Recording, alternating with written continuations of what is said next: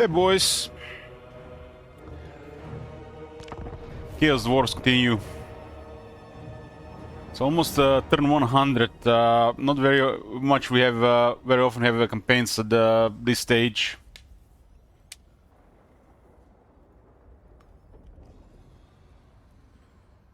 Just if you guys missed it before we started this campaign, we did a small change to the auto resolve rule. It's inactive after turn 100 plus, so it's only active in the first 99 turns to speed up the campaigns in the late game. Most of it matters in that stage anyways.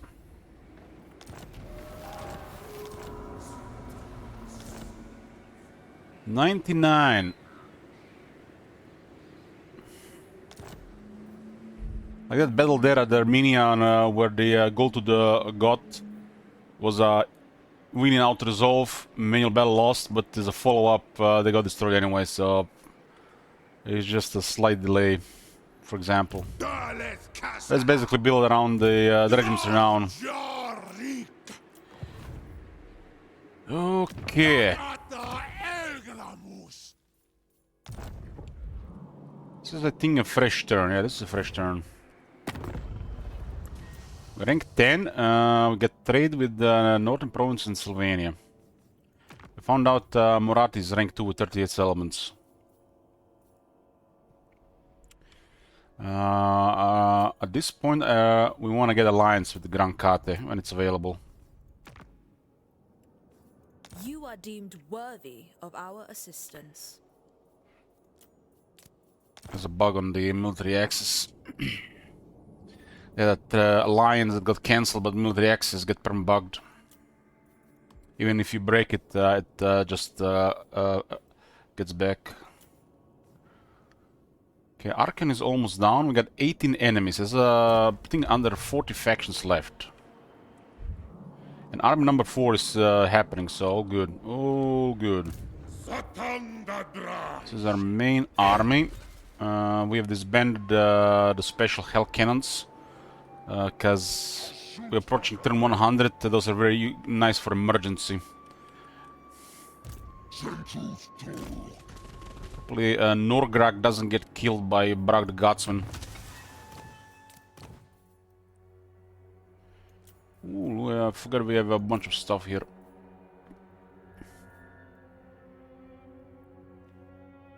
We have Forbidden Road right now. I don't have to bother with this right now.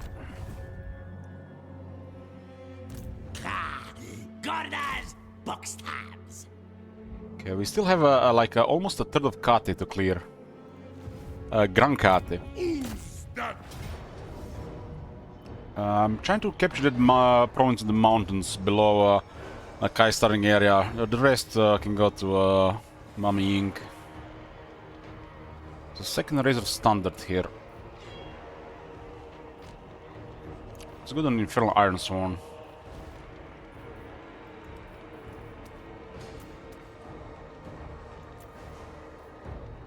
Or Infernal Guard.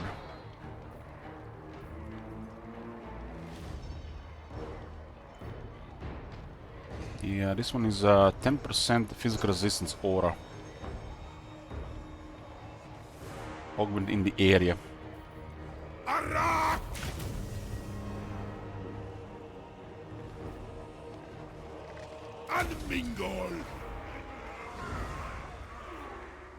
We'll transfer this one to Mami Ying, but let's see if we can get something out of it. And a military building to enhance the value. So we can get the wolf pants as well. Saint Isaac David Seducer is on Archeon. Map didn't mess us up this time. This is on the other side of the river, okay. This is their capital, but they have one more settlement to the below. I lost count how many armies Saint Isaac destroyed, but we defeated the Archeon several times.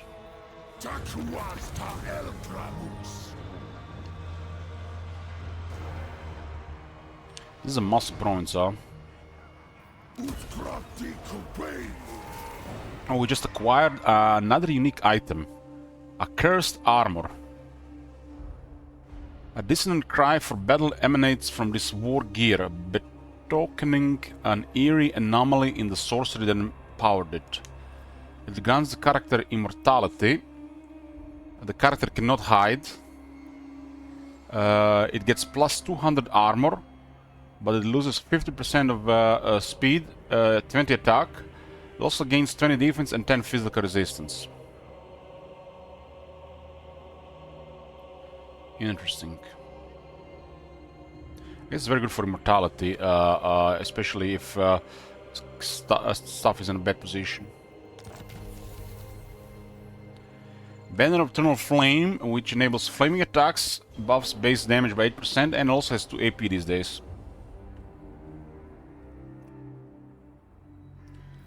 Banner of Eternal Flame is better than ever before.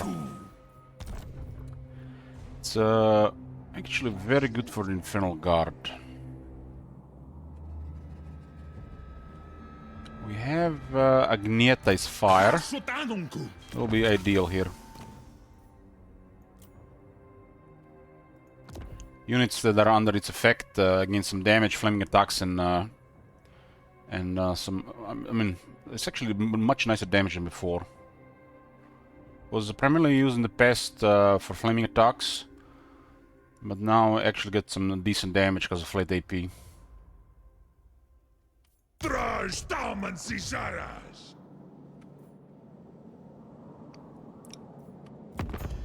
Archeon is Wars of Chaos, so we have to destroy them, not diplomacy, per war. It's one of the campaign rules. He's one settlement, and it's way down here. His vassal has 4.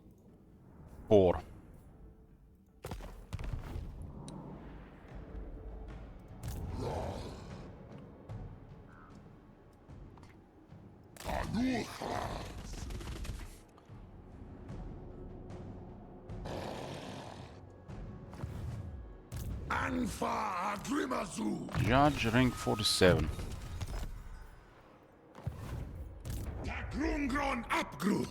These guys have went north. We can see their military there focusing. So currently it's a whack-a-mole in this position because they're going for the settlements. Heroes are always a primary target for our heroes.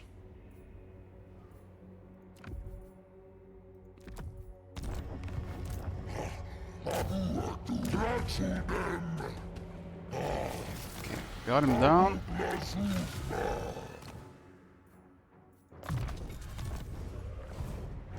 I think we raised that for the time being. Yeah, I did get some experience recently, but this army is still not there yet.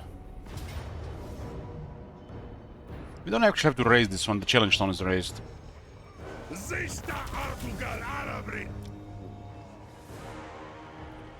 They have developed this one already, huh?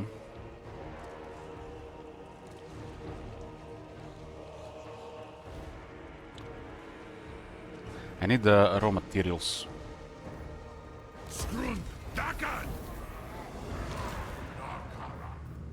Dum thaumansi, awanrag! Dimnin makas!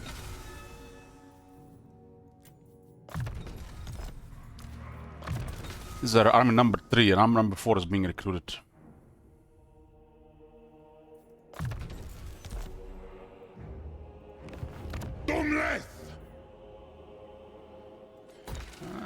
Let's try. Let's try. Outpost costs only money.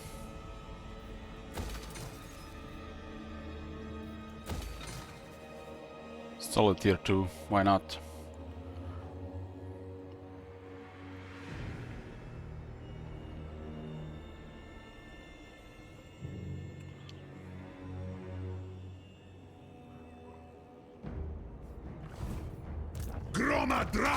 And no supervisor.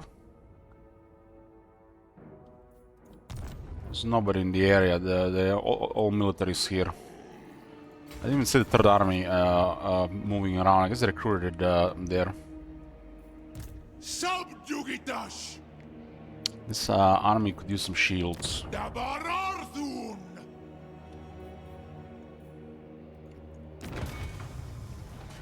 Can get one more infernal guard.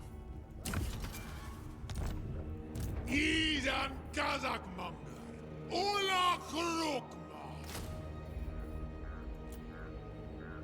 Abdarnu Haskal! It's an 18 units, huh?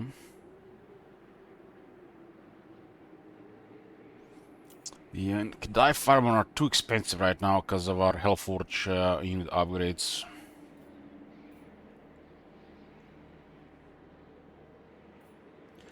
Lamasa could be useful.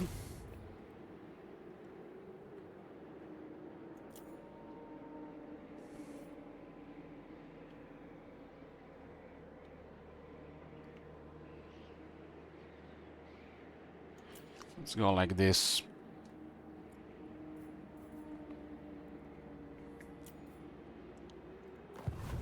Bima Skarn!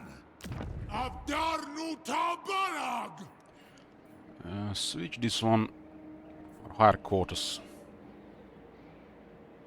Actually, 20% cheaper construction with another 16%. That's a nice discount. This province is very nice, but it's in a war zone.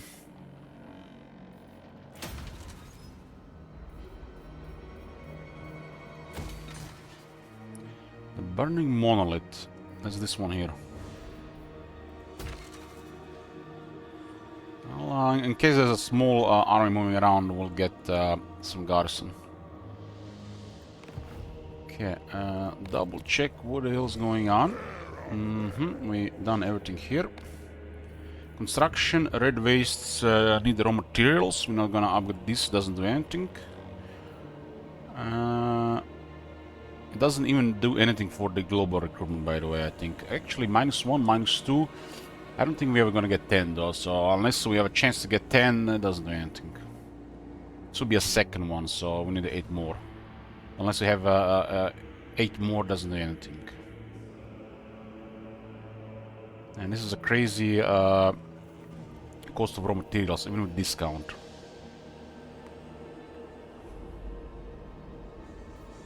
Okay, labor. We are sorting influence. Almost done with it, almost.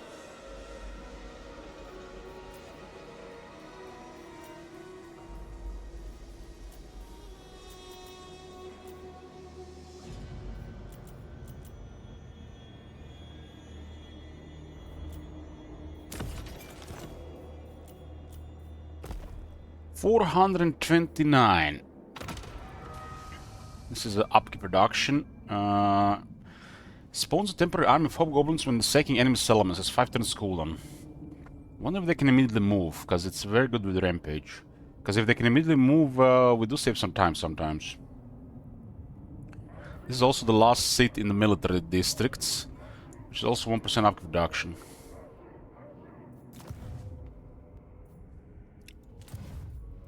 Let's get this. I don't think I ever use this. This also now drops the global recruitment duration by 1 turns, and we have technology that drops it by another turn.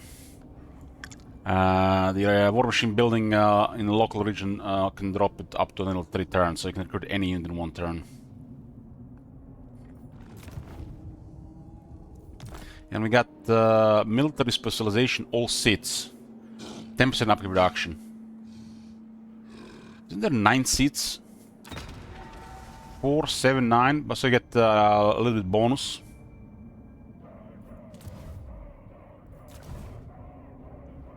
The last seat gives you a little bit bonus.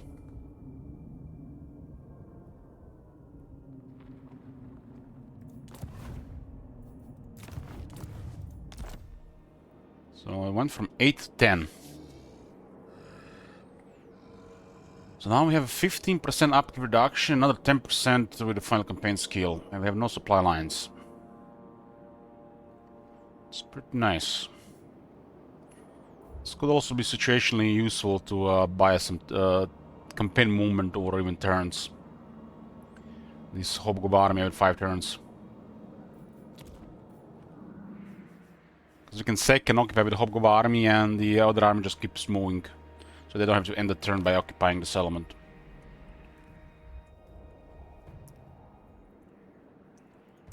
These guys haven't been recruiting in a while.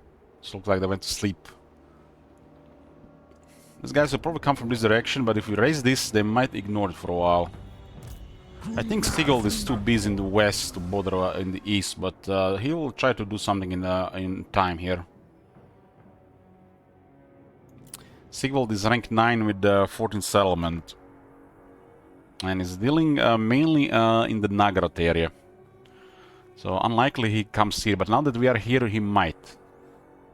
Can we get some kind of a small army to raise those two? Well, there is no way for the Crystal Spires. They got a massive garrison. No way.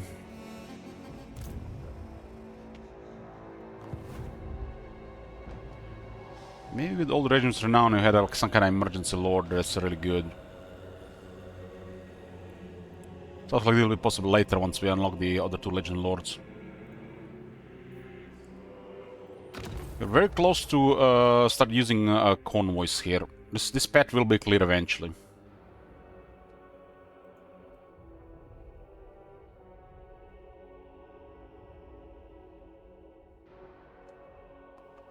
And send armaments for money in Blackrog.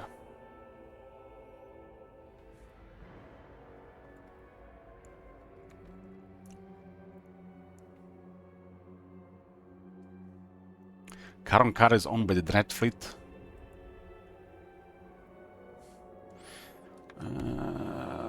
What's the technology for convoys? Reload recruit rank plus 3 for convoy overseer. This 100 is a joke. And then there's a Tower of Zharr seat for another 5 ranks. This one is nice. Yeah. Don't even bother with the convoy guys until we get that seat at this point. Okay, this will be army number 4, and it's ready to move next turn.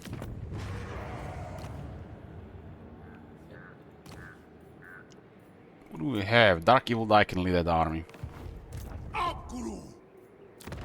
This guy's just used to recruit stuff.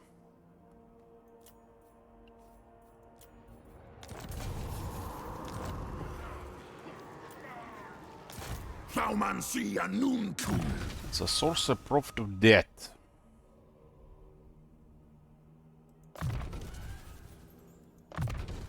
Go for Arcane Conduit.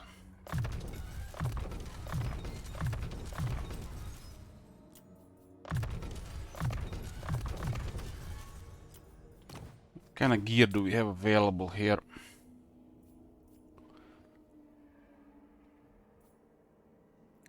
This one is rather poor. Should have just be a generic standard for this faction, not for the war machine.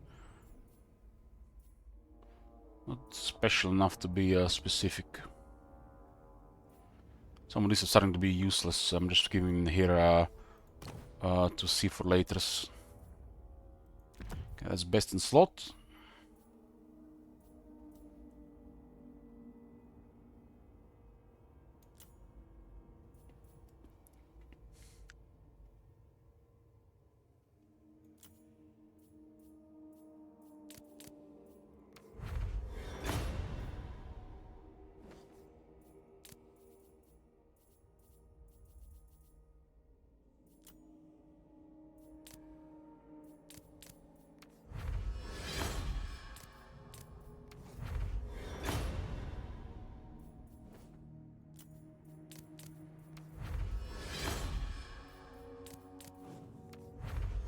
Three channelings, tricks shot, okay.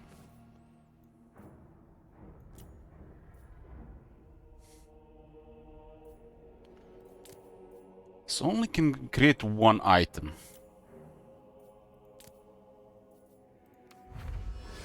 And that's a Talisman of Preservation.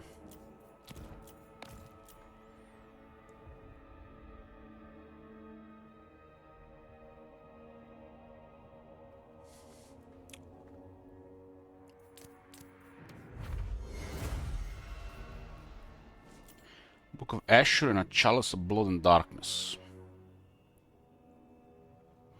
Hey, William. Let's see if there's anything unique left.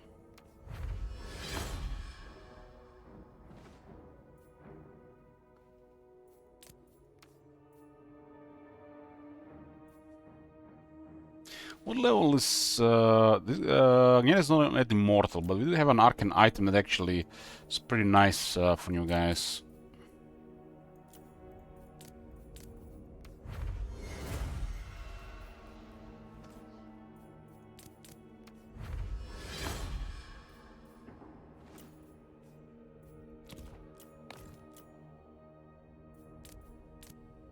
Armor of Destiny, just trash rare for this faction.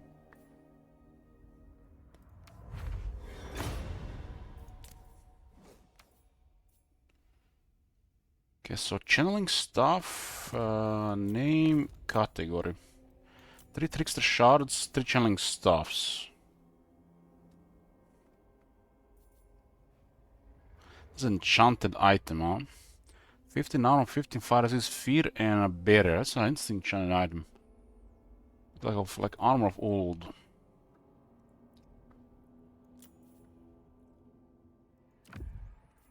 Okay, don't have another one here, so they'll equip that.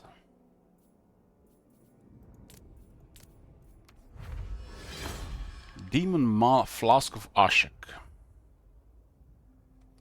That looks like a super poop. This one is also pretty nice enchanted item.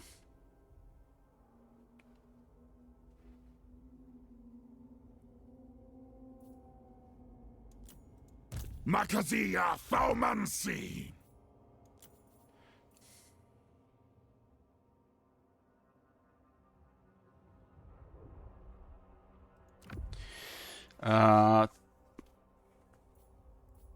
So basically, Sir Mughal, salvaging a blue item grants you 500 gold. When you salvage the scrap, you get 1000.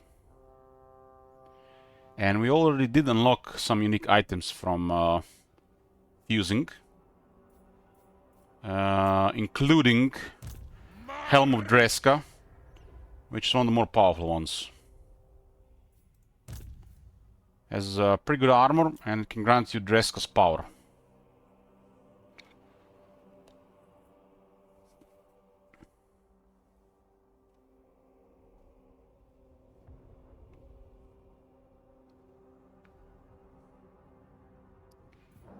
The new system they created is... it's like... Now that we used it a bit, I want to say it's a little bit too good. Just because an oversight in how many items are exist in the game, on in each category, on each rarity, especially on rare. Basically, there should be a few more rare items in every category. That's the only oversight with this rework that we've seen so far.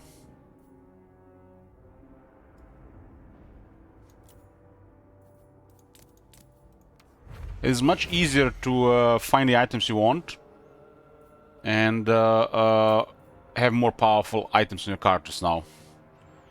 Especially if a faction like Chaos Dwarves have higher chances of getting magic items. Chaos Dwarves are one of the best to stockpile items.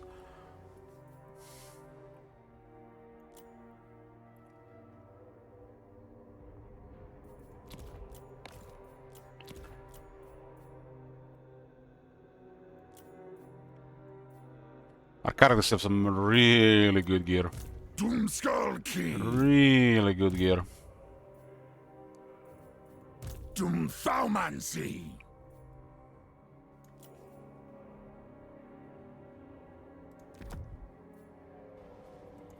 Doomleth. Oh my god! Have you seen that shit? Holy shit! What the hell? Angva Grimazul. Hey, Dog, good morning. Gromagrazul. Angva Grimazul. I like these items for the Infernal Castellan. Malignant Totem is also best in slot. Although it's not gonna do that much outside Zayden's army unless you have other stuff to go with it. 1 doesn't actually do anything. 2 do a little bit. 3 type effects like this you will start to notice.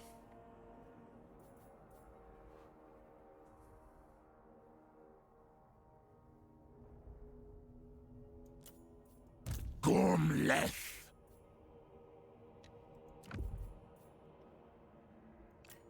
Okay.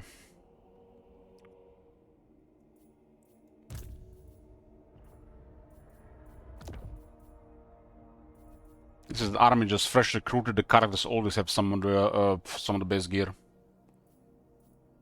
Well, this campaign's been going on for a while, and we're good at managing these things.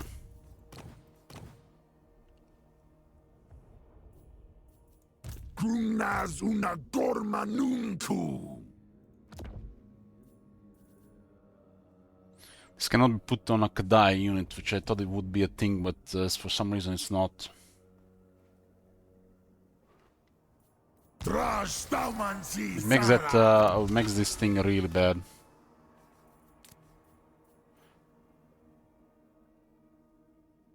It should probably be just any assigned unit for this faction. This is just nonsense for this type of thing being a rare as well.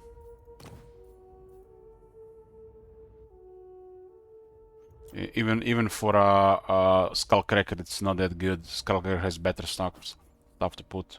It's a generic stuff as well.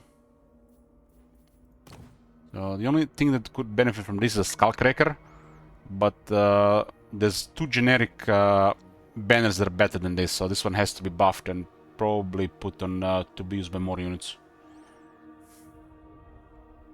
Considering it's also rare and special for this faction.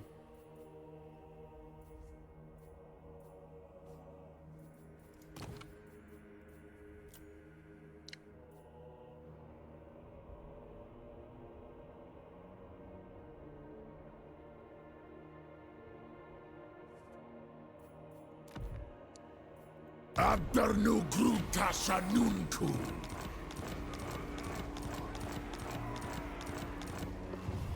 Okay, 399 down.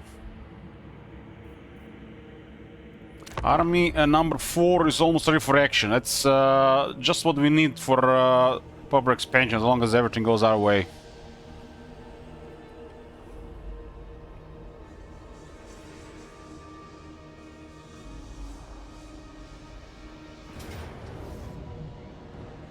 Forward strikes with 2 armies.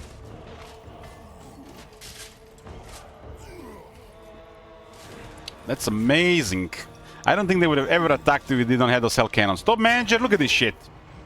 No hell cannons in the armies, they attack. My favorite thing is when your army is just strong enough that the enemy keeps attacking you. The worst thing you do about your Legion Lord or other armies to increase the quality so high that you're never getting attacked anymore. As the campaign progresses, getting attacked on enemy turn is one of the best things that can happen. Especially if they have no chance of winning. So this guy's gonna get wrecked, and we even feed some rampage, and we don't have to bother about the whack-a-mole of these guys dispersing. And the territories ahead will be weaker.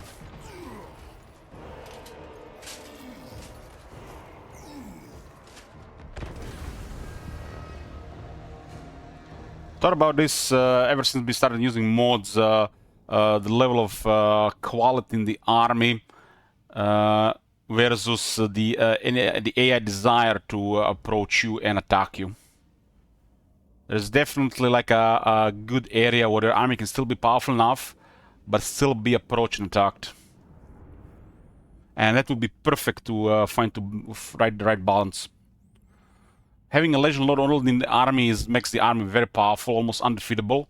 But increasing the quality further is needless. Bad damages the economy, prevents you from getting a next army sooner. And the enemy starts avoiding you, which you clearly just rely on your own campaign range, which sometimes not enough, and you just go from one settlement to another settlement to settlement to settlement to settlement to settlement, and then it's never even field battles anymore. Unless the enemy have multiple armies in the area, and I think they rather stand in your way than defend a settlement.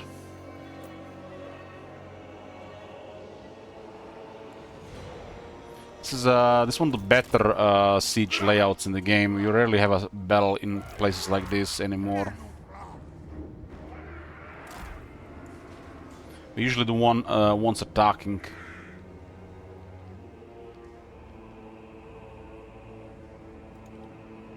Their army is horrible for this fight. Horrible. The only thing I'm not happy with this army right now is the wizard. It doesn't feel powerful. It just feels like just strong now. Just like it's the downfall of fire as the campaign progresses. Like if you get a really good value out of this wizard, but it's not as powerful as a lot of death or a lot of metal or even a lot of hashut at this point. I guess a lot of hashut is might be just a little bit better.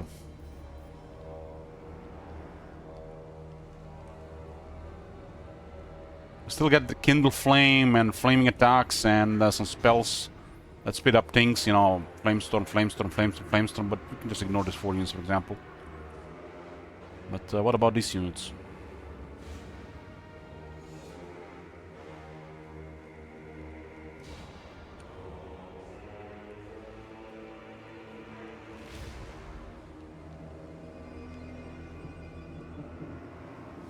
So this is our infantry here. I don't know why this unit is on the range units. That's somebody really fucked up. Wanna get more fire glaives in this army.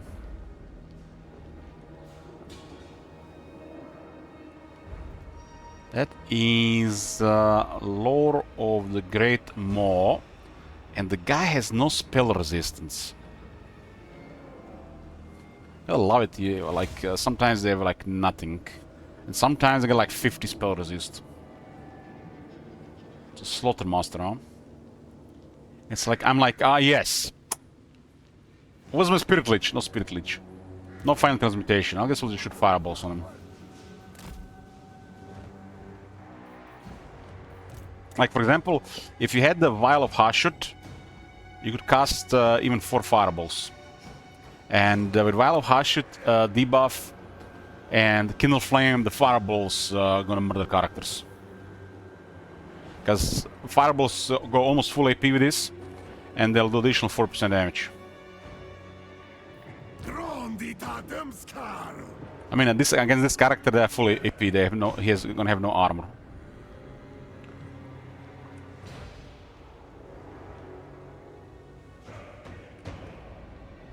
So we got a Swiss cheese wall here, and everything else is fine.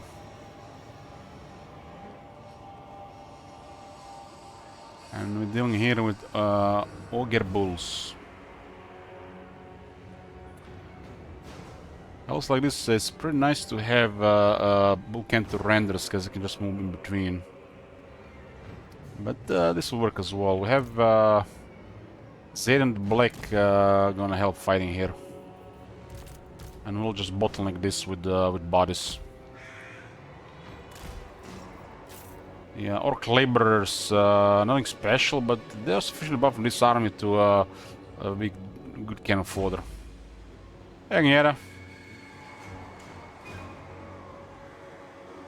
I'll put the shooter here as well, why not?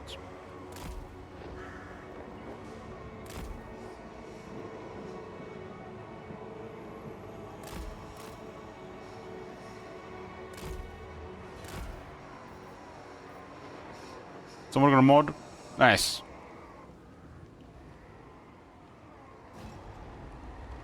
Oh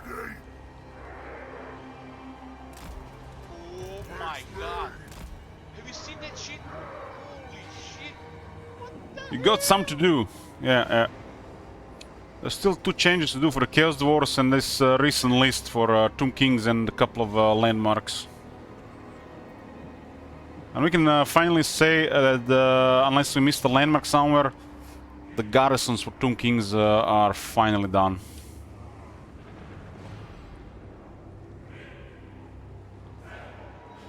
Just don't forget the increased corruption for Chaos Wars and the Volcanthus on Temple. And now I can focus on another faction regarding garrisons. I wanted to finish Tomb Kings first. Hey, some of the elevation here.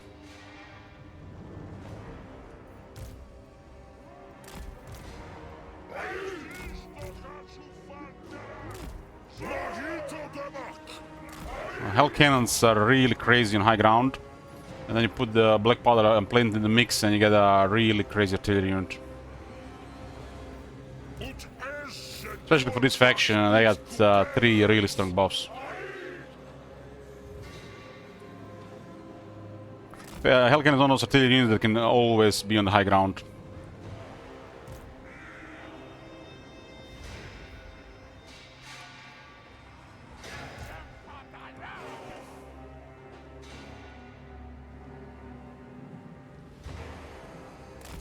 Keep this guy on this side, one character on each side. It seems like these guys cannot destroy walls anymore. Well, they're in for a rough time. Do we have to worry about their damage? They do have okay attack. Won't be able to get through this. Put just enough mass so they can do shit.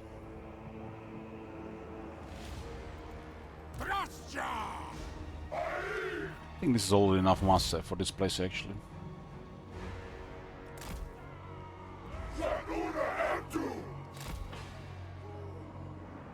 If they push anything, we just send another unit.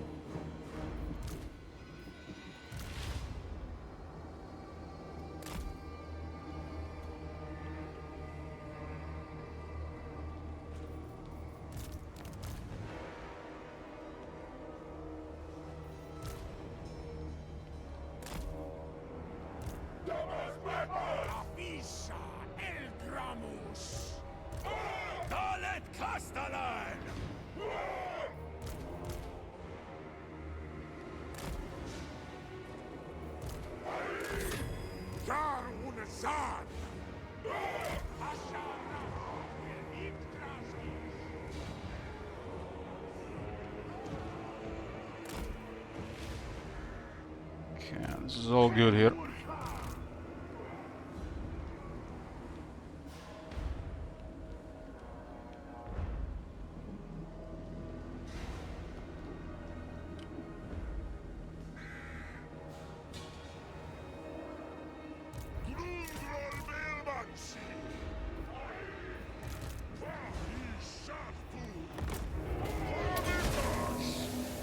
Fire!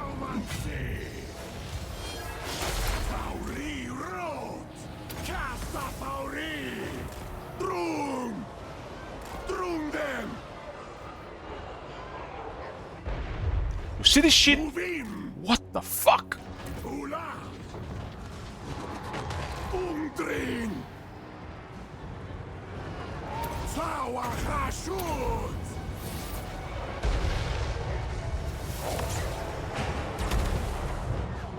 Holy fire, was execution. That was a 80... That was actually a modifier of 20% damage on additional 60% damage on a unit that has extremely high damage on a single target per shot. And it's not even the best thing about it, is the explosion is even stronger. And we are missing still 1 damage buff. And this could be another damage buff here, by the way.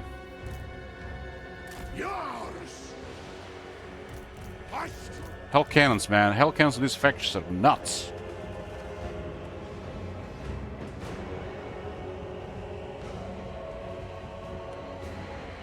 They're literally routed because of this.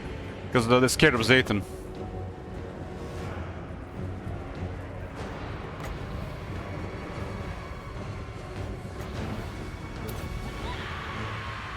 Because we killed a lot, they lost a bunch of leadership.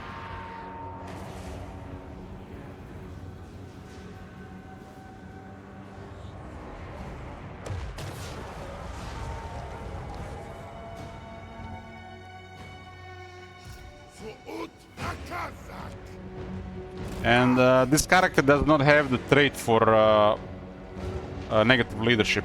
I'm not sure this class can have it, but we are missing, if can, we are missing another 6 debuff.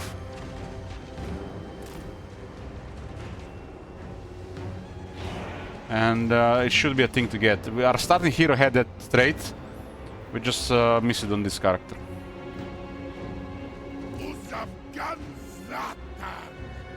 I really like the Zayton with the idea of stacking leadership penalties and the Hell Cannons. Because the Hell Cannons cause a big leadership penalty. It's 3 leadership penalties to get hit by a Hell Cannon.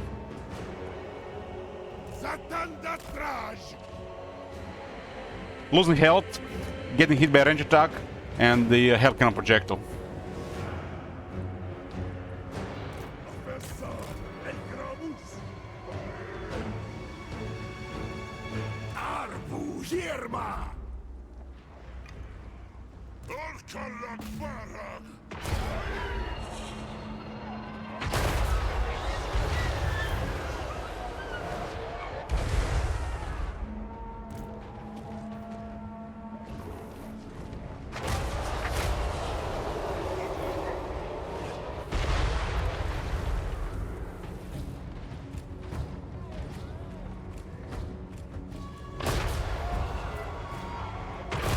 I think they're both in a really good spot. They're just different, Toka. The Dwarves and Chaos Dwarves.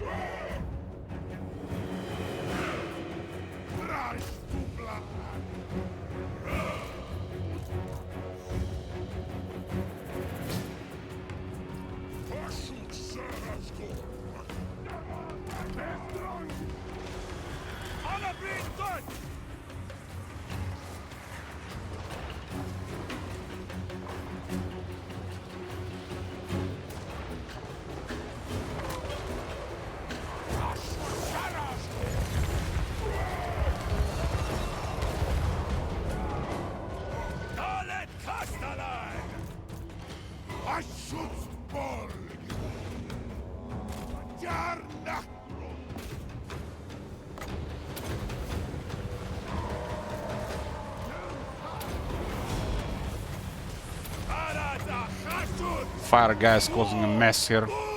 They dealt him earlier.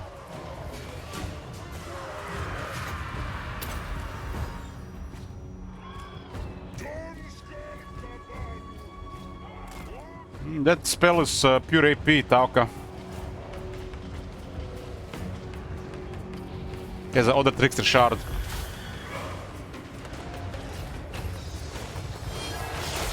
Remove the spell resistance and the fire resistance.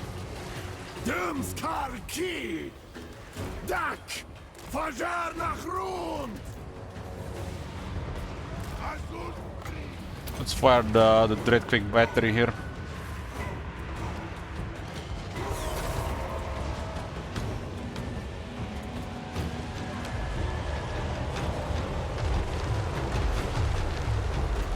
And the Doom. And the Flamestorm.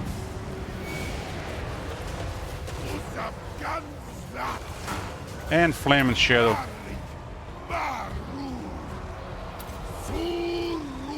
The giant in there, that guy is a little bit trouble, huh? Flashbang.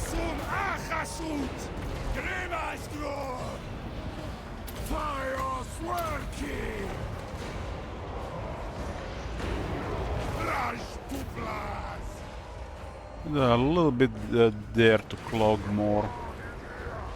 I don't respect the mass of our infantry.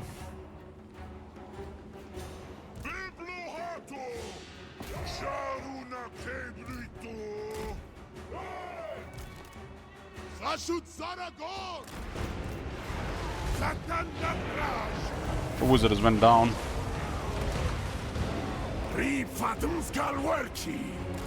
Sure, it doesn't go away. This is 36 wizard, then that's actually pretty good wizard. Move in.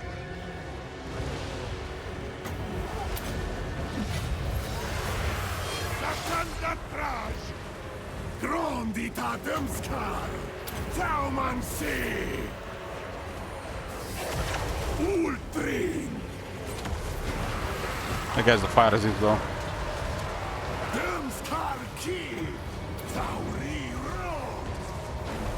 Giants and the Stonehorns are always a big problem. Their infantry just gets murdered by that.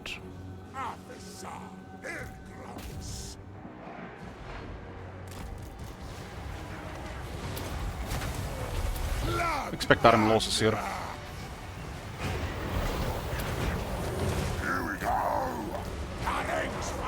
So even additional visitors in this area.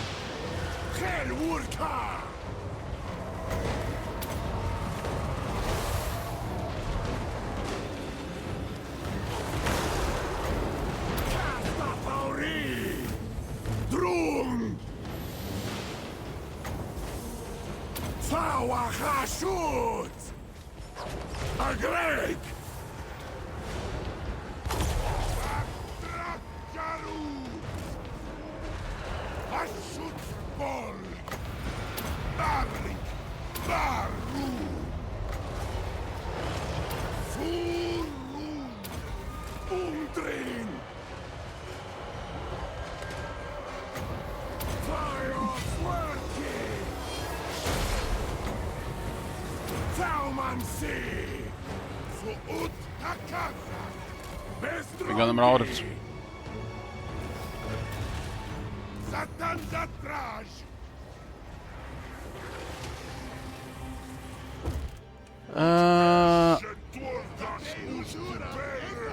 I got attacked by nobblers.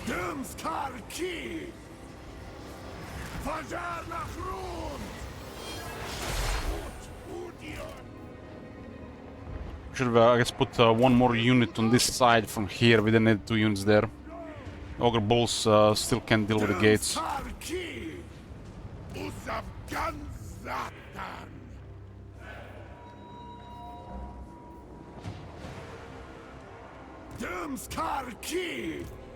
Move him!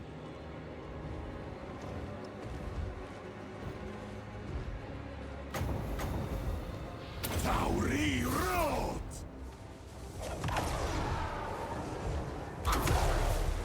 Ultrin! Atum! Castafauri! Grung! Dak! Fajar nach Rund! Fawachashut! Ai! Fire Swerky! Move him!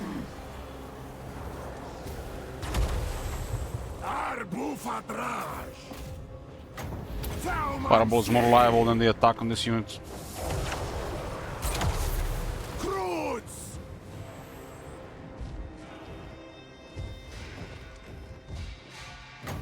Tauri Road! Arbu Yerma! Castafauri! Run! His Norcas battery has cooldown, a longer cooldown. It casts 2 regular. Hartats! Giant doesn't have armor. Fawachashut! If you cast Overcast, then you have to wait longer. Cast 2 like this, since they don't need AP. Overcast is mainly for the AP. Bestrongi! Drum! Ippe! Ula! So I cast some Fireball now. We have a 9-second cooldown. 1200 damage. Overcast. 24-second cooldown. That's insane. And the difference is slightly better for against the giant. So you wanna overcast the Fireball if you're dealing with more armor, since our upgrade spells have longer cooldown. Tauri Road! Bestrongi! Castafauri! Speeds! Drum! Ultrin! Ungdrin! Fireball is done now. We did finally last change to fireball, and it's, I think it's really good now. Drung them! Vachashut! Dak! That's a 20% intensity fireball. This fireball can get way better. Bestrongi! Vachashut!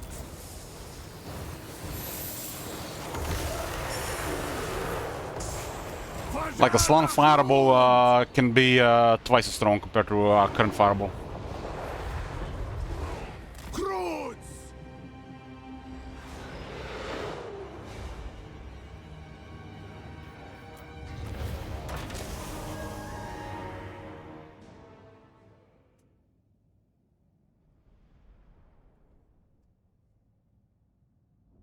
Those Fireglass got 175 kills, so just let them at fire at will there, damn. The boys love shooting and killing.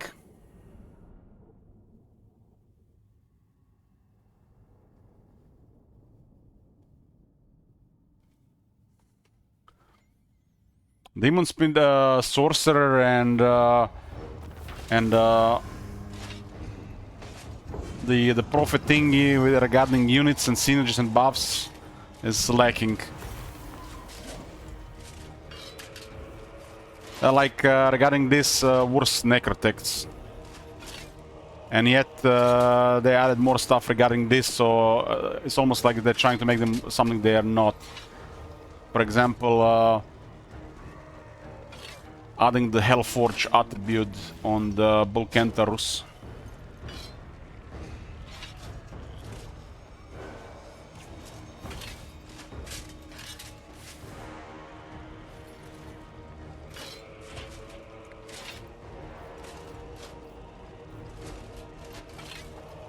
They could easily have this skill slightly improved and another skill to go with it.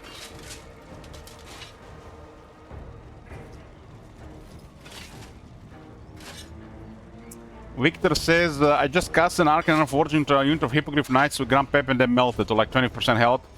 I'm not surprised about this, Victor. I'm surprised why killing Hippogriff Knights with Grand Pepe.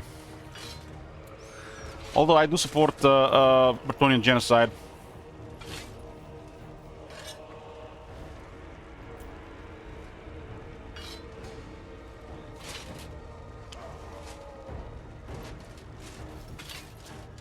Arcane Forging is supposed to be a very strong spell. Like one of the stronger versions of these direct damage abilities. It prevents enemy from using abilities and they take massive damage. The last year, dude. I see. I guess you're just liberating Lastria. Carry on.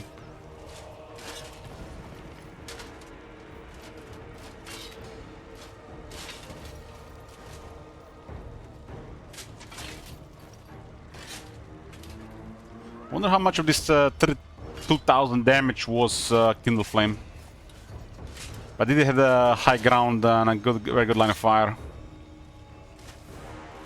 Because look at this, singly in the Fire Glaives have outperformed Fire Wizard in this battle. But this is not a very good wizard for this type of battle. But damage-wise, this is not the whole picture. This guy provided flaming attacks and Kindle Flame to the army, right? So he done more than anybody else.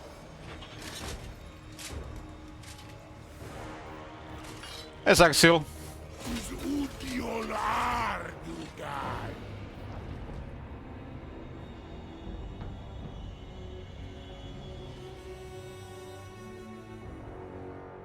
Another Razor Standard.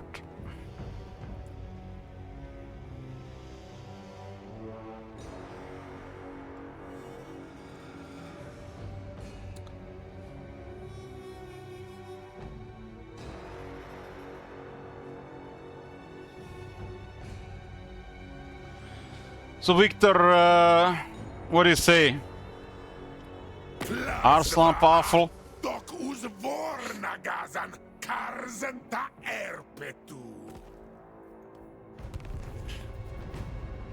They have access to the best spell intensity.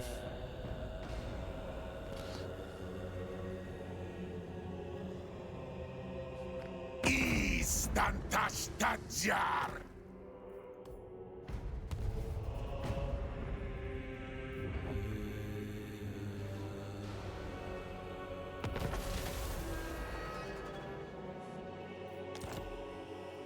Another train operator, number 3. A new hegemon, Dragon of Conclave. What the hell? I think I've even seen that before. It means they got 50 plus elements. Oh my Last turn. god. Have you seen that shit? Holy shit. What the hell? Turn 100. Auto resolve. Anything goes. Hey, Zips.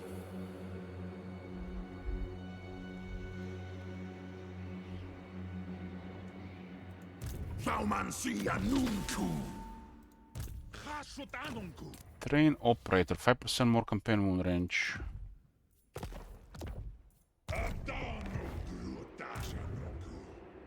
Rikazenum undrinsep. Rinas Kazak. Oh, nice of him to be close to our army. Nagrund un Ardugale. Perfect vigor and 10% more campaign wound range. It's crazy for rampage. Another buff for movement, and we still have that on Satan. Makazia Thaumansi. Afsepusan Sominu. Arkan is down to 1 settlement, next no military, and their vassal is here. Orana. Sarah's gonna get attacked, but what can you do? Turn 100. We are rank 10. Gold is rank 1. Murati rank 2. Vlad rank 3. Manfred rank 4. We don't know who is rank 5 or 6. I assume I would say whoever is in Lastria and possibly Kemmler. Northern provinces are rank 7 and 29 settlements. They're definitely a major power here. We made them.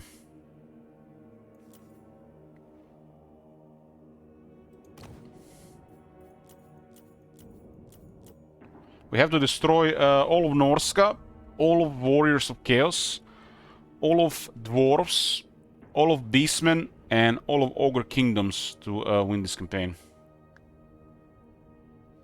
We also must have permanent war of these factions.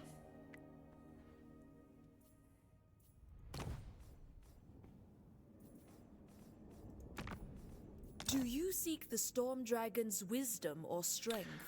She has a pretty good total income, but predicted income has remained the same, but is been increasing in military. She's getting to a very strong point.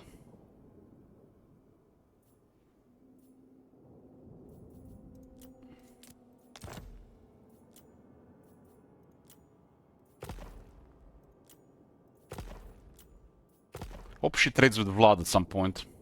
But Goldtooth needs to go down. There's a bug with her and Goldtooth happening. The military axis is glitched. It's because of their former alliance.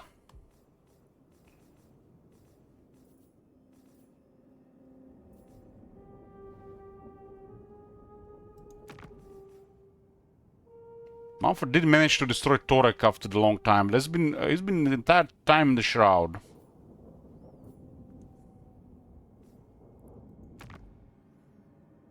So we need to meet Kemmler. I think we should send a hero investigate the rest of the world. Considering this is a long campaign, right? Or we can just send a convoy there, right? Let's try with a convoy. That's more convenient. This guy has a Dreadquake mortar, no? He might get through. Bay of Blades.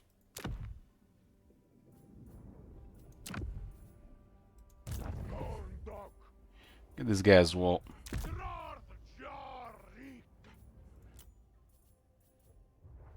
I don't care about what they do there. I just want to make contact.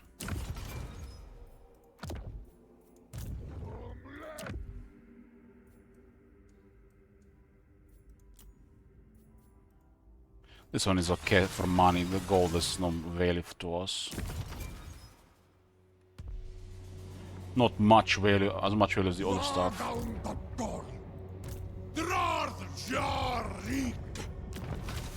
Still how we also access them, huh?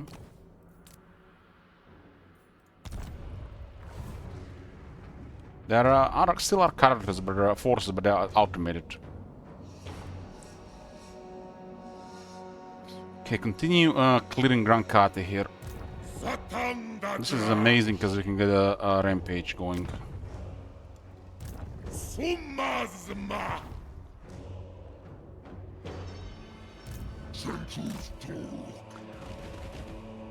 Haven't seen Brag in a while.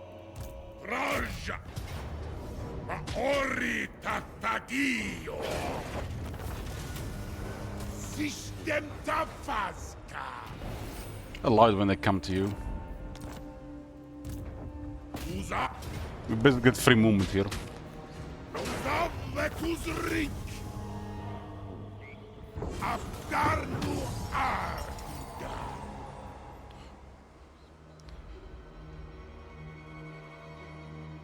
1 second. We'll feed those armies on their turn. Nice of them to attack us.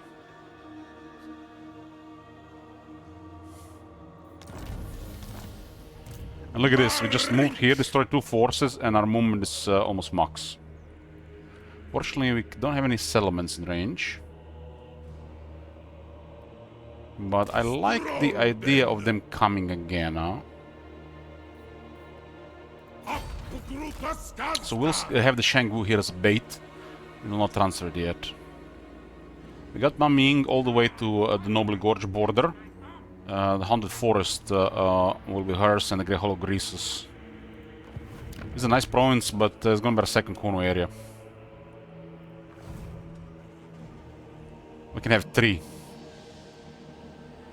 I guess it's not critical, this one. It's a really good province for us. I mean, this one is good for us as well, but this makes sense. I think this area makes a lot of sense for her. Gotta get that gate in the Darklands.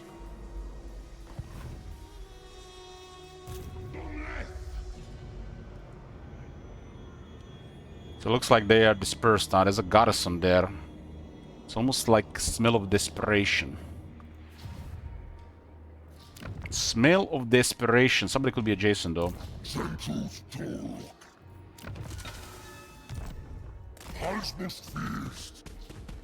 Blizzard Pig has been ignored for like 20 turns. Unfortunately, we could go north, but these guys here are gonna cause trouble. Armenia is all got wrecked recently. I don't want to see that place getting wrecked again. I'm just gonna start again. Let's just stay on the bottleneck here for now until we get the army number 4 in the moment.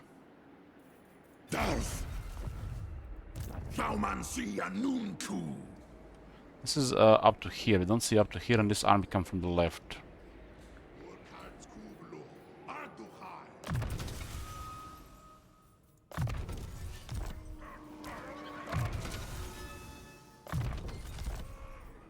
Okay, army number 4 is online.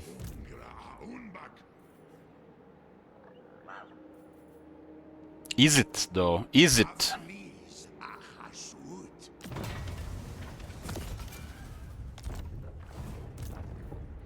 Deb Agalu Tadra, Grizal Ar Aduga.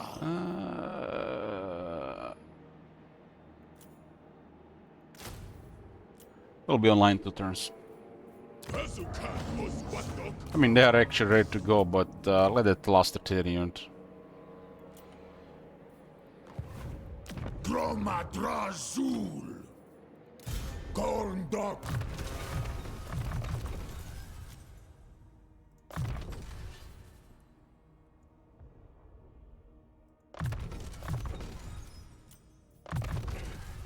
Karazan, Karazan. What's this? 215, huh? That's 2%. Yeah, now when I recruit them, I'll get this, right? We got all this. I guess those guys are gonna get killed anyways, right? The pad is not clear. We need 1200 and another 150 and we are done. We'll leave this one for later. That area is not safe for that.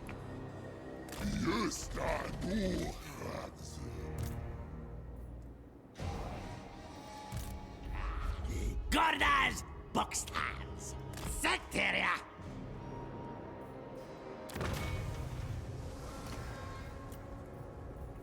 Right now, some really hot stuff available here, but I need armaments. We just actually finished arm number 4, so we can have a little more freedom armaments, but let's stockpile a bit the steel technologies.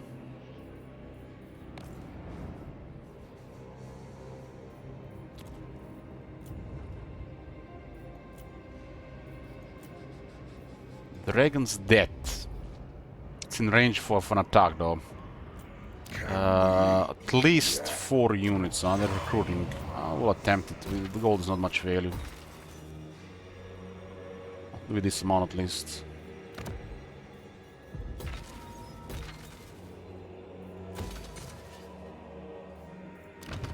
Okay, let's see. We still have enough labor here.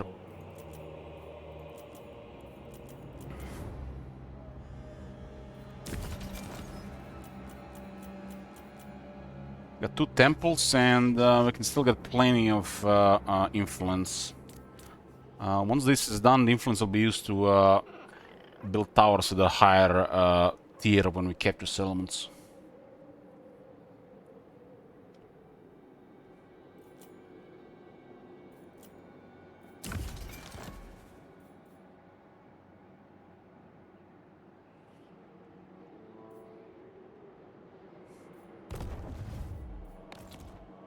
The raw materials situation is really bad.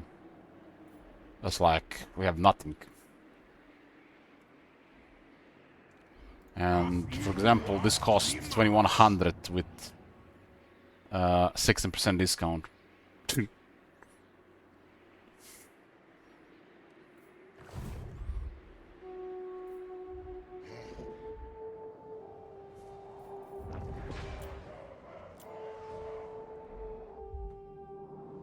Does the goal to have any other enemies right now, or that's just focusing us?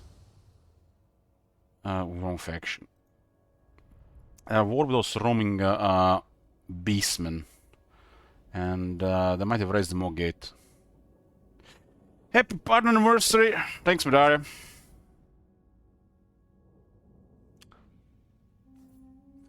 Today is the day. 9 years partner, huh? 9 years Twitch partner. Time flies.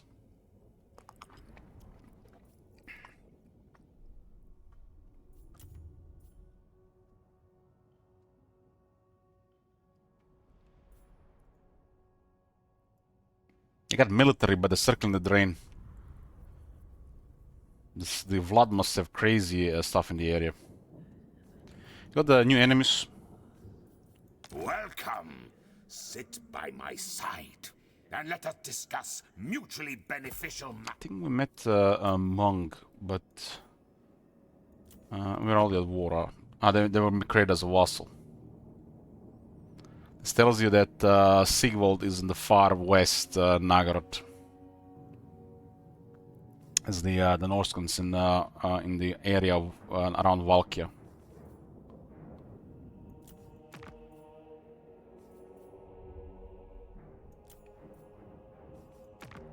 Sigvald is at war with Legion of the Gore Queen.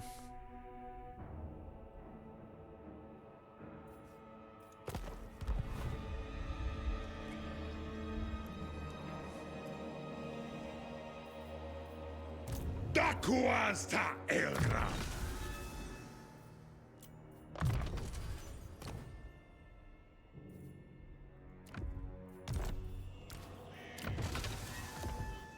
Just don't do anything here right now. Rick! Is on Wolfram! Dibnin Makas. Razor Standard. Asumor We have Iron Angas, Sworn. no. Let's put a standard here. Dalabdanu. So each one machine costs additional 14 because of black powder plant. Anad Kuldro Hachut.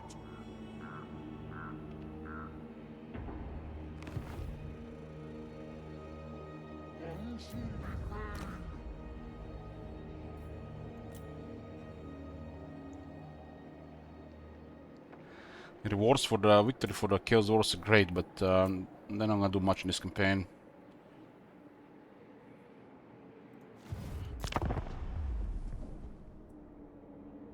It's unlikely we're gonna destroy northern provinces.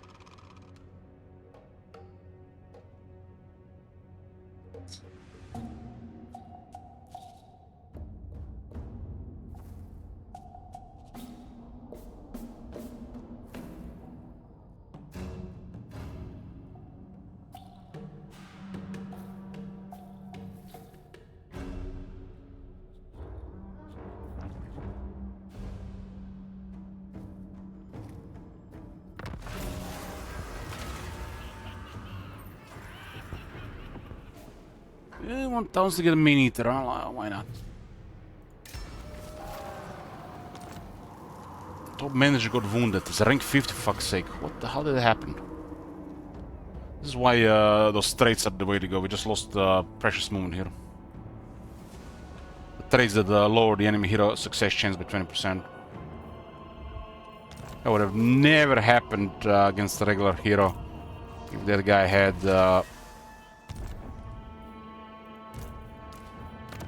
resentful.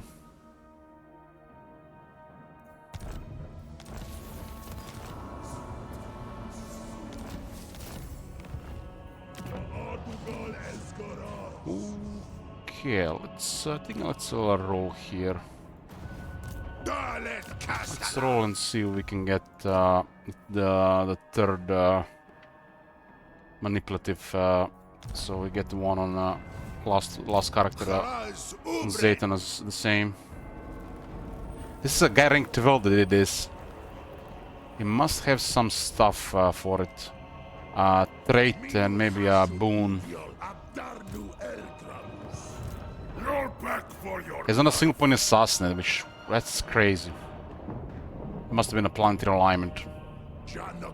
Rank 12 versus 50, huh? It's 38% chance in our favor. Has a trait and the boon. I guess it's possible. Has a trait, maybe. If it just says one. Nutoria. Strong. Wanna see if we can get the trait for fear on the Zayton. It's the last one we're missing. Since everybody's moving, might as well turn this. Now they're not coming here. Grunaz una dorma nunku. Ubrenurak. Takuasta el Pramus. Kasubudial umbak. Waddle. It's a materialistic crazy tourist.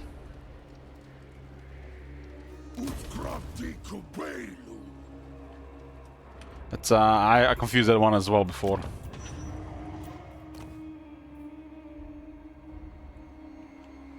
It's a similar word, right? We're looking for manipulative. Because it's one of the Zayton the Black abilities.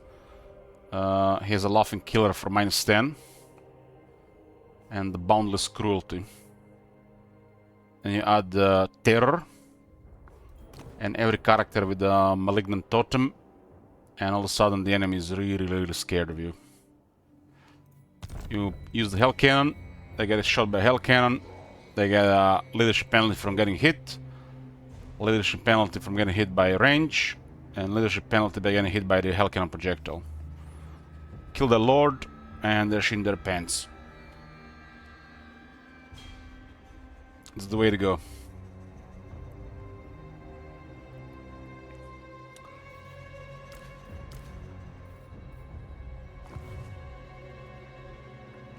Every additional character would be under -12 leadership penalty. That guy is excellent for stacking leadership penalties. At 30 is already really good, especially around his area, but you can add more.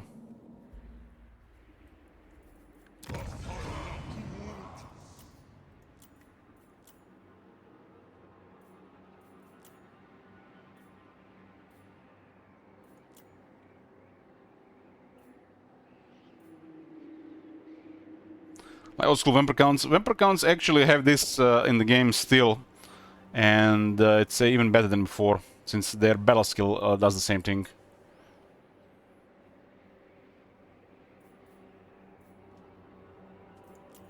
They don't have an item like the Chaos Dwarves does, so they need to stack more.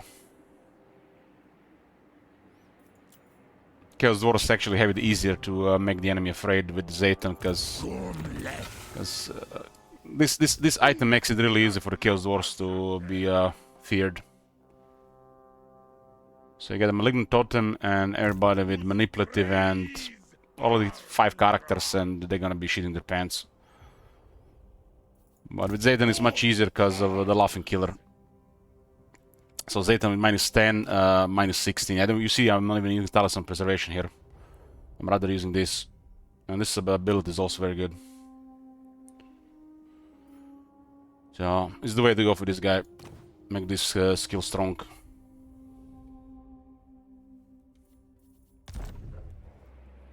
And you wouldn't be a Zayton the Black or a Chaos Dwarf in general if they were not scared of you.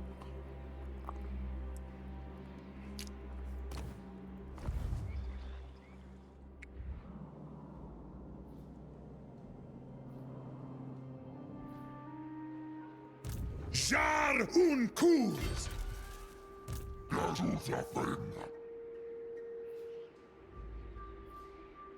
The Lizardmen can do this, Warriors of Chaos can do this, and the OG Vampire Counts do this.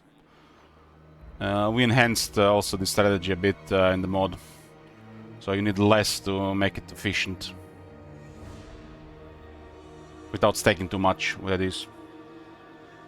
So by itself it does a little bit more, and with a few characters it does okay. But for it to be really effective against quality units, you need to add more characters.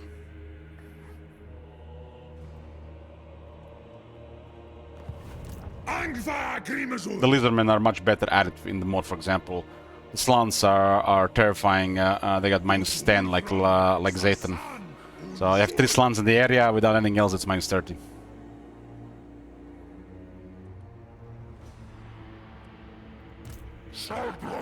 And also the Slants in the same area will prevent enemy from accessing Winds of Magic Power reserve. Every Slant lowers it by 40. So for example, if there were 3 Slants in the Chimera Plateau, this army Winds of Magic Power reserve would go from 166 to 46.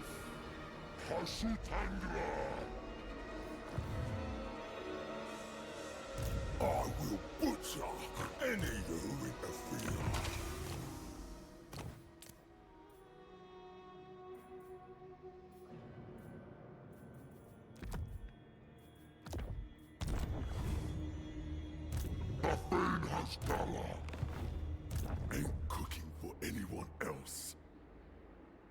I think we need to assault this one. I think I'd rather wound this one. Although we'll miss an action next turn. He already has all the 3 traits. Kind of weird that the trait is called the same and they do the different things.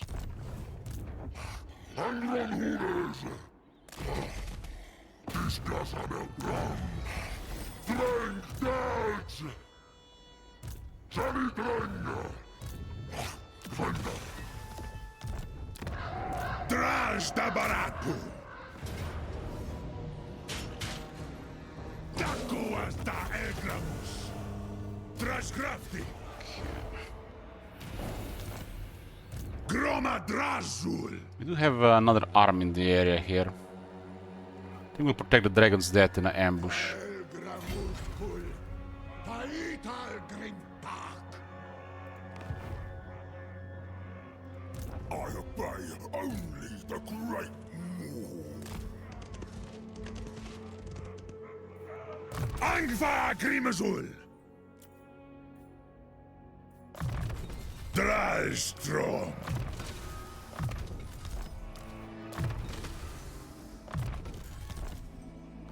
This is a very strong army, all veterans. Makazia Faumansi! We'll be creating the bottleneck here at this point. We have enough military. Anyway, I was waiting for the army number 4. Sanaru!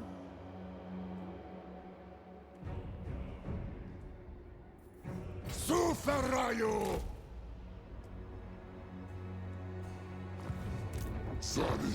Rumor tales are negative. I guess. Huh.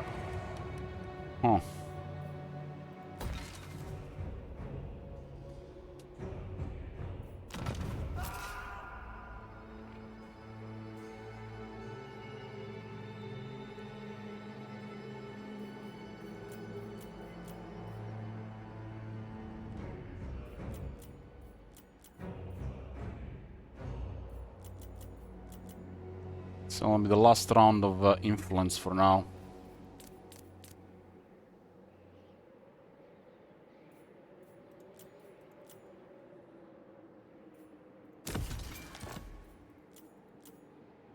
Every time we sacrifice labor, we get 17. This helped us fill the Tower of Zharr much faster. We're getting a Legion of Lords next.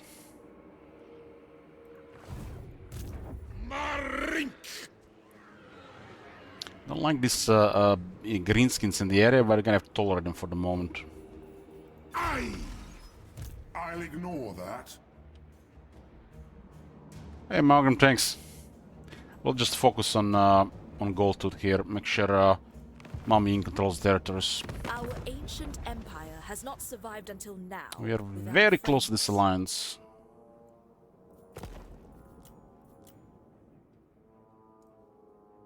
So let's see how broken this is really.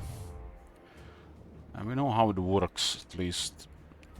So this is Goldtooth and this is the northern provinces. Northern provinces attitude towards the Goldtooth is deteriorating due to Goldtooth attacking our settlements in the Chaos Wastes. Which is because she's siding with us due to how the relations are currently. So this is perfect sense. What is bugged here is that treaty is 19. That's not supposed to work. The treaty is constantly being refreshed due to a bug, and this is why this is a little bit off. But on one hand, it could protect them from getting attacked by Goldtooth too soon. Goldtooth attitude towards northern provinces is treaties at 19, so the same value for military access 19. So it's been a few turns. And the broken treaties is at minus 22. This is the one I'm curious about. Broken treaties minus 22. Our ancient empire We'll has give her not available survived city. until now without friends. And we're gonna attempt this again. Can we actually invite her to any wars here? This one doesn't make sense. Okay.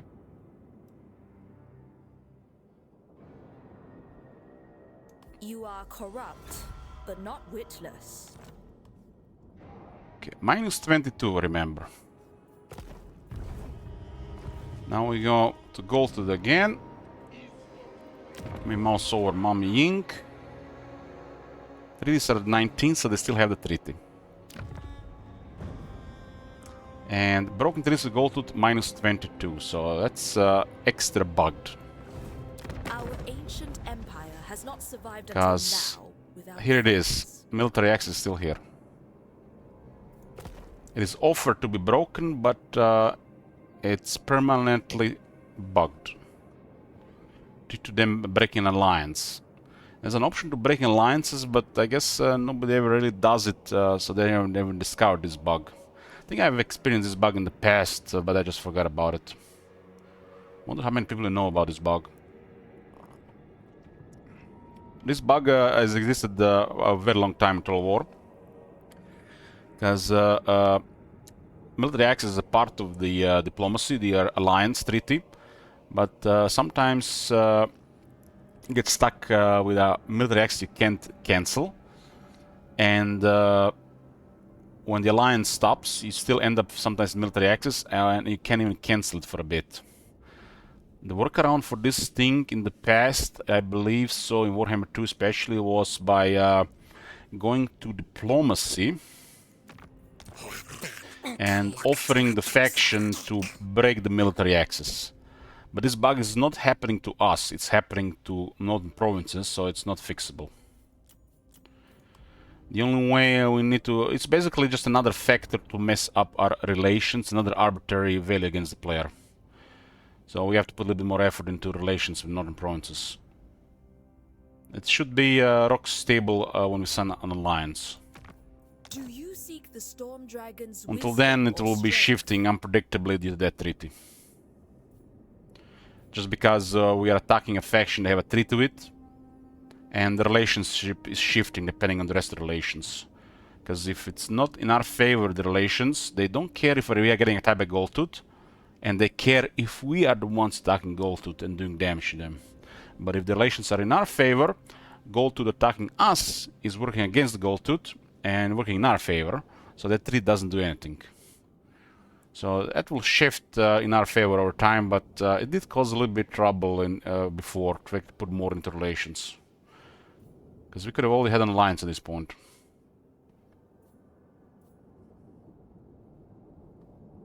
You see this military actions, negative penalty, hero action, war.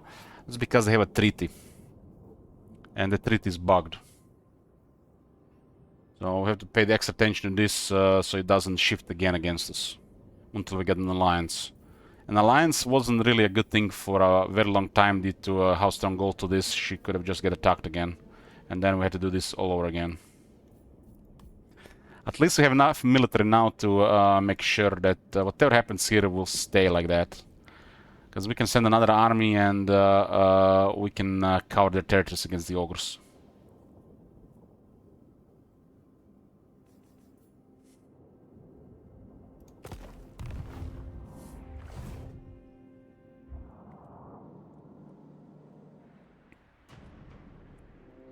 Maori Tatagio. The wars I have is because of house rule in the campaign. We had to declare war on all beastmen, all ogres, all Norska, all warriors of chaos, and all dwarves. And stay in a permanent war. Some of these extra wars is for diplomacy with the vampires. Since they are very powerful. So whatever they do, we do as well. As long as it serves our interests. So we maintain friendly diplomacy blood.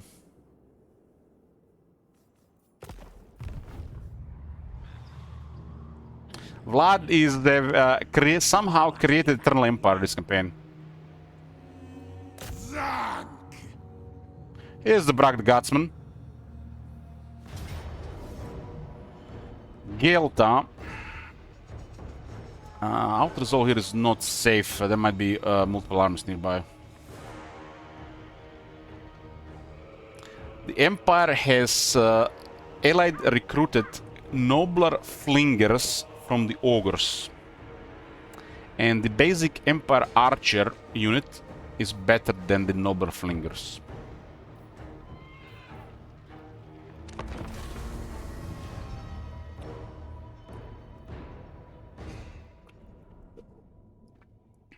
Considering what Goldtooth has available, that should have been Stonehorn, Crushers, or at least Man-Eaters.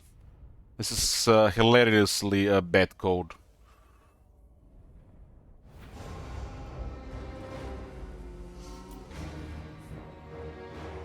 I think this is some circus variety by the CA, so you see all units at some point.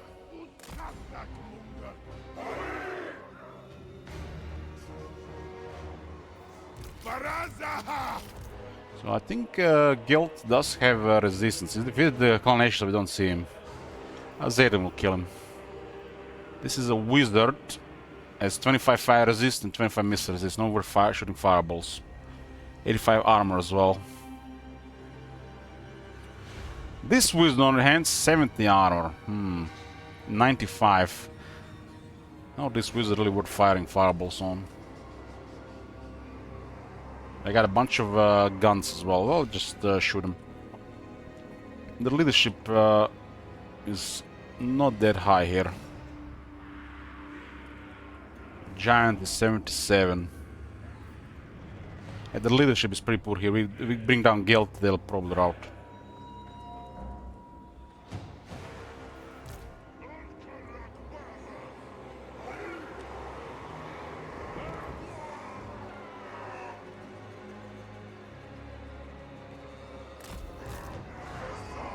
I don't imagine.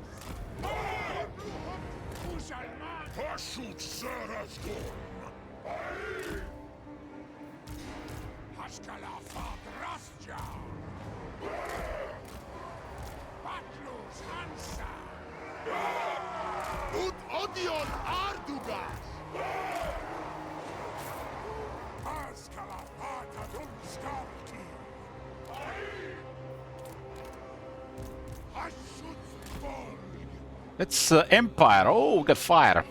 Hold on, hold on. Well, fire you sold sun again.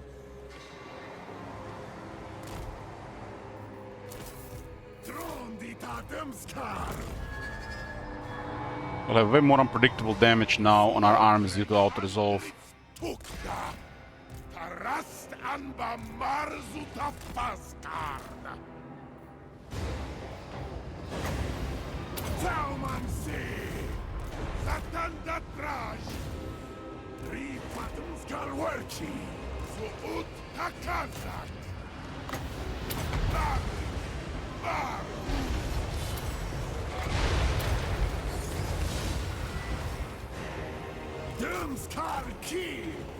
Those guns are doing okay there, huh?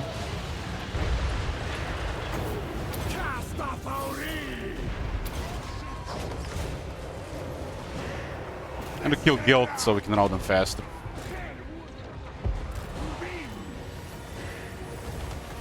Where are you going?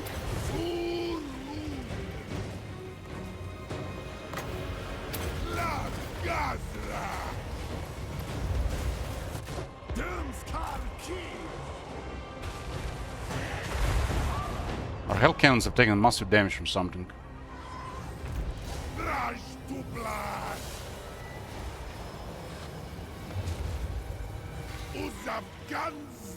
Guild's down. We'll transfer the damage around. I guess think cause the damage on the hell cannons.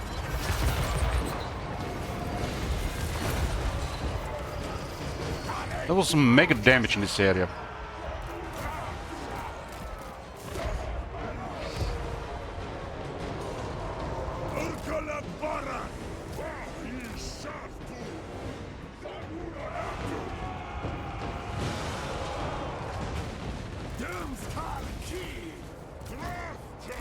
It's not just on the hell cannons, the multiple units got hit.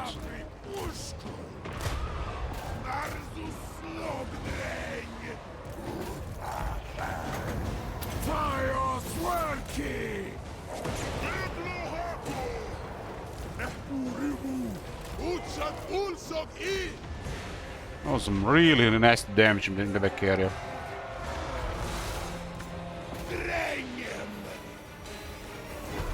And, he was never in range. We almost lost the hell cannons.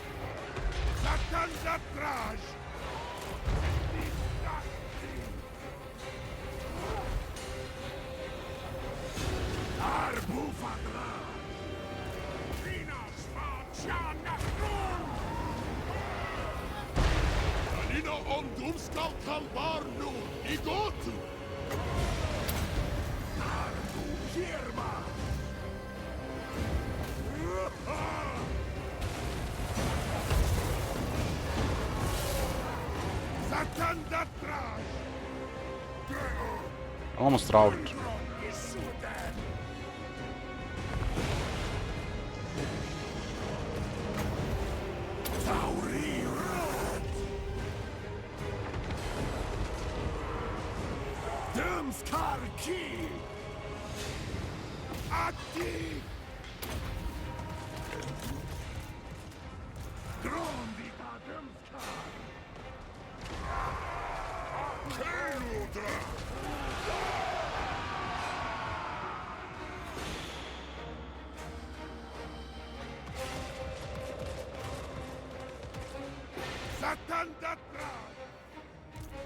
These are the Chaos Dwarf army abilities, Firefox. We've been unlocking them in the Tower of Zharr. We have them all unlocked now.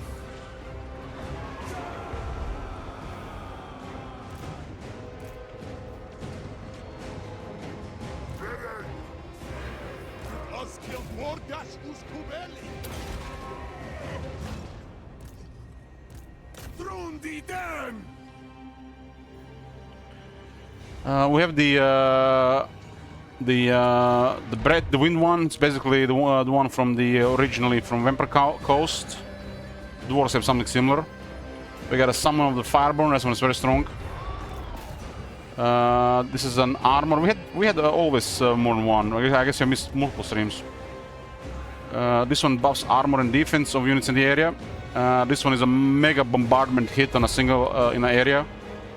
And if in our own area we have 3 mortar shots in a single bombardment of total of 5 abilities, and they all have extra 1 use due to the technology.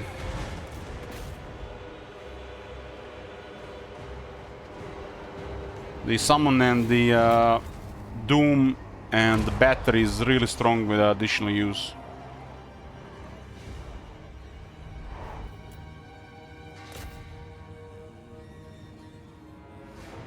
There must have been a cataclysm spell. That's the only way to explain this. Cataclysm spell could explain this. Did anybody pay attention to their army abilities? Because it hit multiple units.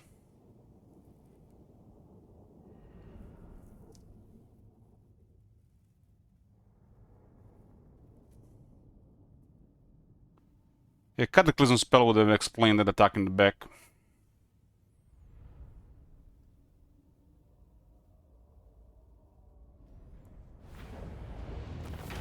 Gel did nothing here. The wizards did nothing. It must have been a Cataclysm spell.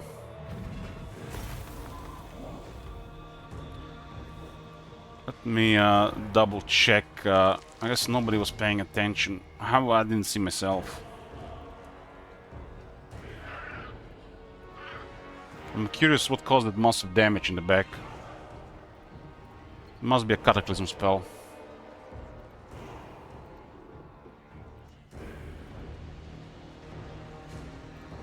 This is the point where we attack them.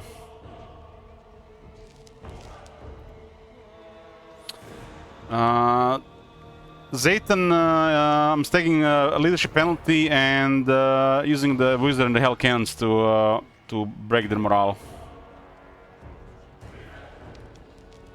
Zayton kills characters. If they're not characters, then go for nasty spots. Yeah, they got a Cataclysm spell. That's what caused the mega damage in the back.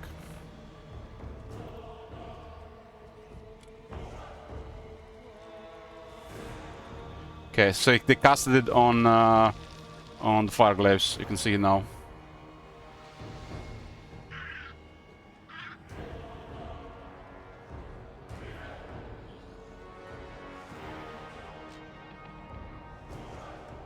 I guess it hit 6 units. That was a pretty good cast, damn. Almost lost the hell cannons. They attacked from behind. We're too focused on dealing with the character. I think that's not really avoidable with artillery.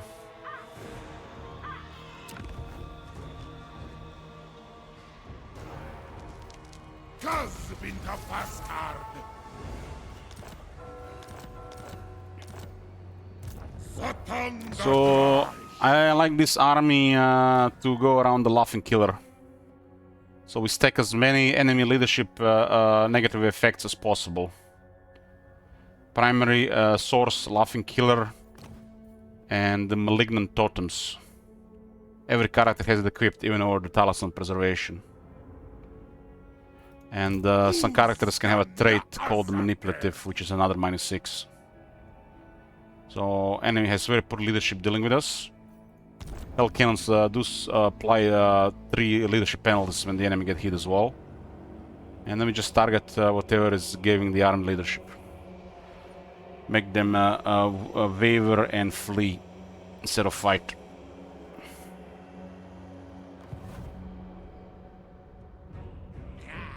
This is my tangers. Maori Tatagio.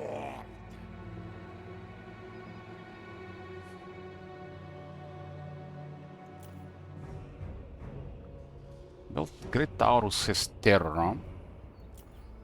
Dere Amahaskala. It's a hell of a convenient global recruitment. It's -1 due to Tower of Zharr.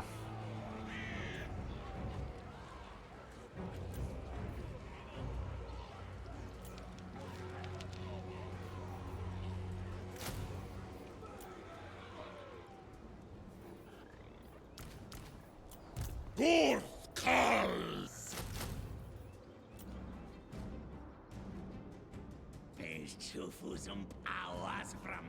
Yeah, you updated. Great.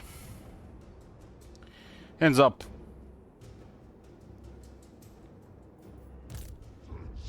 Saluk.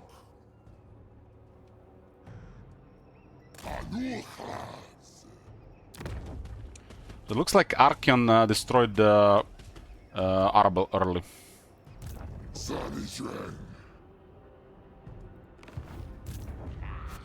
Gordas! Box. I'm gonna send Gordas to last to see what's going on there. We is moving this. I'm gonna transfer this entire area to Mami, so she becomes a superpower. But I plan to occupy the Katayan hinterlands. Create a Chaos Dwarf operation down here.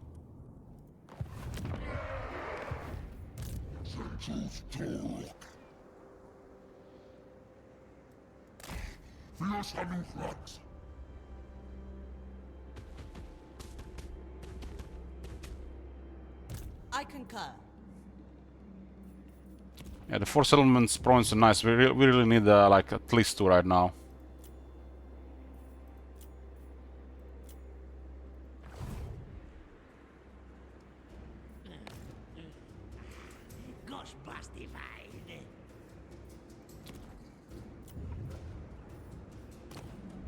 Bloodfire falls. I won't be able to keep this one.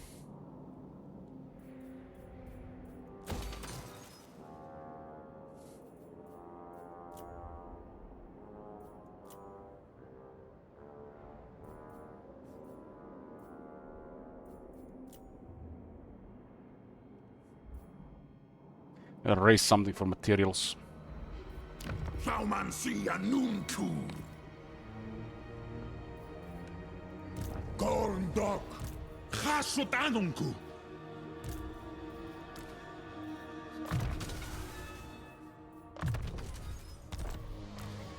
Dum Thaumansi. Adernu group. Okay, Dark you will die, will lead our 4th army. 2 turns will unlock another Legendary Lord. Gold is currently at 56 elements, still rank 1. He lost a lot of territories and still has 56. I guess he's occupying the ones we're taking from Archeon. I got 16 myself. So you get all seats in sorcery. You get 30 means of magic power reserve capacity to every army. It's 9 plus 1. So I'm guessing it's gonna be 18 plus 2 to 20%. And the Tower of Zharr has such powerful faction effects. Doesn't even matter what any Chaos Dwarf faction specializes in. Doesn't matter this guy has underwhelming faction effect or lord effect. It's about you know, the little position, a little bit flavor. Tower of Zharr unlocks everything else. It's pretty overpowered compared to most other factions, faction buffs.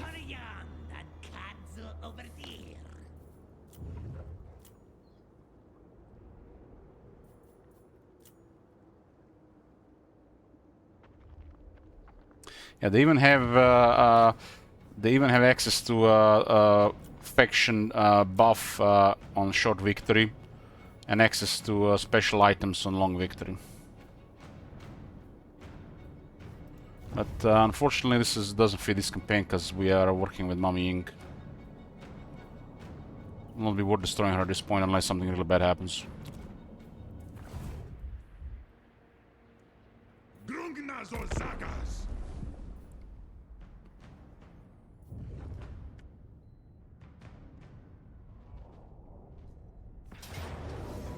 I'm having a deja vu here. Except this is Agneta this time and not the other way around.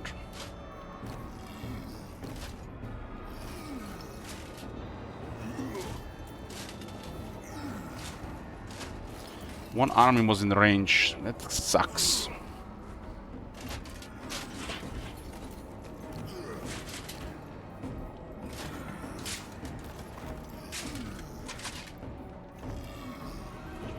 Vogo War strikes again.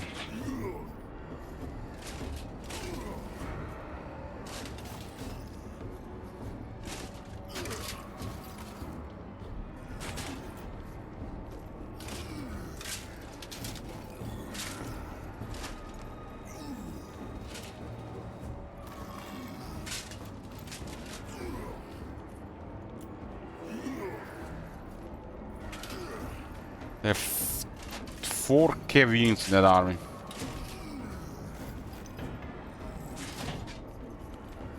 Six total. Now we'll just get murdered here. We will get murdered if we fight this. What do we do against all that cavalry?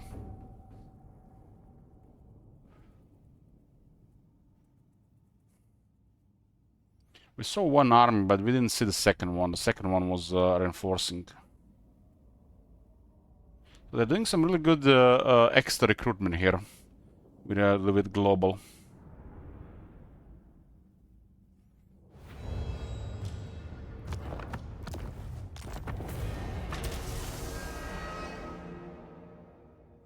Hopefully nothing got killed in the army. You do this so you save the reinforcing army. And if they are not much stance, they'll out-retreat.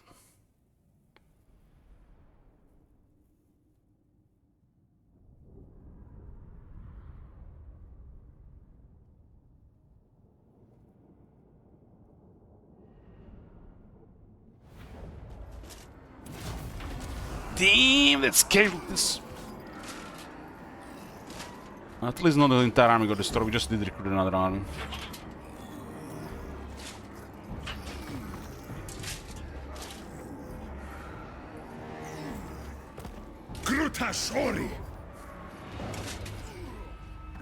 Makes you wonder how fast they can recruit the army in the global. It seems like really fast. That army appeared in like 4 turns.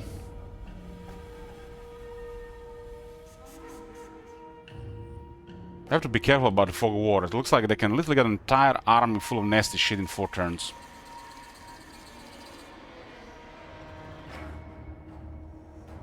They also wounded Sleepy Sand.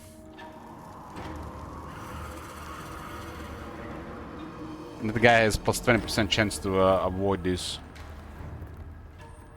This is why we should never get any other traits at this stage of the campaign. Has to be apathetic. Anything with minus 20% chance.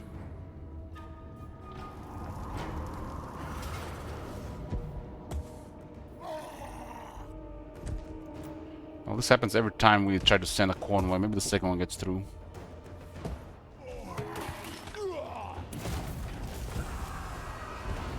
Throg has a real nasty army.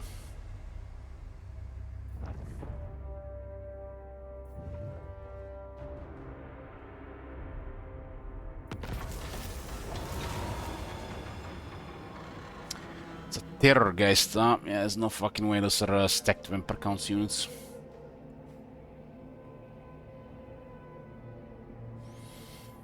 We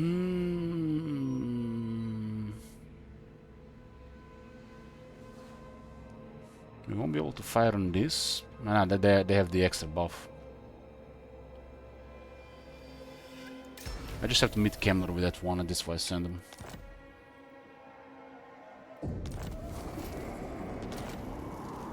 Sleepy Sand got wounded.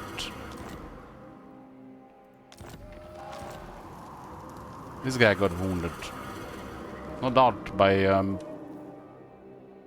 Holy shit, all these heroes around.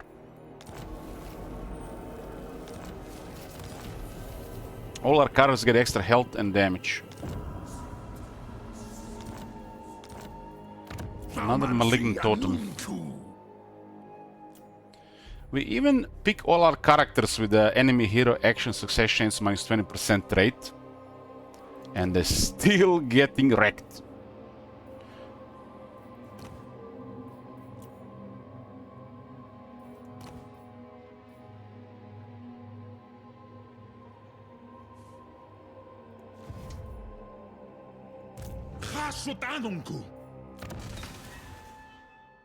They just wounded a rank 51 top manager with a rank 12 hero. I've never seen it before.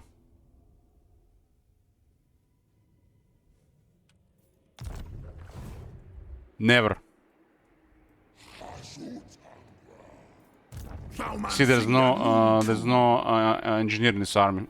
Castellan is wounded. Rank 50, by the way. Stupidity is contagious.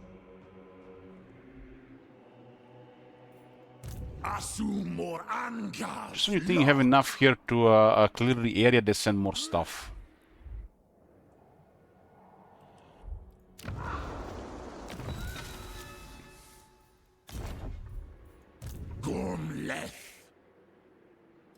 Yeah, I did get this tech for wounded cover time reduction. Aldi was talking about this last time. Yeah, they could have. Yeah, I was just talking about it. If they had the trait and the boon, it's definitely possible. If they just have one, might be possible. But 38 ranks difference. There's 38% chance. That guy was callous, I think, so I didn't have the apathetic. Or the other trait, what it's called.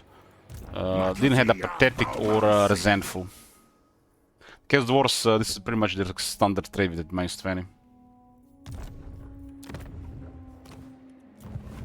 It looks like every character has access to 2.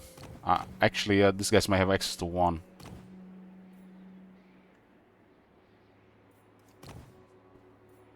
The Boltaro has access to 2. Castellan has access to 2. The Sorcerer I've seen only 1.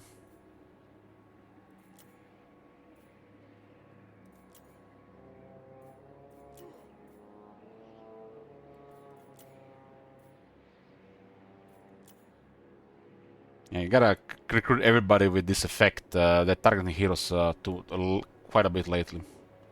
Without this, they're probably happening twice as fast, twice as much. Doomskull Key.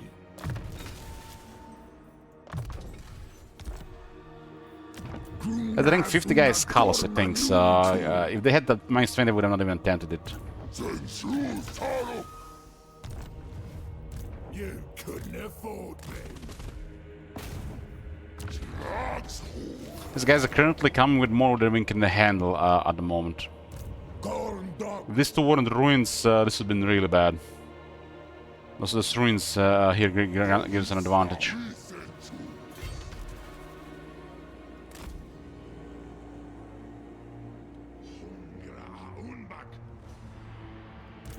Show me the money. Subjugatas!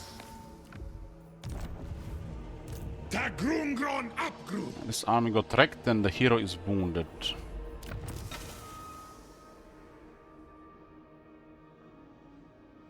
Yeah, this considering the list of our enemies and this position with the enemy opposition, these regular traits are pointless.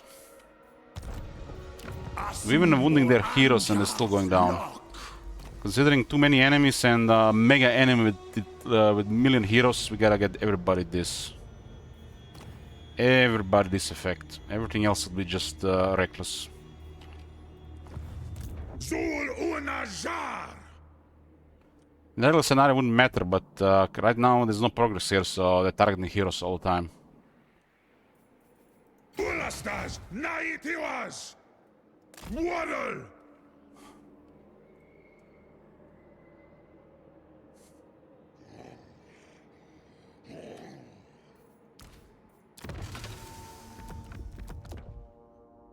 Goland the Ogre Tainter. Saruana sir, itolis dos. Daleth Castellan! We'll switch to this guy.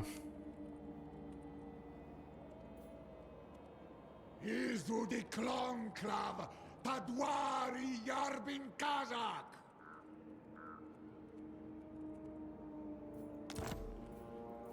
Daleth Castellan!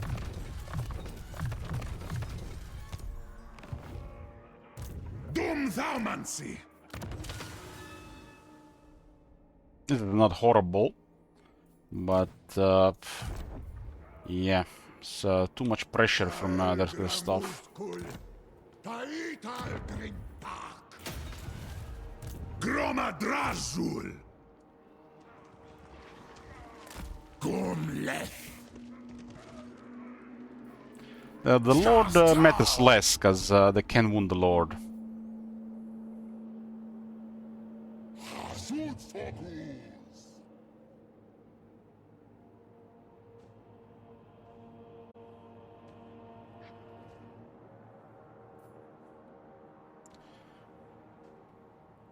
I'm gonna get some drink, boys. We're back, boys. We back. Sartu Unzan!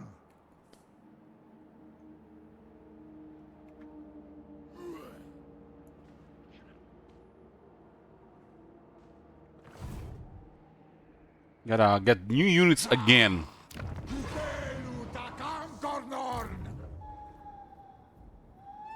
You're getting good stuff, man. This would have been an absolute nightmare even for St. Isaac to deal with, let alone a weaker army. We need to attack them on our turn. You're a pretender. This is the Vassal of Sigvald. Nothing we can do about it. They're poking here. We're here to end Archeon, and then we'll see what to do with St. Isaac.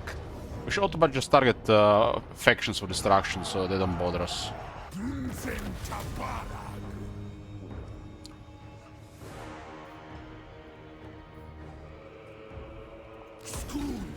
This is Karak Doom province. It's a hot one.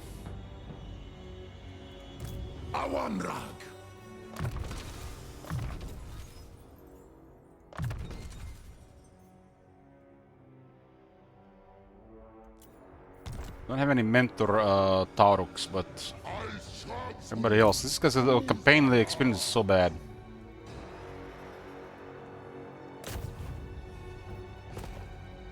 Compared to battles.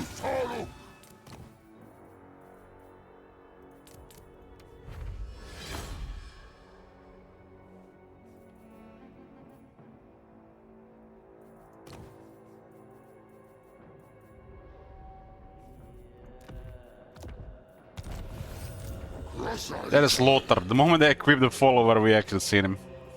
I will hunt you down. Lothar, you haven't done anything. That was a mistake, maggot. Good roll. We'll take the fortress down and they'll finish off the remaining forces. Too whack-a-mole otherwise. So far we haven't seen a random teleport being inside a settlement. We only have the negative 25 movement there. 25 less movement.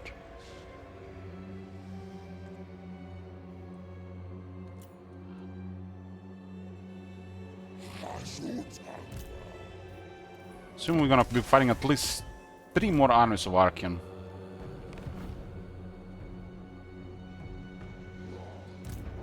"11 units. They recruit worse marauders from Sigval instead of Chaos Warriors. It's bizarre. Burning Monolith, Tower of Torment. Tower of Torment is tier 1 garrison, huh? 10 units, 11. The Lord is rank 1. The garrison might be okay by itself.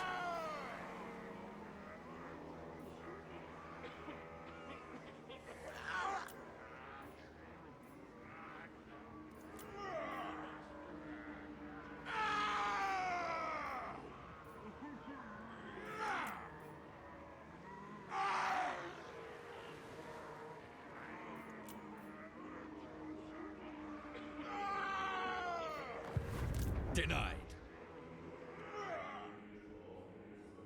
I don't think we've seen anybody here. What if they have more than 2 skin wolves? We do have army abilities, right?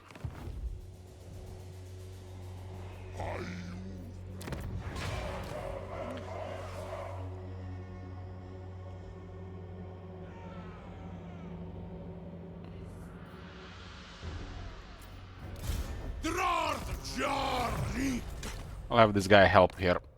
Might get some experience in the process.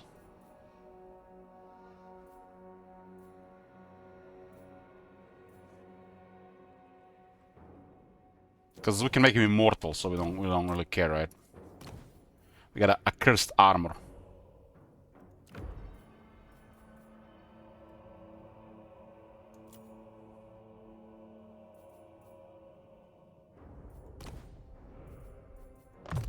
That turns the character into quite a menace.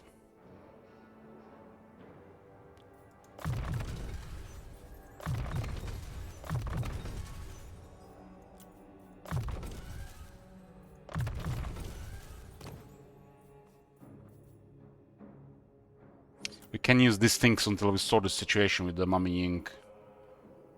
Got rid of my potions of healing, and now it actually be useful for this guy. It's useful for Taurux and these guys, but we were in that spot at the moment.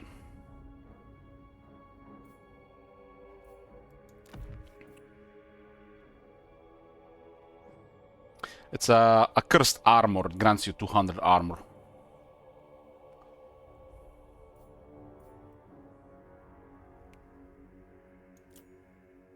They'll only be able to damage him with the AP damage.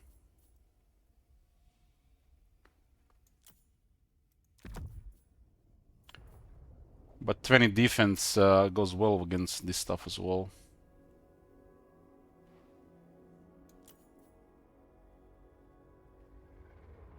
Tormentor Sword not very useful here, but we do have blunderbosses. We'll go with that play. This is what, 15 duration plus about 22 seconds. We should be able to fire twice.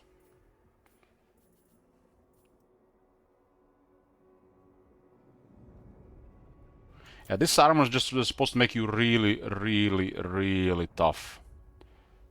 You cannot hide, and you have crippled speed and attack. Crippled is actually I'm not too big a word to use. It's you just get a penalty. It's 50% base, because the moment you add, for example, expeditious endeavor, it's only 35%. And if the unit is already, you know, a fast unit like a Great Towers, it's not a big deal. It is noticeable though, but the other stuff is crazy. Like this here with these two on Immortality, it is a perfect emergency armor for a Garrison Lord. It's pretty much created for that role. You get an emergency lord, you equip this. This will fuck the balance of power. And it will give you some crazy advantage in balance of power alone. They've created a perfect item for emergencies.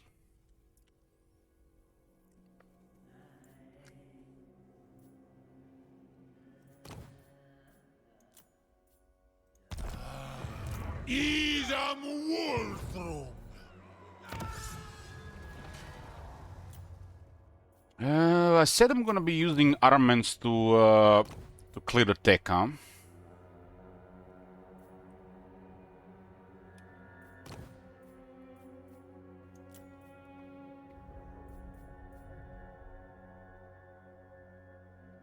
This is a really strong one.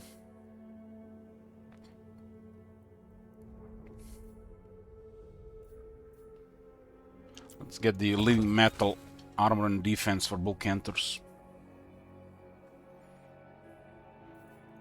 The students have crazy stuff to go all on the base. We'll tolerate these greenskins and we'll continue the dismantlement of Goldtooth in Gran Kate. I'll go with the Bazin. Bring Uza and Carret. And then lost the Hellcans the last battle to a Cataclysm spell. Let's see if that works. Iraz Iskaz. We have a seat in Tower of Zharr. It's called Field Marshal. We can spawn an army of hobgoblins when we take a settlement. It has a 5-turn cooldown. The downside, they cannot move immediately.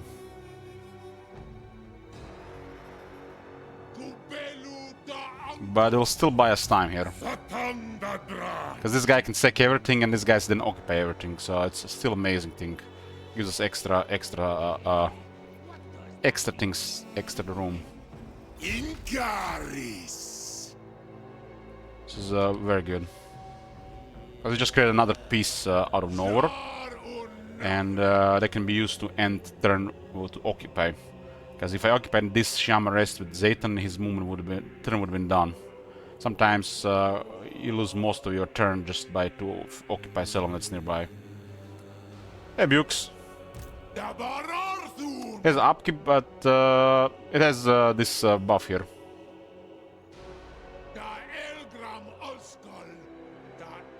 Spawning items of thin air is a powerful stuff.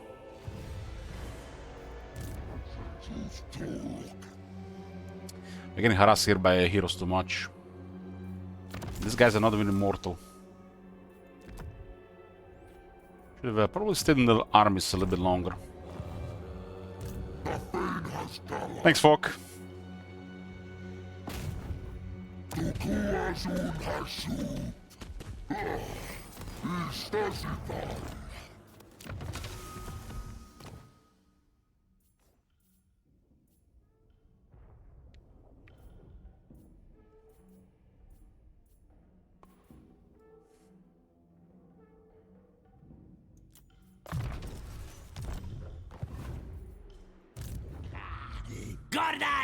I'm gonna send the Gordas to Lastria. Only a keep. I'm gonna occupy the hinterlands. They haven't had any resource here, I think.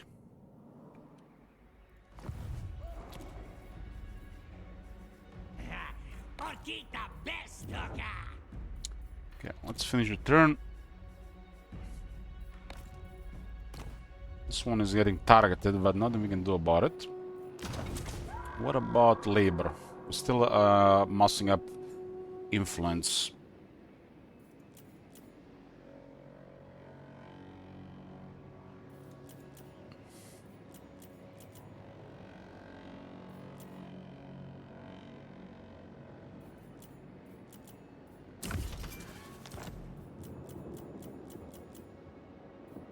Okay, we can use the Enclave on the top of the tower. We can get the Zulahu or Cinderbrush. Don't actually remember if they had any faction effects. They're both powerful. Cinderbrush has ward save for centaurs, and you get other stuff on them, they're just crazy strong. We did play our official introduction campaign with the self shoot, but never the Legion of Asgore. I think we played them back and forth. Maybe.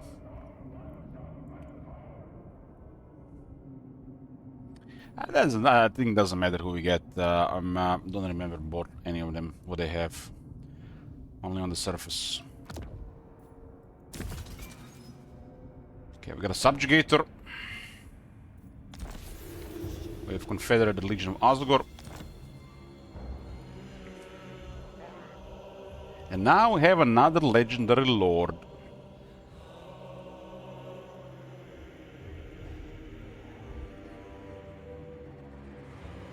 Habru!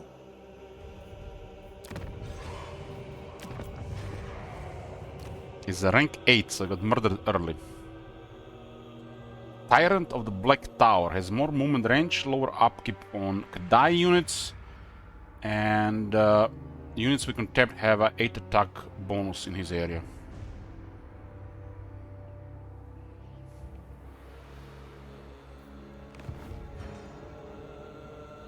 I can replace this Calyx guy.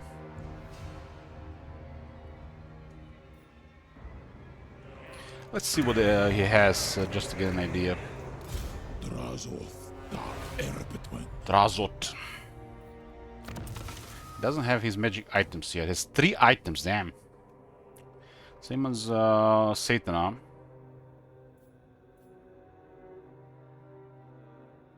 It's an impressive base here. He's a wizard of Lord of Hashut. Dark Noun, Ash Storm, Dark Subjugation, Burning Rod as dispels, Flaming Shadow, that's the ability from the tower. Okay.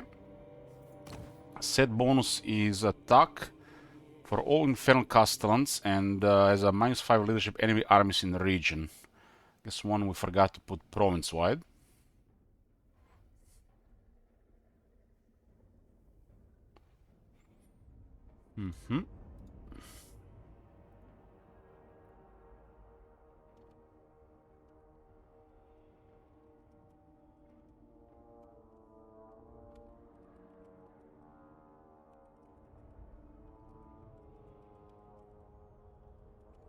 Master of the Black Fortress.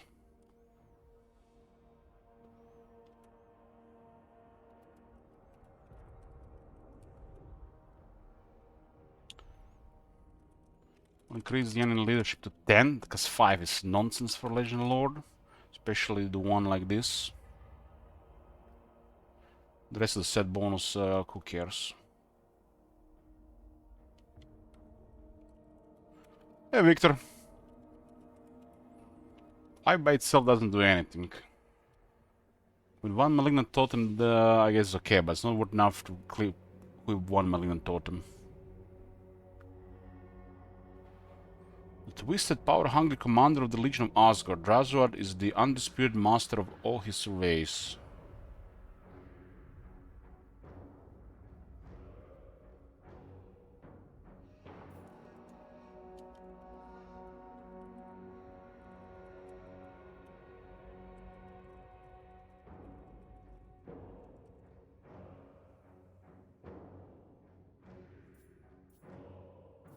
Okay, so his weapon is... damn.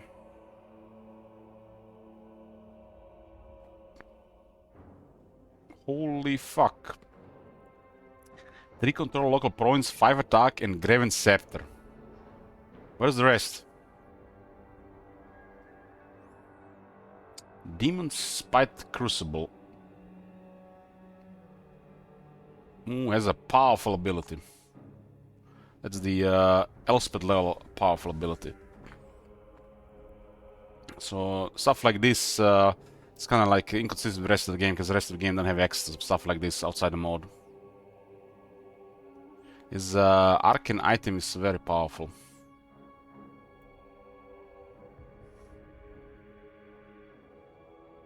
As a reflecting ward save in melee, 5 more voodoo and 5 ward save for the entire army. So arcane item and talismans are very strong. Although this feels more like an enchanted item than a talisman.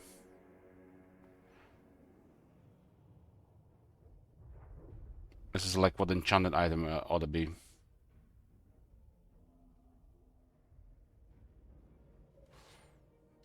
So 2 very good items, 1 horrible item.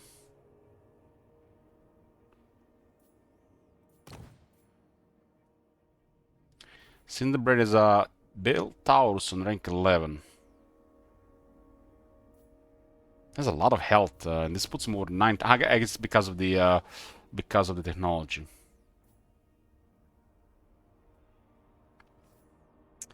Ten research. That's what I'm looking for.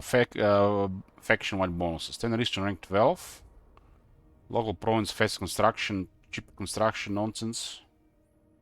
We're Legion. Infernal Guard and Infernal Iron Sworn will be 25% cheaper to increase capacity, lower upkeep in this army, and 15 anti-infantry for these units. Holy shit, 15? That's a lot.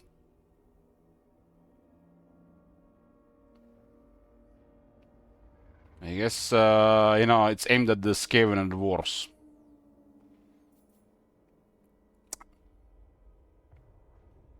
Uh, 5 would be nice.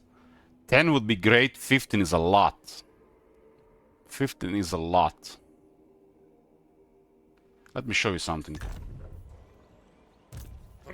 Vanilla design, which is, you know, questionable and, you know, gonna be, you know, fixed. Let's find the best, one of the best elite swordsmen in the world. The Swordmasters of Hoyt. What's their anti-infantry? Bonus versus infantry 14. Let's find the, you know, the ones that already have been cried and cried and cried and they got buffed and buffed and buffed and buffed and buffed. What's their anti-infantry?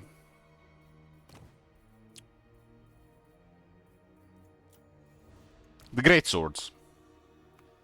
14! Everything is a copy-paste around similar stats regarding this type of infantry. Don't worry, we'll fix the Swordmaster of Hoyt. They did buff them recently, but it's a joke what they're supposed to be. Dark Yellow Soul, they got this treatment.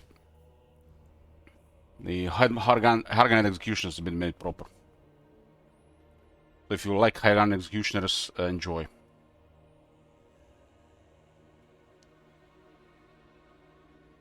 Has to be a reason to use these units.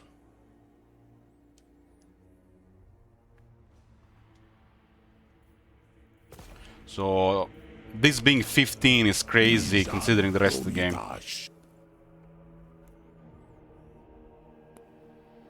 So it literally turns the shield wall into anti-infantry. Turns their infernal guards into better swordmasters.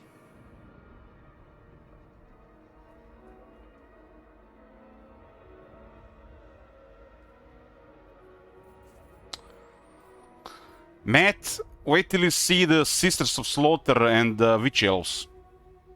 Together with the Hargan Executioners, those two have been also reworked. Because there has to be a reason for those units to be used. They have suffered the multiplayer taint the longest. Especially the Witch Elves.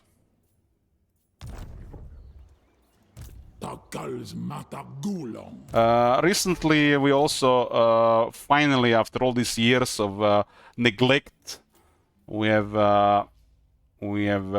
improved the Plague Monks.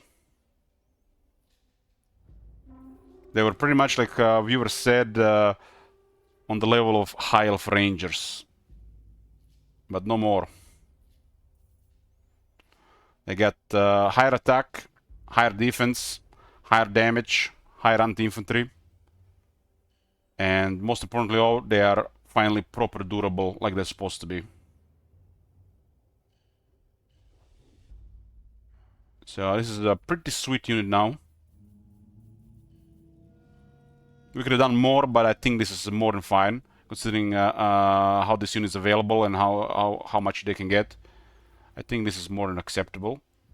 The elite version has also been improved. It's not complete, but they got the treatment of attack, defense, and physical resistance for now. They got a lot more attack and defense and physical resistance. So also, what most importantly, I forgot to say, their armor is tripled from 10 to 30. That's the main change, because they just don't work with 10 armor and 15 phys resist. So their armor went from 10 to 30, and their phys resist went from 15 to 25. So they're proper durable for diseased rats around. So be careful if you're dealing with early plague monks. They're not just like clan rats deluxe that you're just gonna murder with some magic or range. And what caused me to... I did this change the moment they buffed the creep ghouls, and when they buffed the creep ghouls again, and when they buffed the creep ghouls again, because they discarded that 10 armor nonsense. You guys seen how many buffs have creep ghouls got?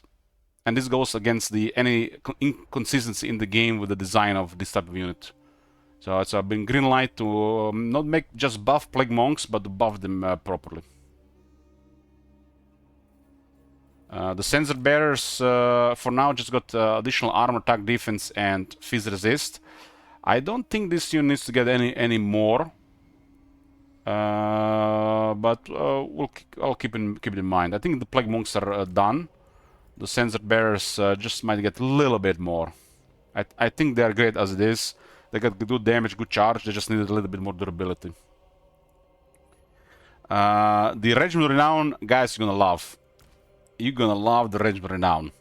The CA fuckers, slakers, give them immunity in psychology ability, and they just left it like that. We gave them Nurgle Mortis Engine, Pestilent Decay, because we are all about that fun, and Regiment Renown is supposed to be fun. So these guys, good luck getting close enough to these foul pestilential creatures to kill them without getting infected, which was a perfect unit to get Pestilent Decay. So, Regiment's Renown, Army, or Emergency, your choice. This is just one unit. This is the only unit they have. This is one of a kind, so it has to be exceptional. I saw this unit perfect for this ability. Skaven lack these abilities for some reason, and they kept adding this stuff in the game. I mean, fucking sake, dwarves have this type of ability, but not the Skaven a good effect. And if anybody should have it, is the Sensor Bearers. So, Plague Monks are proper now. They're not just counterparts of the Rangers, which is nonsense. The Sensor Bearers are sweet, and the Regiment Renown is hot. Hot shit. The Regiment Renown one. These are some of the first changes for the Skaven. I was already cooking something with the Plague Monks, but there was somebody mentioned how bad the Plague Monks were, so we pushed that change earlier. Abdarnu Tabarag! Qualuma, Legionaras. So, Weir Legion is hot. This is hot. I mean, these two abilities, this one is really good for a long campaign. Probably the best part of this effect, because it's only for his army. This is like nothing, and this is just really sweet. This will make sure they don't get overwhelmed by infantry if they're outnumbered. But if in any other case, they'll just be bullying infantry. This is pretty much the best part of this effect in the Logger campaign.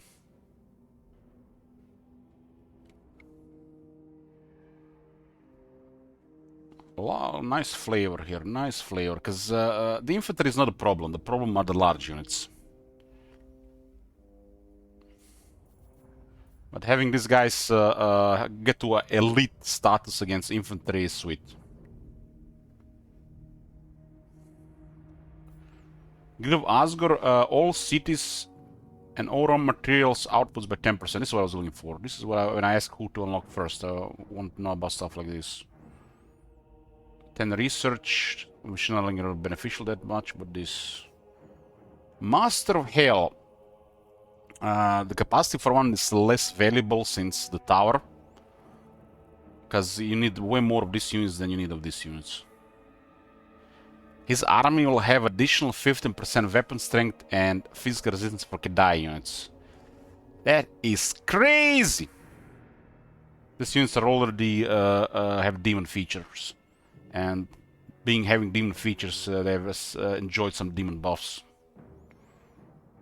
So, wow, this is pretty incredible, especially for the Destroyer. Because the Destroyer needs to be exceptional. Asian hit points, wounded carry -2 with technology to -4, so basically this is to -5. This skill copy pasta is super annoying and it's still left over from Warhammer 1. Pretty much any faction that's been properly buff and reduced in the game have another effect on this skill. Just look at the Empire, for example, or Nurgle these days.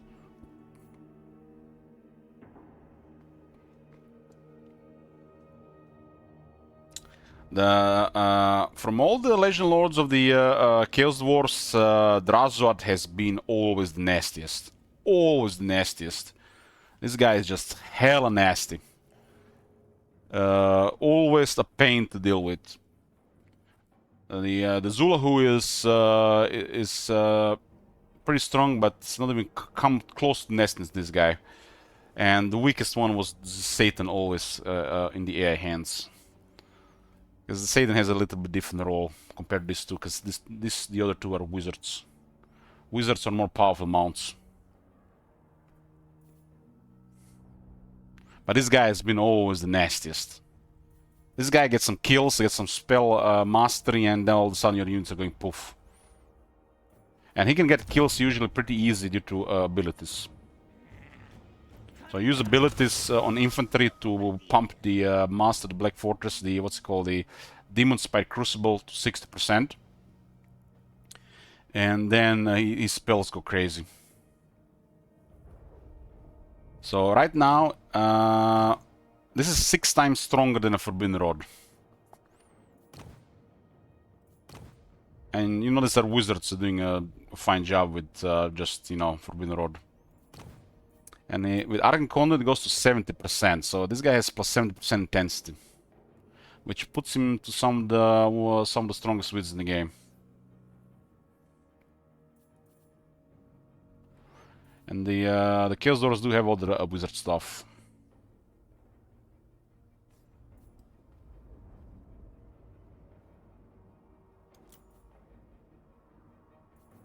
Long years in exile. The flames of Asgore go down by 6 and 9. Oh, that's the familiar, huh? That's the bombardment. Has similar values like the piercing bolts of burning, but has a vortex on top. I've used some of these, but I've not really experienced that much with a lot of Hashut. Can't really make a solution around the damage abilities.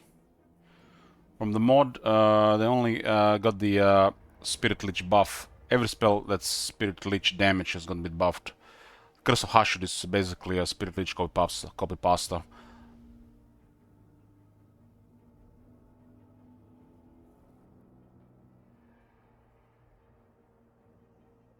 The overcast version is a little bit better than a Spirit Leech, but it will have a longer cooldown.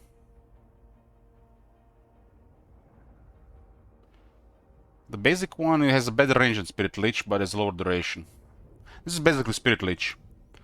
It's cool, it has ability like this in a different lore. It's more versatile than a Spirit Leech, but on the base it's weaker.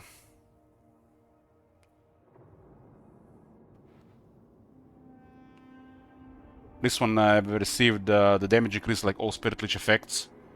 We call it Spirit Leech effect, but what the Spirit Leech is like Mortis Engine effect. We call it like that. It's basically a direct damage ability for a single target. All these abilities are buffed about 20%, and duration as well, depending on the spell. Some more, some less. Like this one has 20% more damage and 2-second more duration. But for this guy, it's gonna be more powerful than Spirit Leech because of this thing here. And the Chaos Dwarfs have decent cooldown reductions. But for some reason, this guy doesn't get the ability the other guys get. He does not get the Careful Casting. Or the Sorcerer's Curse. I guess this is just Sorcerer Prophet generic thing. He doesn't get this ability. I thought he would get this ability. So it feels a little bit off he doesn't, but I guess it's fine. He has other stuff. He doesn't have this ability on top. I thought all the Chaos Dwarf Wizards supposed to have that.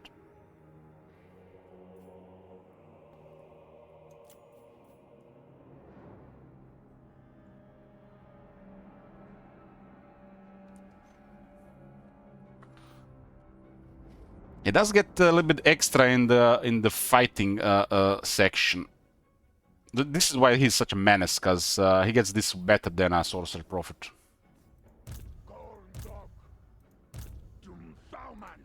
So he's a strong combatant and a wizard in one. He's like a flying Archeon, but not really strong as Archeon. In a way, stronger than Archeon, but not as tough. This guy does remind me of Archeon a bit.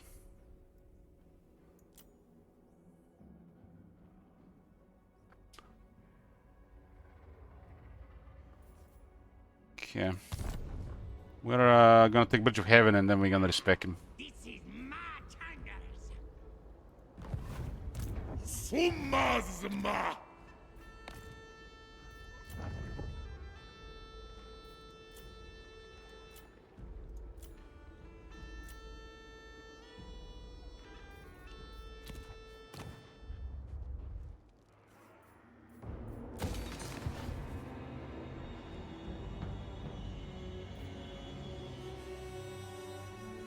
Money's starting to dwindle a bit. We can still go a little bit more negative this treasury, but we need to get plans to get more. Our treasury got increased to you know, comfortable levels due to our friendship with Vlad. Vlad is beyond rich. This is like insane amount of money, and he's not able to spend it. Which means anything we have to work with this guy, he'll pay crazy money, because he doesn't value money at all. So anything that has value in diplomacy, he'll pay us a lot. And we can get a lot of money. I think we gain only like 40k from Vlad. So he gave us a little bit of security with the treasury. This is why it's important to have friends, rich friends, right? That want something from you.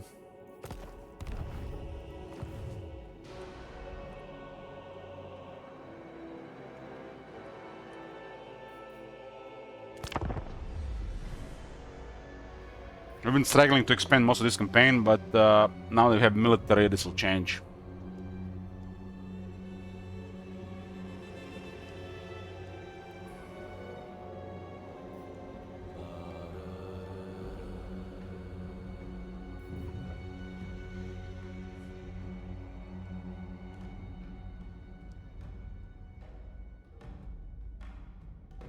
Due to just too many enemies. Da is Kasapaz mach Nachrun, Fatajar Nachrun.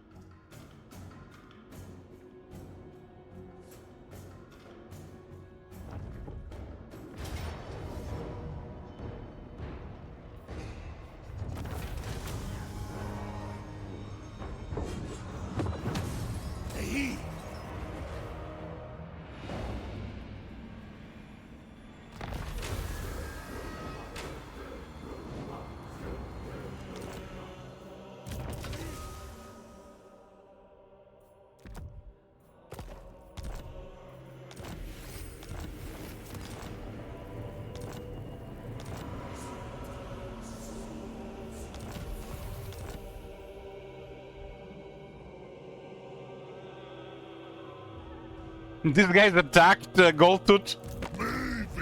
You madman! Greenskins don't give a shit at rank 1, huh?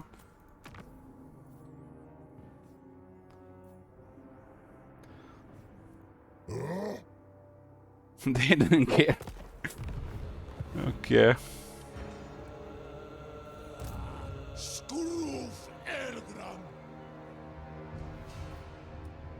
Stroll. I will butcher any who interfere. Coming from the other side. Istachresu Zharr. There's a solution for this. Let's model. There's a solution for this. We don't have any fresh lords, huh?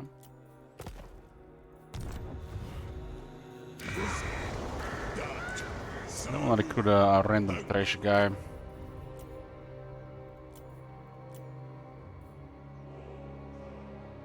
Any of these lords is good. As long as I'm happy with the trade.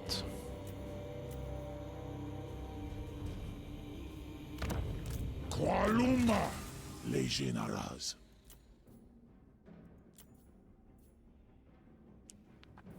We'll have, this is probably one of the last guys. We have 2 Legion Lords. This is gonna be at 7 hours, but somebody has to replace other guys. Khasut Anunku. Ardugalzan. Tabarag. Dumleth. Awanrag. Abdano Grutashanunku. The struggle against a great enemy must be fought on multiple fronts.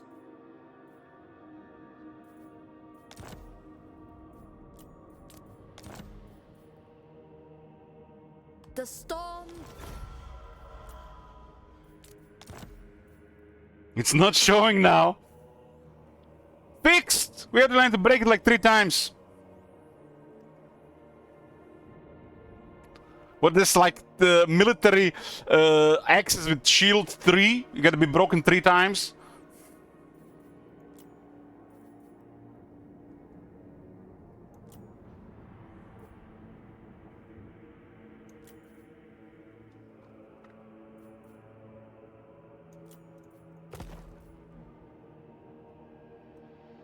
The storm. Now that they have no trees anymore, they don't condemn anything regarding this. It's still in the background in case they get a treat back, because these things are all getting tracked. It didn't disappear completely.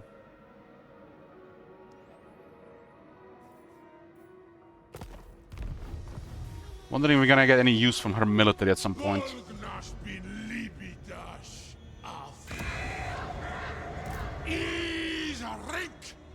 Greenskins, I do let them live. Well, the boys are taking initiative, but it's a needless besieging here. I'll let them live.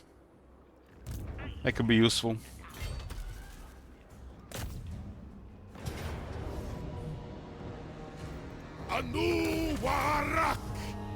Kinda need this, but I'm gonna keep my movement. Scars.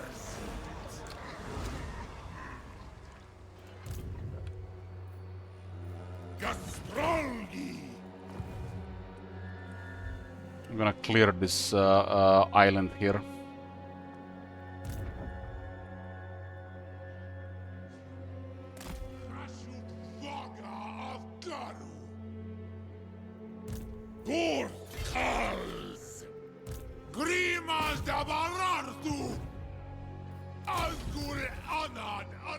These guys are useful because we can just use them as an extra piece on the board.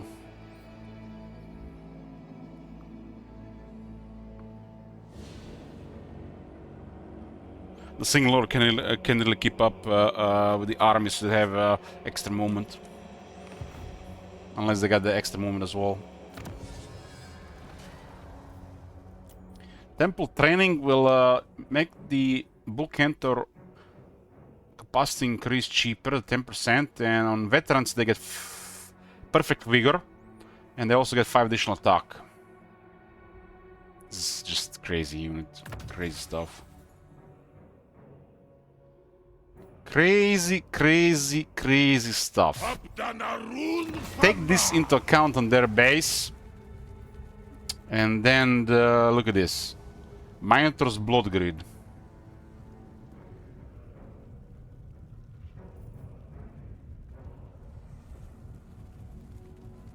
Strength from Flesh. It's the Gorgon's Regeneration.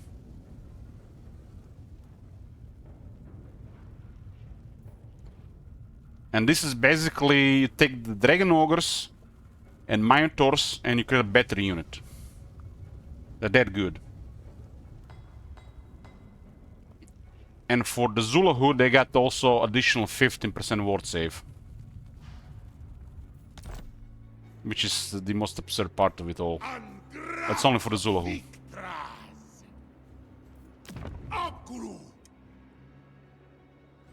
I remember when I was getting introduced to this unit, I think I was playing Grimgor. Probably one of the greenskins. I sent the trolls to fight this unit. And the trolls just went poof. And I'm like saying, they must have had anti-large. They must have had flaming attacks. No anti-large, they had dual weapons, no flaming attacks. And the trolls just got poofed.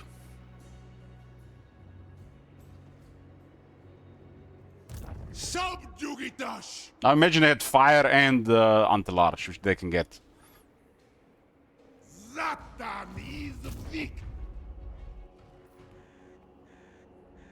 only that unit has crazy stats, it has also all the good shit under the hood that you don't see under the stats.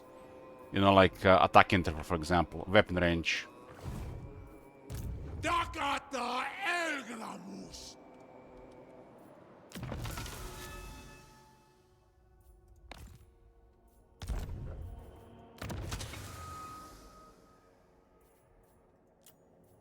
Yeah, we played the Consultant recently. He's really crazy dueling.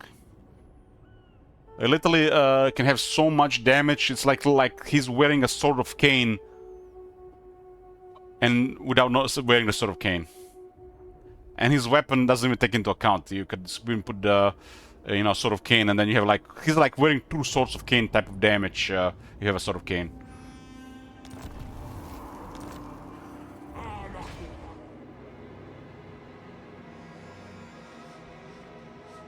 We had the Consultant dual Archeon, I think twice, and he was just losing chunks of health, and our Archeon is stacked.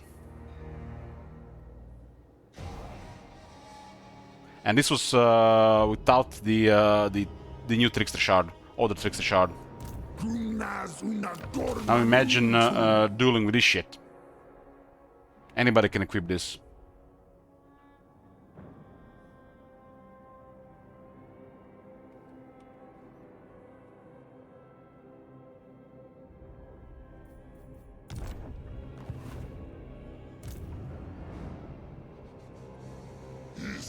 So Lothar go right. I guess we could surprise him. There's no garrison here. This guy's the 3-town. If I had the Castellum, I might have actually had enough range here. We might have went here actually. Damn, he might have been here instead.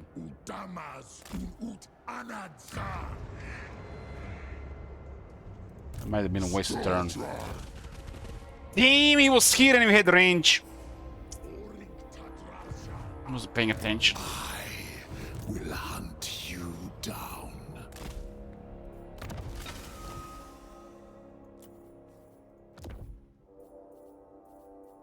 I think he went north.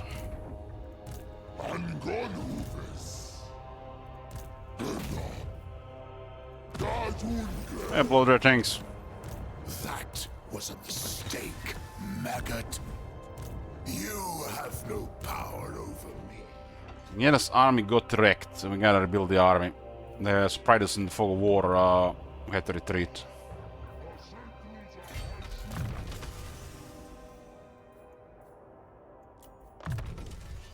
We'll rebuild this army. Stroll, hurry! Bima Skalan Kazakh flag!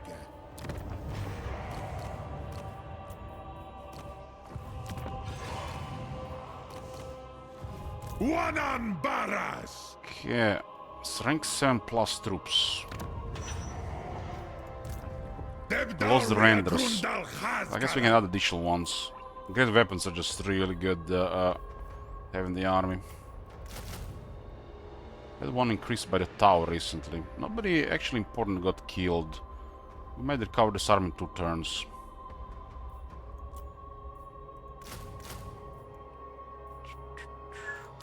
We go with the shields at this point.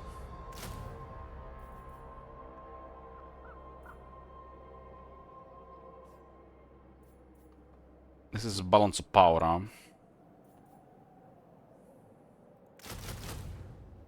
Why not?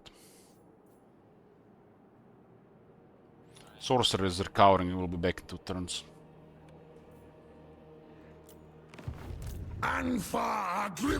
It's past turn 100, there's no outer zone rule on anymore. Anything goes.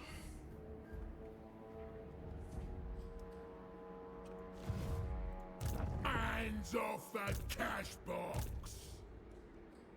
These guys are in crowd. I'm the one in charge round here. Aksuardugal! Ubrenurak! Abgruatsardu! Awanrag! Yeah.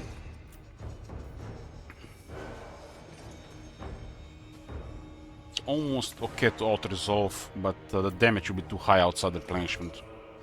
If we were close to replenishment, auto-resolve would have been fine.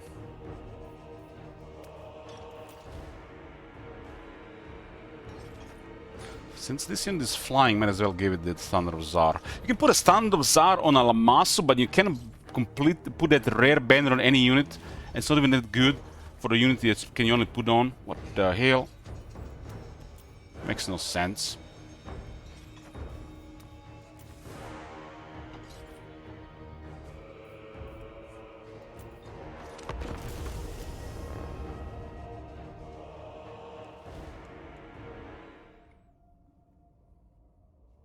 There are 2 generic banners better than their War Machine banner. And War Machine can only be put in the War Machines. Thought we could put in the Kadai.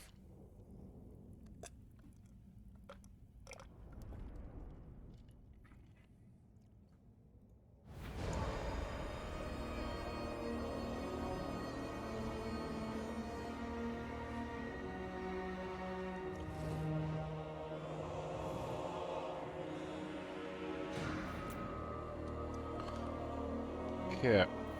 Ogres are a primary enemy in this campaign. Everybody else are just gonna be pests for how we fight. Chaos is literally gets hard countered by the Chaos Dwarves. When I say Chaos, I always mean Wars of Chaos.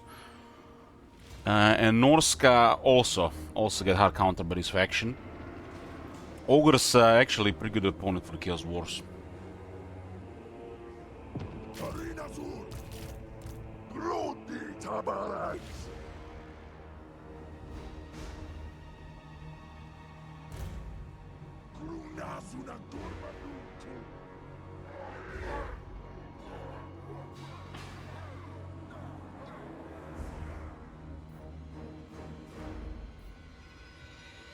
Paymaster Giant, no Stonehorns.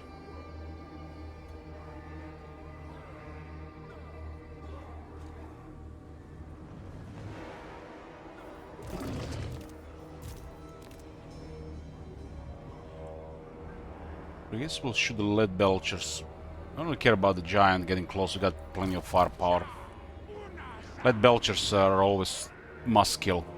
Lead belcher, Stonehorn, and Iron Blaster, those are like kill on sight.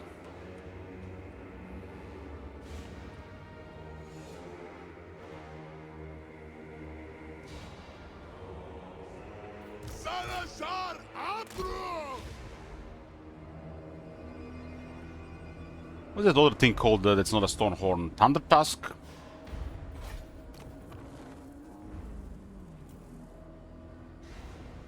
Stonehorn, there's a regiment renown.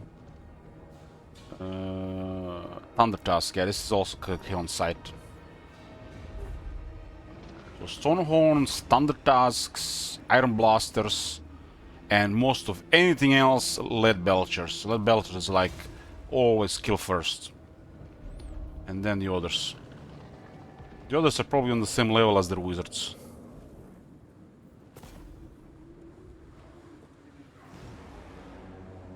We actually were fighting a fire belly earlier that had an other trickster shard. Crippled 2 infantry units with voodoo. We have fire resist. No, we don't.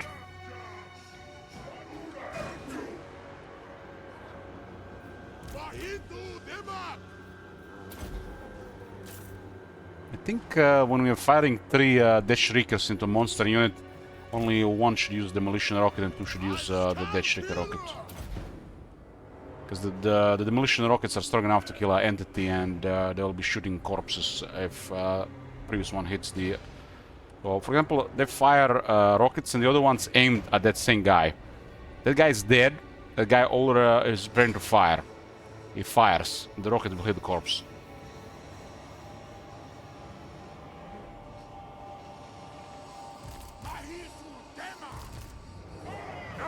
Three fire glaives. It's almost like a 40k army here.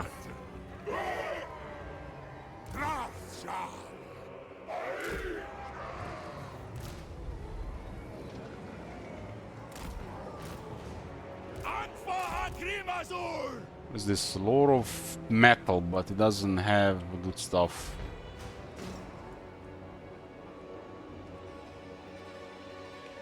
We got metal shifting at least.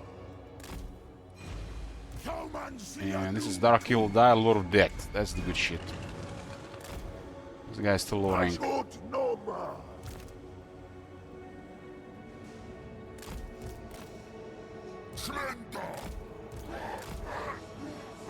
So if they have like a strong melee unit, Bulk and the Rangers can deal with it, and they're gonna get slightly ahead.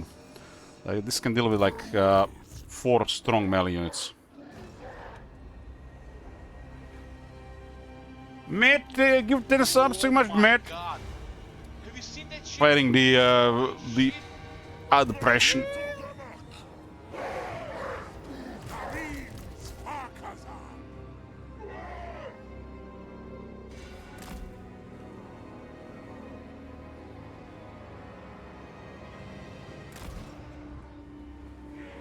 Oh my god. Have you seen that shit? Holy shit. What the hell? Muscle is just gonna be on the support role. Oh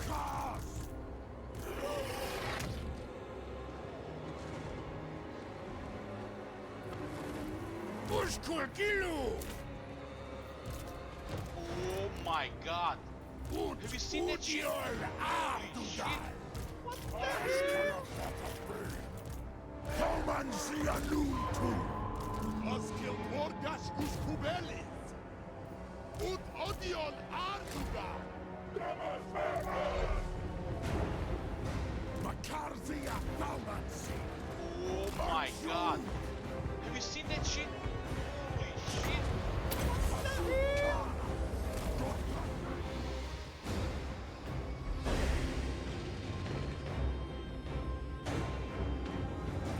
Blasters there. There are a bunch of large units here. Make me nervous, we can shoot them a little bit better. Have you seen that shit? Holy shit. 3 Death Trigger Rockets dealing well with this. This guy has like battle skills.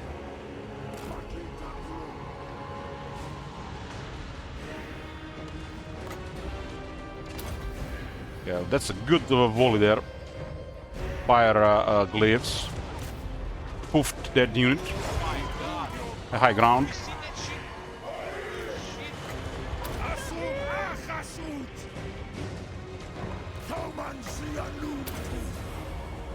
Don't want to miss a charge here.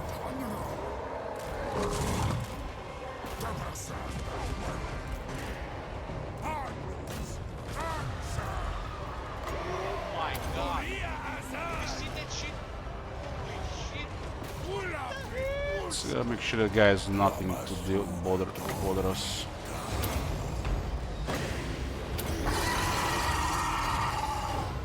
Some mess on the right side.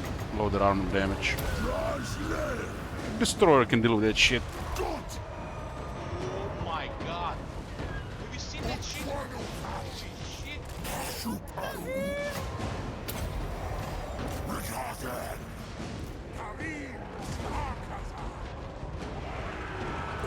There are Empire unit, Knights of the Black Rose. What the hell? Oh my god. Have you seen that shit? What the renders did there? Hex.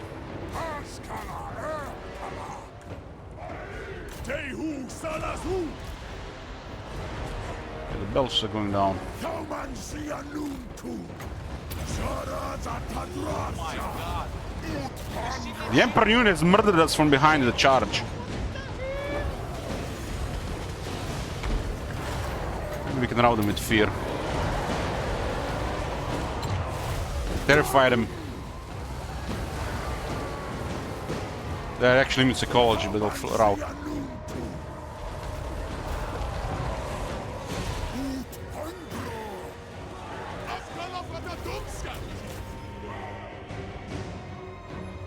This terrain does give us advantage to fire, but we're probably safer with more great weapons, fewer shields. Against ogres, this unit's gonna be in the battle line, unless we put more fire glaives to shoot.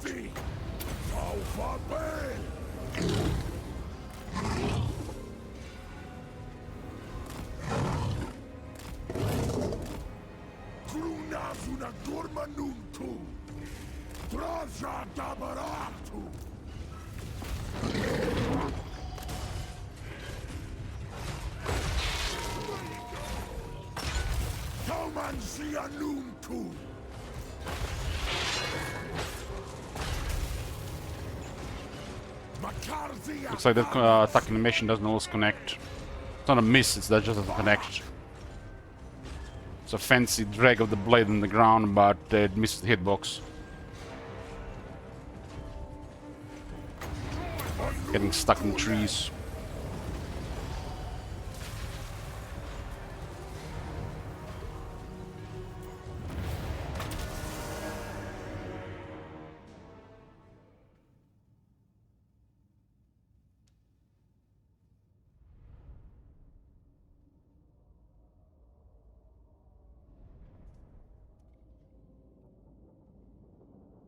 Arm is really good quality, and we got the veteran units. Just missing battle skills.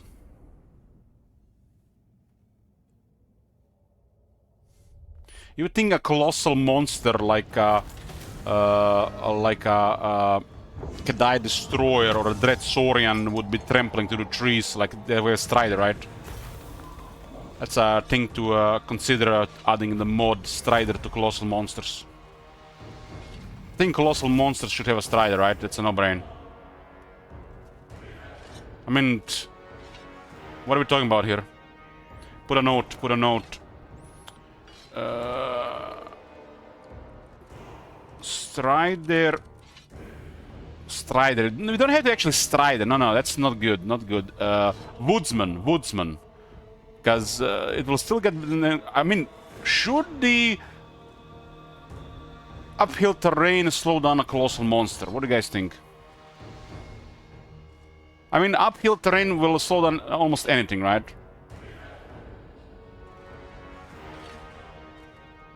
I don't think the trees should slow down a colossal monster.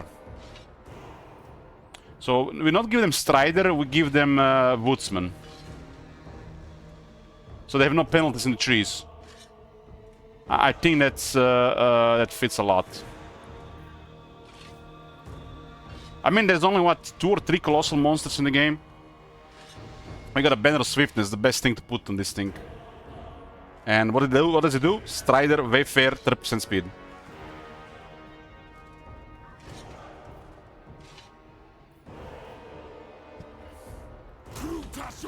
Banner of swiftness is the best, one of the best items in the game.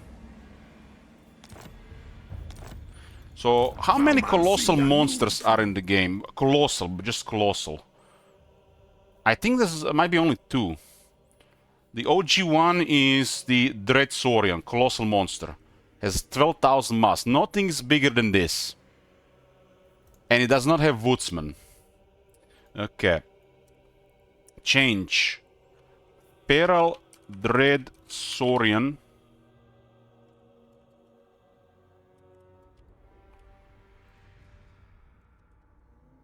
Dread Saurian. I haven't been touching the Saurians yet, but I guess this is like a no-brain thing to put. The Shredder of Lastria. Shredder of Lastria. Dread Saurian. Saurian.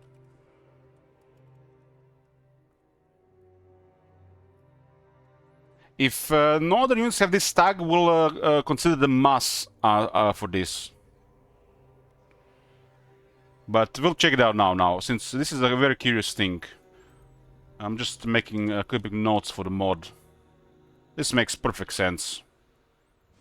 So the idea is for the colossal monsters, really big creatures, not to get slowed down by trees. That's the idea. Strider is too powerful, I think, because there's other terrain. So we give all these units Woodsman. This unit can pass through trees. I think that's a no-brain. Imagine trees slowing down a Godzilla. We'll give them Woodsman and see how it's going to work. But in theory, it should do what we want.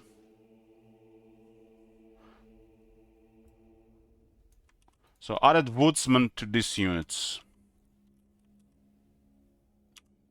Other colossal monster was the Kedai Destroyer. It has 9,000 mass. So it's not as big as Dread Saurian, but it's still a colossal monster. It is big as well. So Kedai Destroyer. Now, this unit just look really bad in the trees. It makes no sense.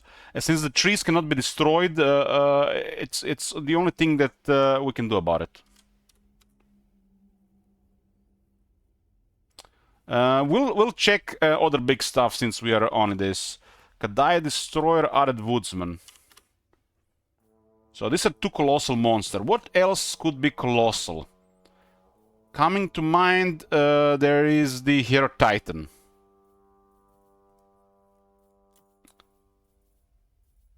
He's not a colossal monster. 6,500 mass.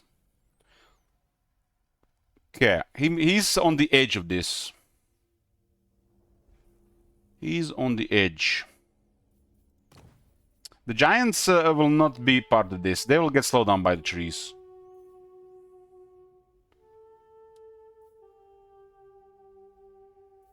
I think he borders this. 65. So Bone Giant and Hero Titan, they have the same size. So this is not colossal. Let's say this is not colossal. And Hero Titan is the largest unit of these guys. Hero Titan is the largest. Hero Titan is the largest. How big is the Dragon Ogre Shaggot?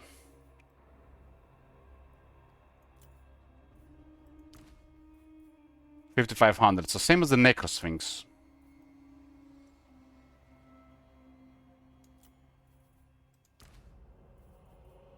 Kugat is at 6,000. Keeper of Secrets is 4,000. They're all really big, but not on the colossal. What else would make sense?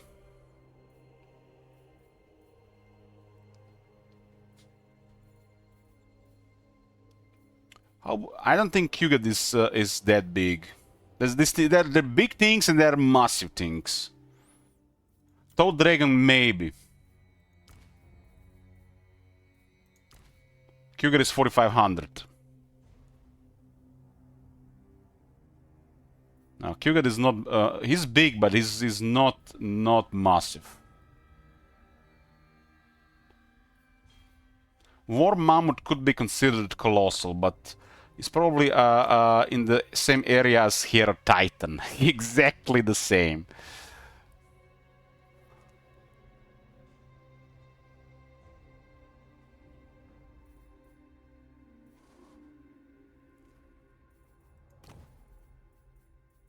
The Chaos Dwarfs actually have a larger artillery unit, but it's not colossal. Rock Idol, yeah, that could be it. Rock Idol is supposed to be massive.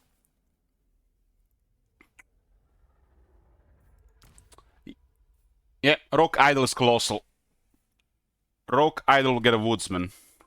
There it is for the really massive creatures not to get slowed down by the woods, because it looks really bad. Rogue Idol added Woodsman.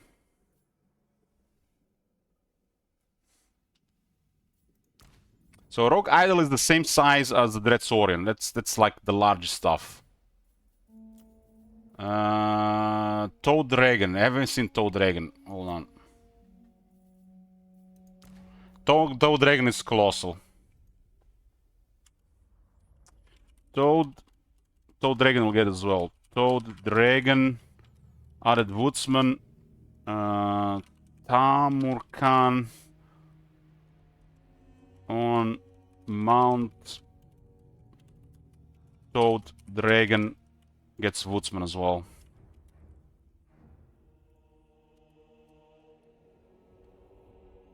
The Sentinel is same as the Hero Titan and the Giants. Is the Giant actually comparable to Hero Titan?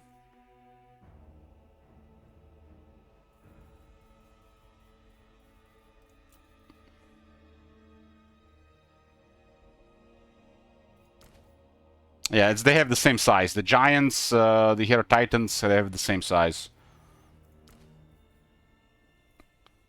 This is Colossal Squeak, but it's not a colossal monster.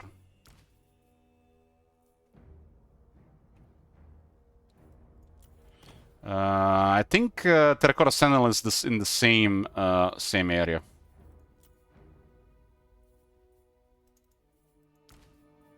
It's the same size as the Hero Titan. So far we have Rogue Idol, Toad Dragon, Kedai Destroyer, and Saurian. Now those are all big, but they're not that big. So basically, these things are bigger than the Giants and the Hero Titan type stuff. And what you guys mentioning is all smaller than a Giant. Like Hero Titan and Colic get close to that level. Toad Dragon only have Strider. They do?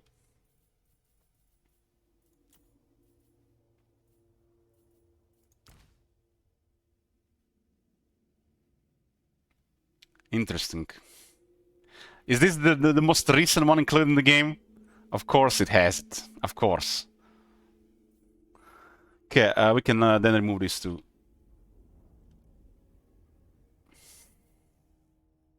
Because the colossal units ought to be definitely not slowed down by the trees. Just think about it. And the game also looks really bad. Is there a Rogue Idol Regiment Renown? Yes, we have to add that separately.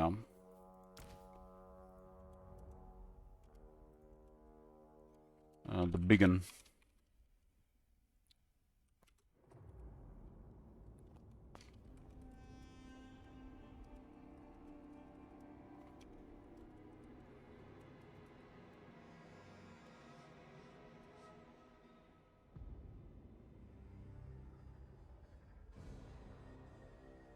It doesn't matter. Yeah, it's a gaming name. You don't have to rename it. It's just a gaming name.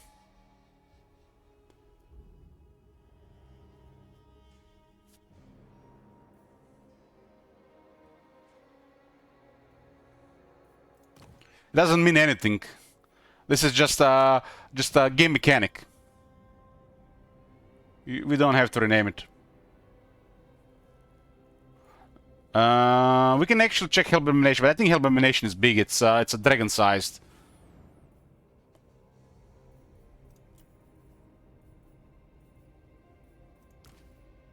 Yeah, it's smaller than a giant. I think we got them all. I think we got them all. Oh, of course. If we didn't get the Kislev unit. But this one only has Woodsman. Never mind. Hold on. Incarnate Elemental Abyss has a Strider. Fucking hell, man. All the new stuff have this. Why do we have to patch this game? Why they don't patch themselves? Guys, all the big monsters they added to the game have this already. And we are trying to give them a fair version. They gave them the OP version.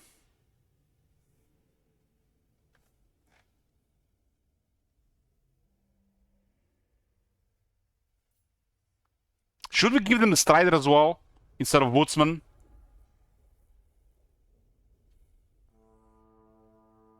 I think it makes sense. I mean, CA has given them Strider.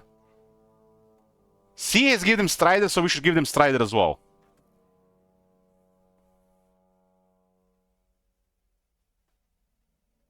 I do think the really massive monsters should not be penalized by the terrain.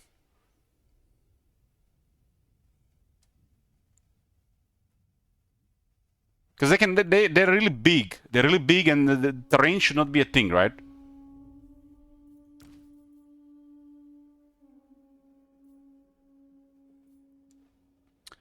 Yeah, I wanted to do Strider initially, but seeing the sea has given them Strider, even the Toad Dragon.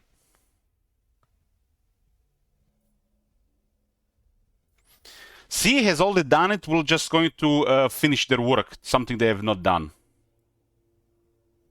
So we're gonna add Strider.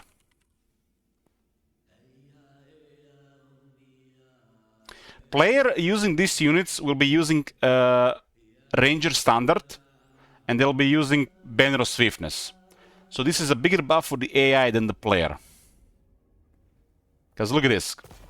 We have a Kedai Destroyer in the army, and we're gonna give them this. This is Strider, Wayfarer, and 30% speed. This is the insane one. Because if you put this stuff in the army, you're gonna try to get this effect anyways.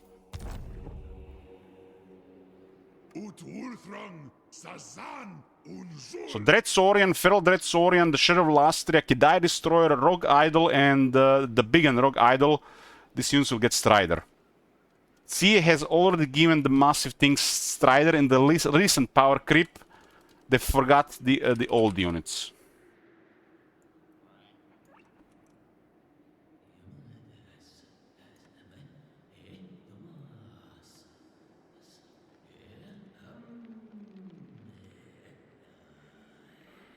Strider, Strider, Strider. I think we got them all here.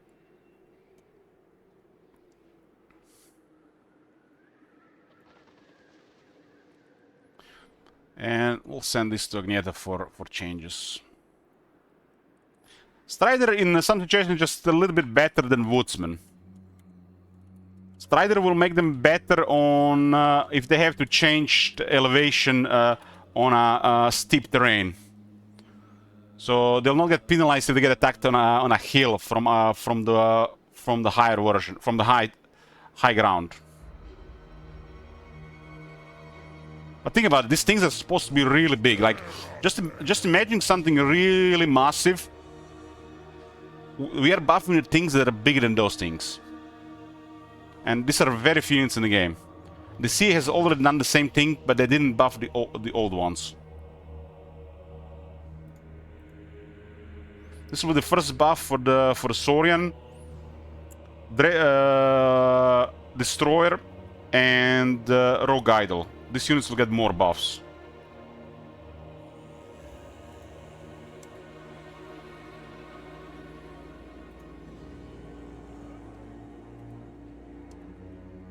Since the steam tank has been reworked and Thunder Barge increased, we have a green light to put all the top units on the level of at least steam tank. We already done this to several units. Like Hero Titan, Necrosphinx, Hammer War Sphinx, Dragon Rush God, Kolek. Tomb Kings got the most work. They're almost complete, almost. I would say Tomb Kings are over 80% finished. Gotta take a look into some stuff like the pyramids, the books of Nagash, and final look on the characters. But I think the characters are fine.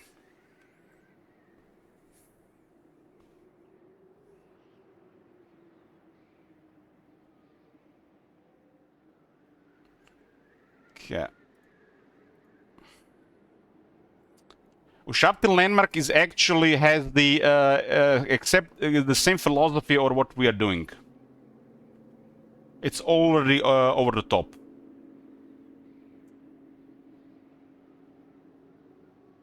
There's nothing need to be done with that one. That one is perfect. But if you wanna discuss it, I'm open to discussion. But that one is on the level of the stuff that we want the stuff to be. They already done a great job with that one. Easy do. Hutmakers better. That one has everything and more. It's exceptional. The rest of the game has not been brought to that level on the Tomb Kings.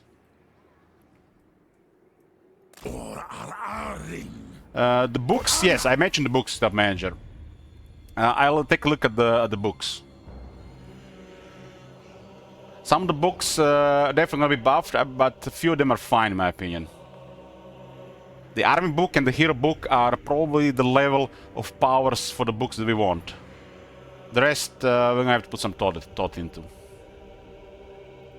Corn dog.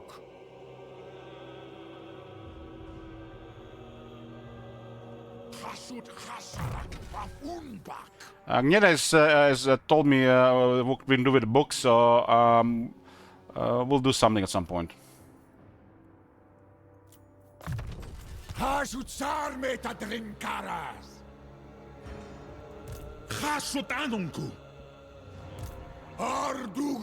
This guy's rank 11 now.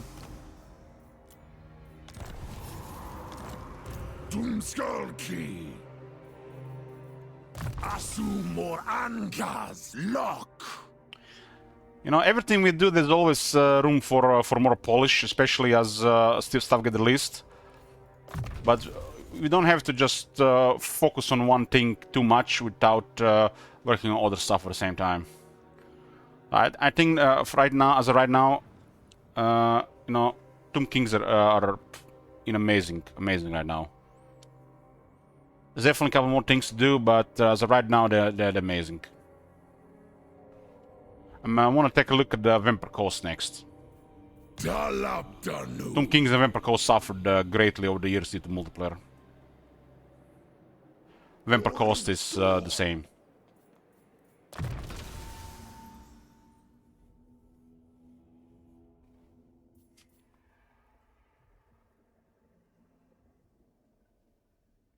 I guess we can give the Reforger the same treatment as we gave the Necrotect ability, considering it's a copy-paste of the Necrotect ability.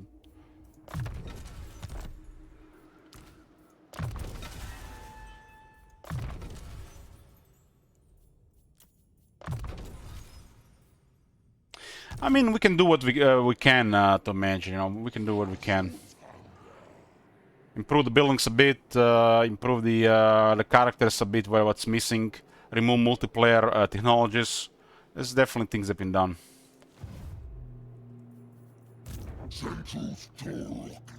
As long as it doesn't take too much work, so at least there's some improvements there.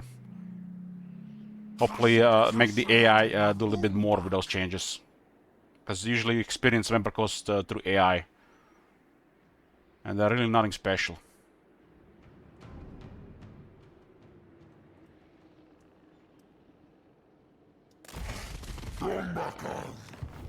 I will butcher any who interfere. Only a keep.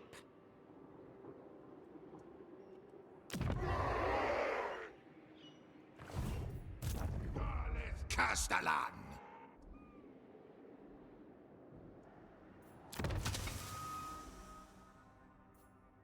This guy had the other tray would not have been wounded.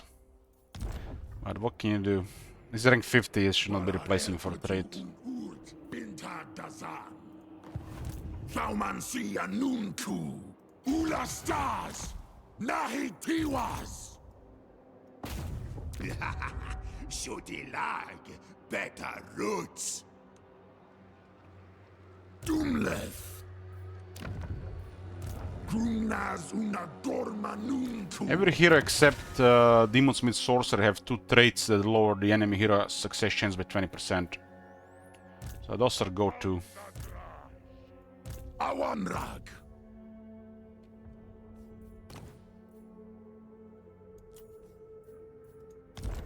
Especially when you have too many enemies and the campaign keeps going. Gormleth.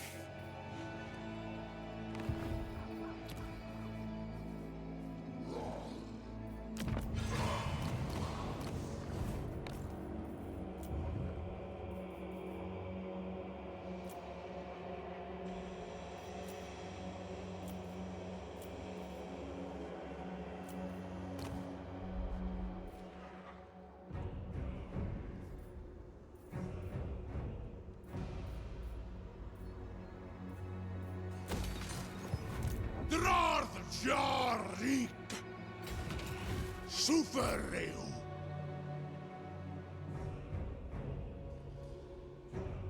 Chasut cleum ecus wanas.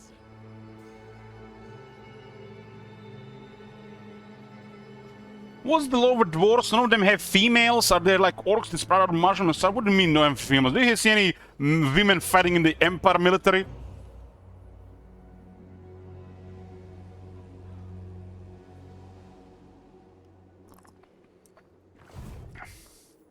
Suru garas.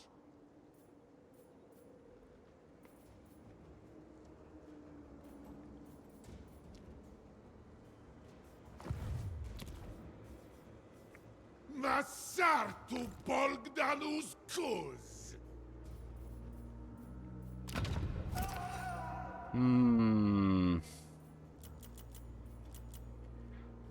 We can still unlock a couple of seats.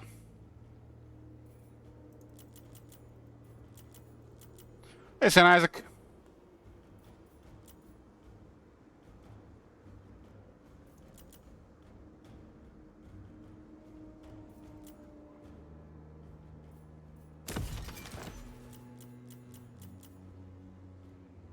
We unlocked Cinderbrush. We continue to fight Goltud and Grancate. Goltud brought even more military here. Had a surprise on Agneta and we had to retreat. Lost half the army. And they started wounding our heroes all over the place. Rank 14, rank 12 Warriors of Chaos hero is wounded a rank 50 hero. Very suspicious. He has Kalos and not minus 20 chance trade though. Which tells me that just get these traits, not to get anything else. We have too many enemies.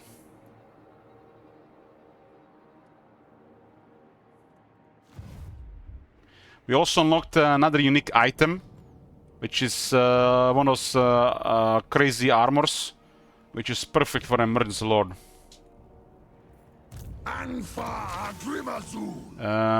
The accursed armor. This, I swear, is made for the emergency lords. It even makes them immortal.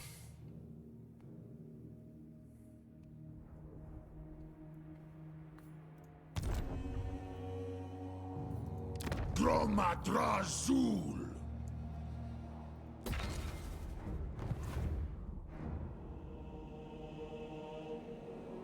We managed to resolve the military access bug between Mami Ying and Goldtooth after breaking it 3 times. So this is back to normal now. We can resume the Books of Corn. We still haven't done that one yet.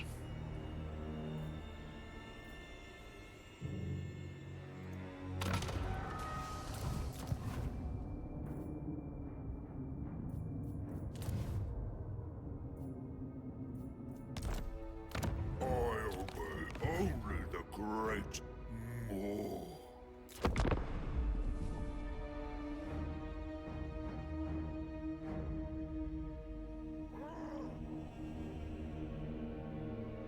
The Goldtooth is sending a lot more armies towards us now as well.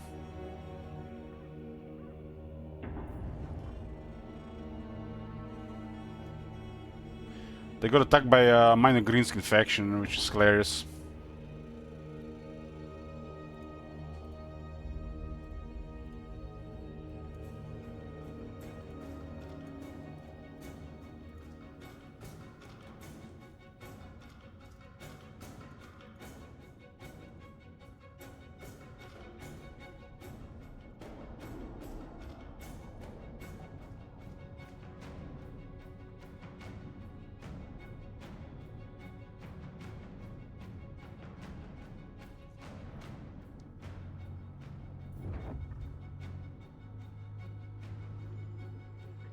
Archeon is down to 1 settlement, his vassal is also almost destroyed.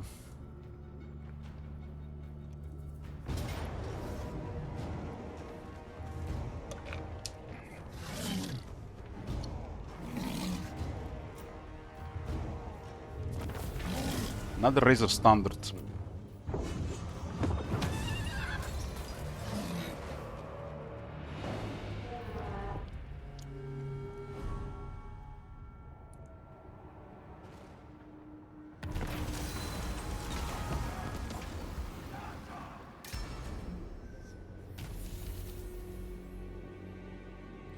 It looks like they're harassing Zayton every turn. He's getting the trait against harassment. So they're targeting rank 50 characters without the buff, without the chance to lower their chances, without the ability to lower their chances. So rank 50 characters are not safe, really, unless they have something extra to lower harassment. Abilities like this. They're starting to harass rank 50 characters pretty normally. It's like a new thing. But we've been at war for a very long time. It could be because of that. They do have a lot of heroes around as well.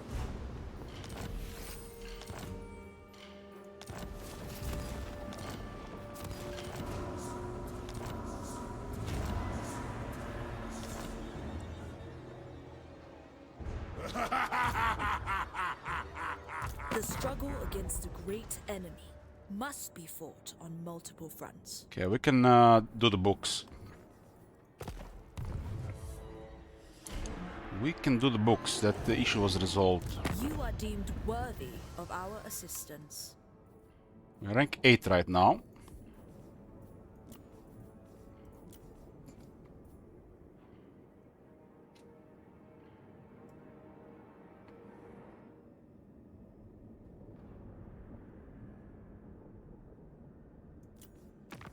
Oh, we met Festus.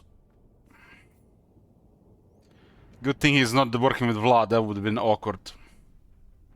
Your demise will be the biggest no leaving here.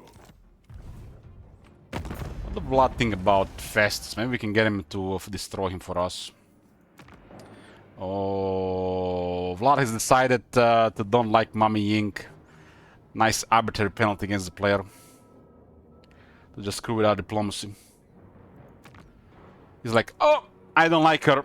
You're the player and she works with you. You gotta get the penalty. I do not bandy words with the weak. Leave me! 15.6. It's not gonna be happening, huh? Look at Vlad. He's allied with Manfred. Have we seen that before? I don't think we have actually seen that before. Looks like Vlad is gonna go very hostile.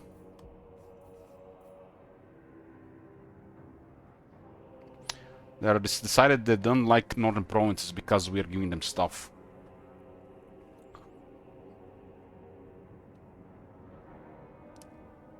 Makes no sense considering they're on the other side of the world, but you know, player is in the deal. We met Vidriot as well. The allied with Orion, the warring a rogue army. If Vlad goes hostile, this means all the vampires will go hostile. Including Arkan. There's nothing we can do about it. Absolutely nothing. Do not underestimate the danger thou art in. I do not bandy words with the weak. Leave me!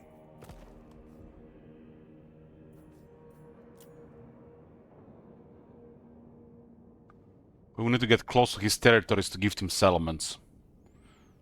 But that's like unrealistic considering what we're doing right now. I mean, there's a border here.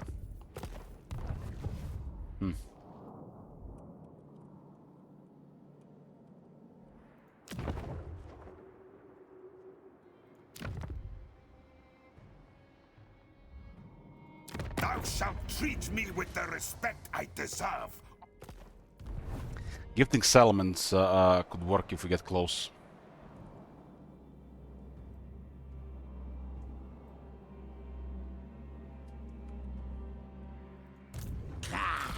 Gordas Buckstabs! But we have to side with this instead, since they're all over the place here. Blood is far, so we don't have to destroy him. These guys are right in our next to us, so we have to pick a side.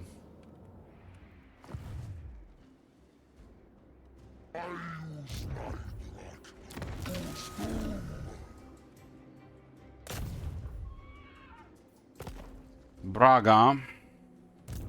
Marink!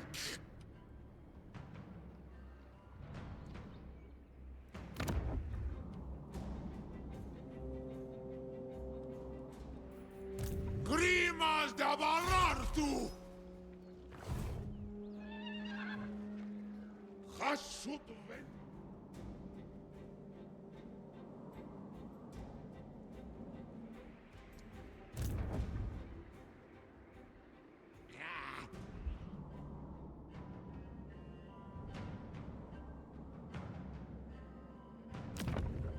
There's no adjacency here. Starts with here. And the ruins are getting ignored quite a bit.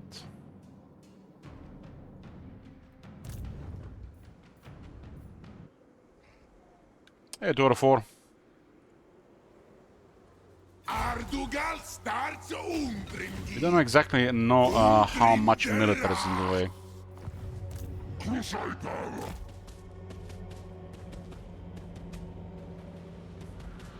Atanda uskarak munga!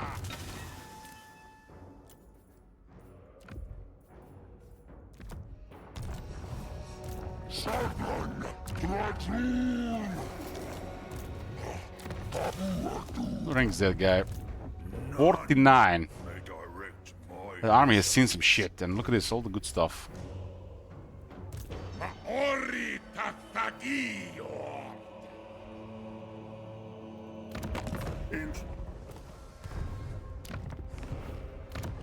I'm not sure there is adjacency here.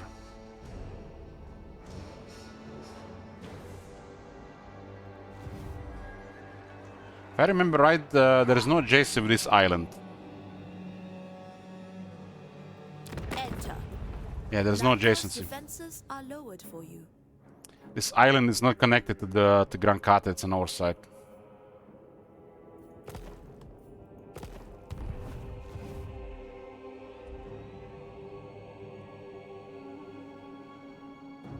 That is awkward.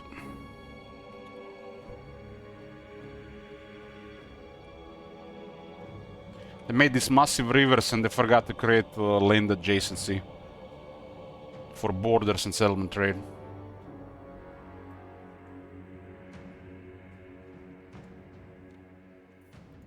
Is a rink!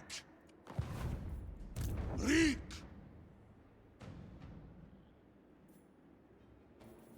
Gerit Allahs Dabararthun! If these guys are here, there seems like there's not going to be anybody else there. It would not be in this position if there's enemy close.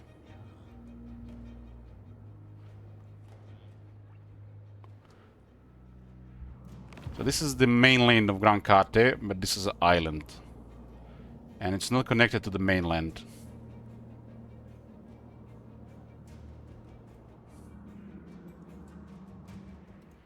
The Mount Lee and Noncheng Basin are not connected. Gorth Kals! The Gold will lose interest in this area when they have no settlements here anymore. That is happening.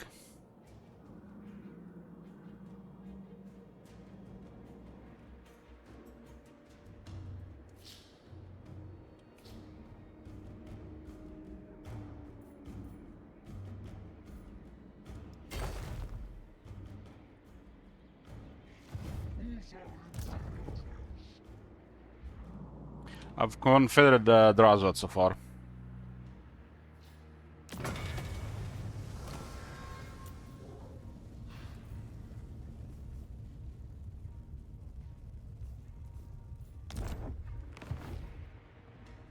Armaments are good. What we lost? We don't have friends in the infantry currently.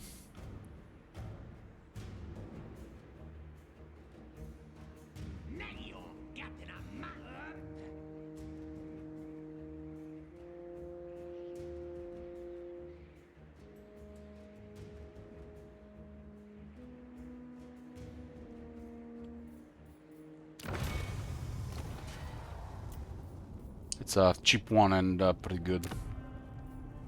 Let's become expand this port because they have a lot of these units. Should be fine. This one's are probably going to be the most expensive because this is the most numerous unit. We just, I guess, have to increase quality. Fewer kills dwarf warriors, more other ones.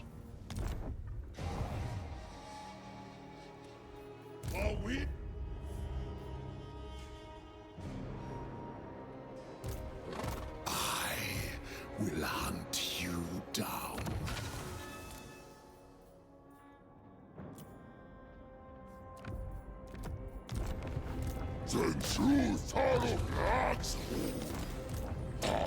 Oh, Bull Tactics is almost immortal.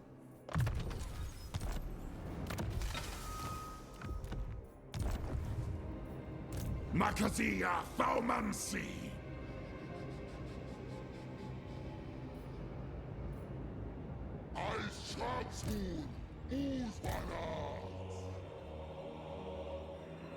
At a dockstock.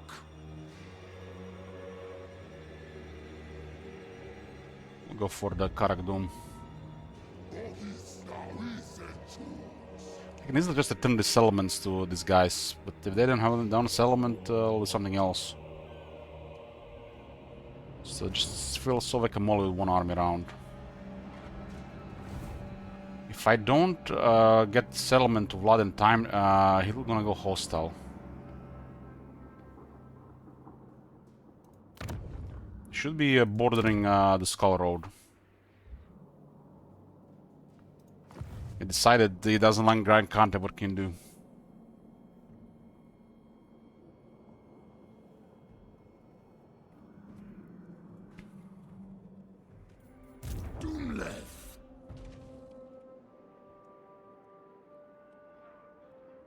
Galas una ardu haludiol.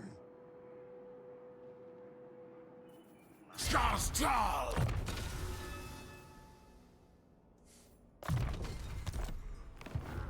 Draj da baratu. This guy's got woman apathetic, huh? Ardu halkul. Gaunt woman apathetic. Da grungron apgru.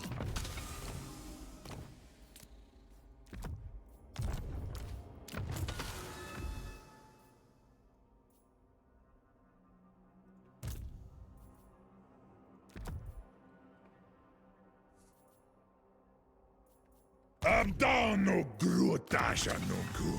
Trash taman sisaras.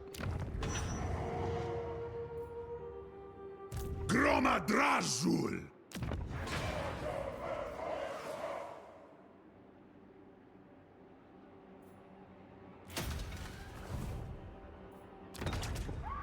Raw materials in the negative. Again.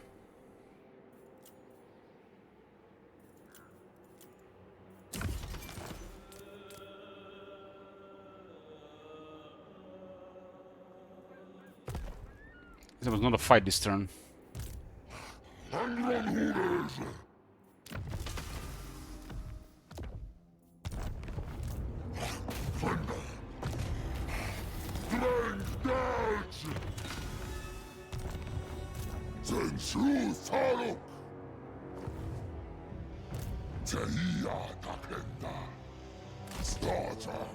Rank of these guys. 13, 28. They're both wound. I poke you.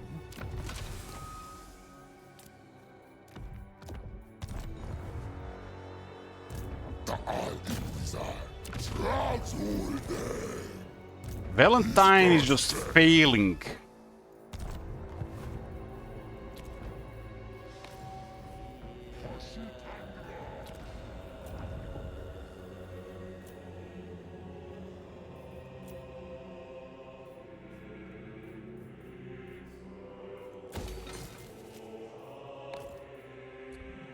Norskans will hit one of these areas here. I'm guessing they're going for the Reading Fortress.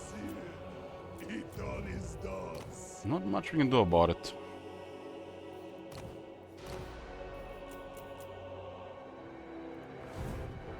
Hey, Duke. Oh my god. Have you seen that shit? Holy shit. What the hell?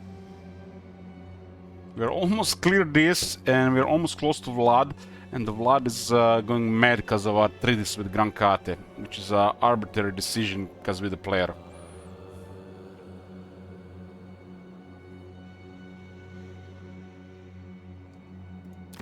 I was hoping to keep this province, but we might need to give it to Vlad.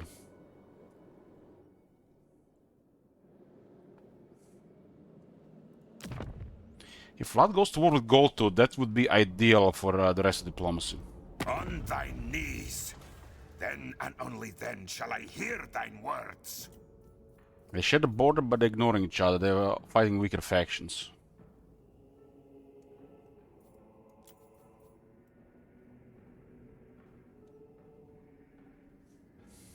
I barely got the resources to fight Goltut, let alone just flood Vlad. You crazy?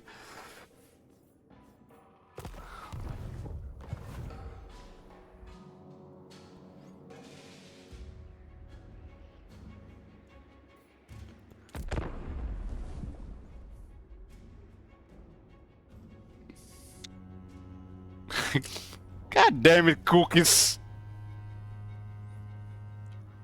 That's a low blow.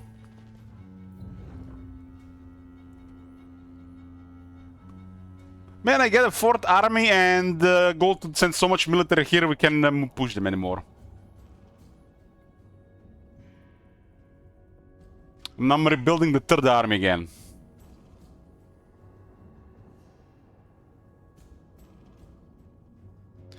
It's gonna be fine when Grankate is Grankate and Satan is in the Ogre Mountains. Surely in a couple days.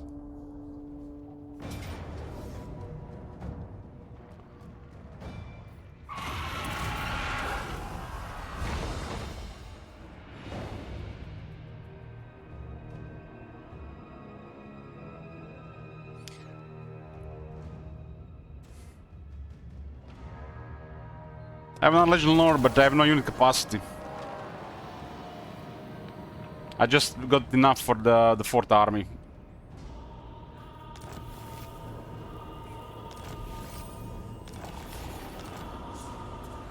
Oh, we'll get more military is coming. More military is coming. It's no longer even a unit capacity issue. Look at it, minus 5,000 per turn.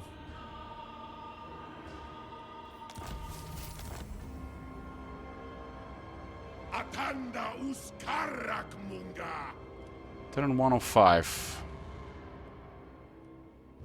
What a strange position. We need to get some money somewhere, otherwise we're gonna run out. Before we continue, boys, I'm gonna get some food. I'm gonna get some food. I'll see when I get back. Sorry for that, boys. Food finished. Let's go.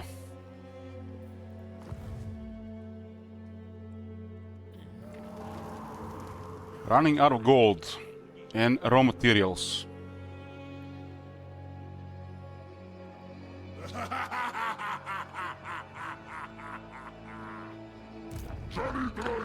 What ahead? Some cheese, prosciutto, and some bread.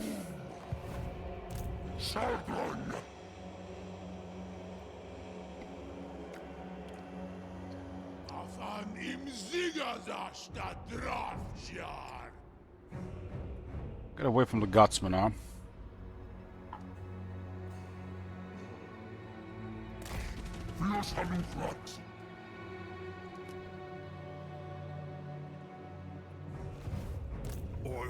They have like 3 times more heroes than us in the campaign map.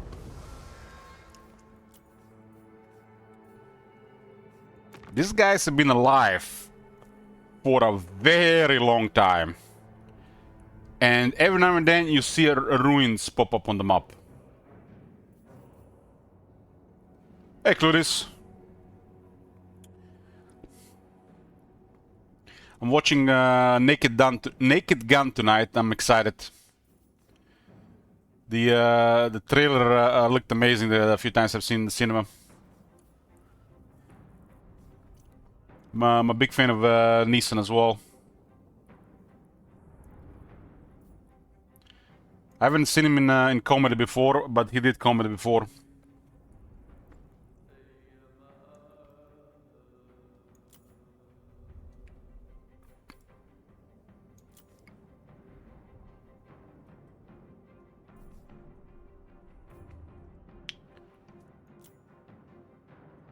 This is definitely...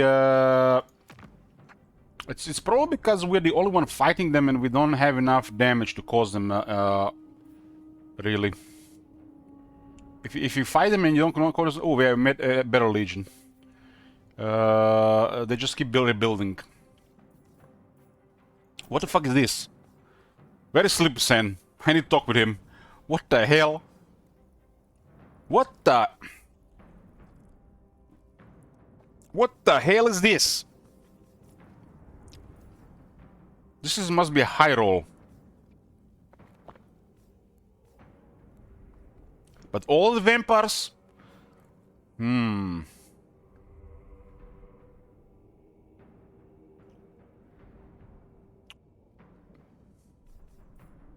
guess it's not all Gors got wrecked.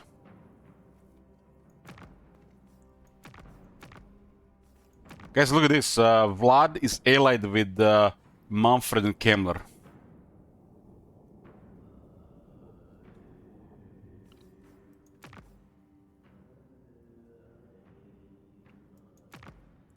And Manfred is allied with Arkan as well.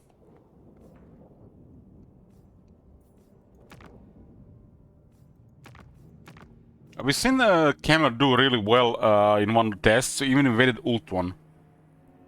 But this is something else. He's also trading with the Dread Fleet.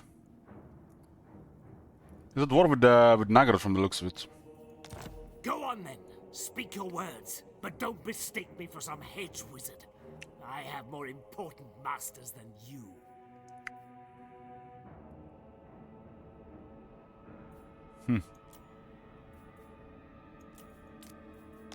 I need the vampires to fight Fecondites. So how is this happened? How did this happen? How did Vlad not go to war with Belagar early and not at war with Festus at all?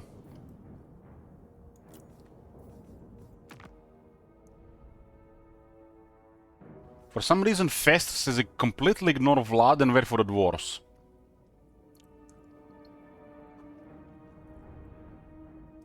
Something tells me he's auto-winning.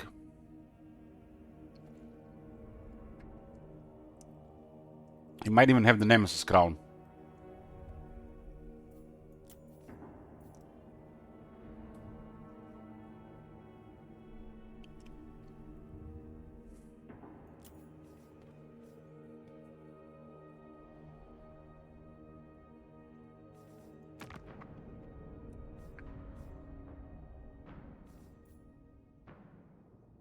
At war with 18 factions, and of this 18 we gotta destroy 17, 16, 15, 14.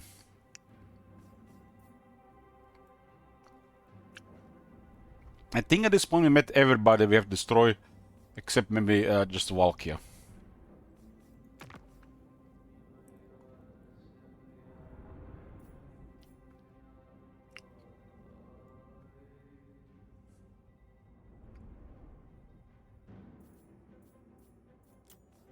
Karzakarak is rank 14, which is not a good rank anymore.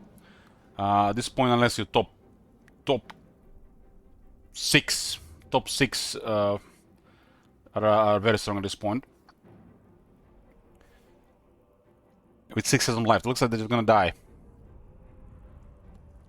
Ungrim has been struggling even longer and is still somehow alive. And Bellegarde the same. I think Bellegarde was actually, of all the dwarves, Bellegarde was doing the best this campaign.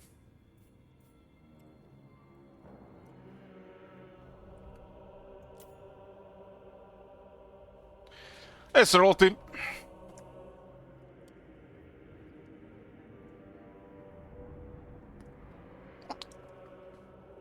What do you guys think? The dwarves have a chance to recover?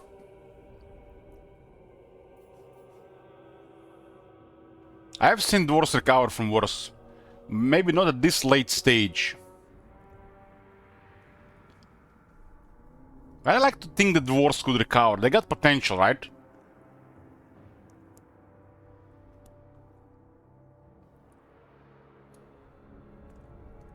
What if the some factions just do better than the others in Shroud? Because if they're buffing 2+, 3 even, buff faction the Shroud, they ought to lose. And it seems like what's happening here.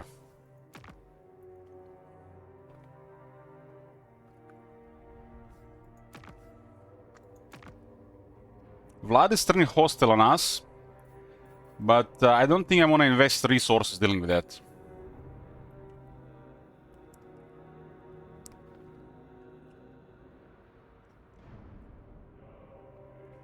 Typical, I fixed the bug with the Grankate and the Vlad turns on us.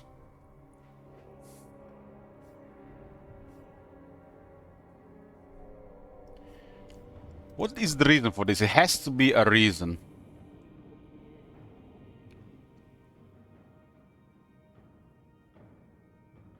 The only bad thing... Oh, it's like we have the same enemies, because we made sure she has the same enemies. Something has happened.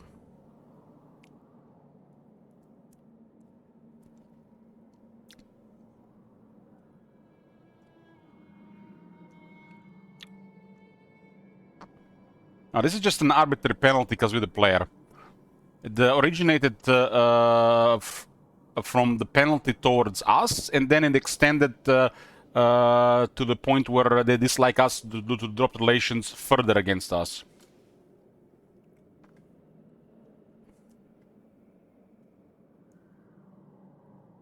It's just a random thing.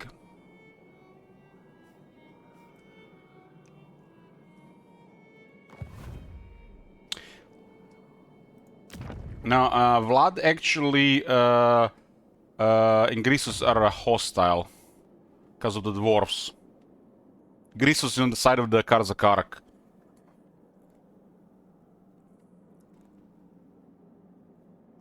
I think this is just a freak accident. The unit mod doesn't do that much. This is just a freak accident. Gorndok Savarartun!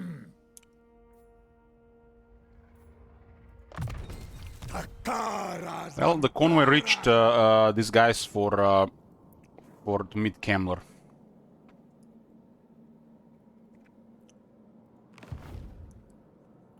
Okay, where were we? This should be very good. Medium casualties, because of the laborers, huh? There's nobody close.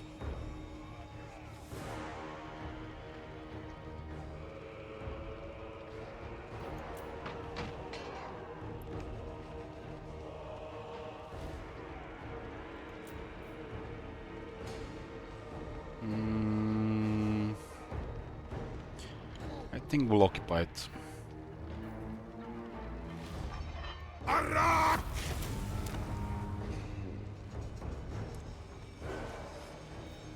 You gonna get eaten, thief. Zharr and Mingol. Is this adjacency? Through me, you have the Celestial Emperor's favor. Bamboo Crossing. This is Bamboo Crossing. So Noncheng, this is an island in Grand Kate. It's not connected with the rest of the mainland. So there's this is an oversight. Should be connected from two sides. And there are three sides that reach it.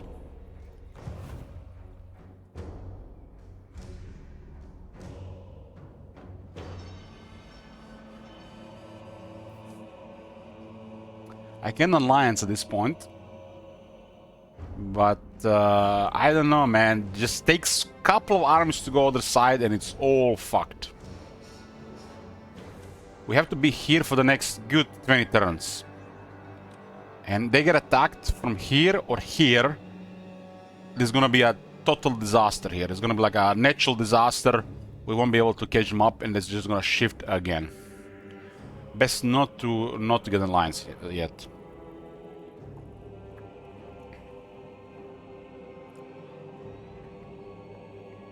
I have only one army to answer this.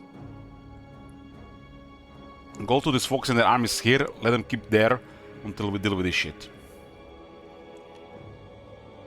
I don't want them to create another whack-a-mole here.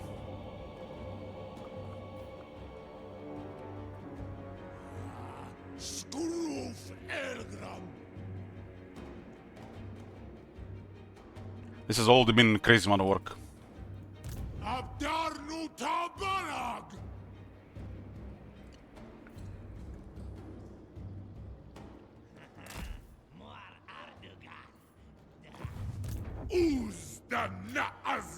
Yeah, laborers, son. What else is even available? Hobgoblins and some flyers.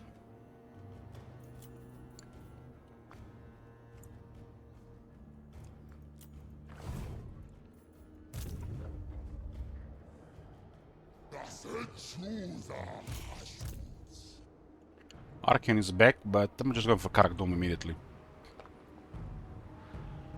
You know what's crazy? St. Isaac, they declared war on Goldtooth.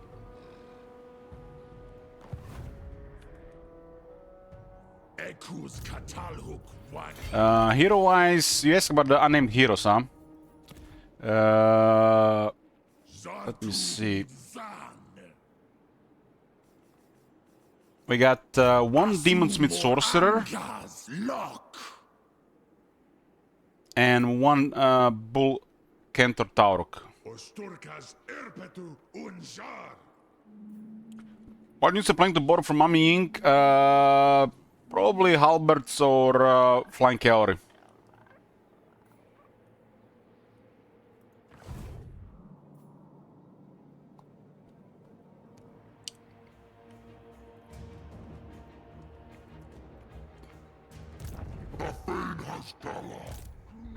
Una dorma nuncu.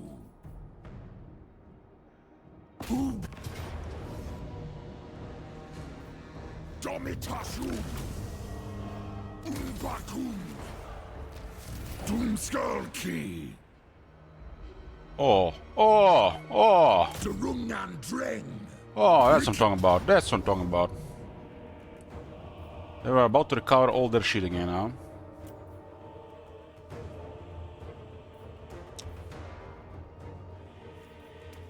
No razor standard disarm, yeah. Alright, it's fine.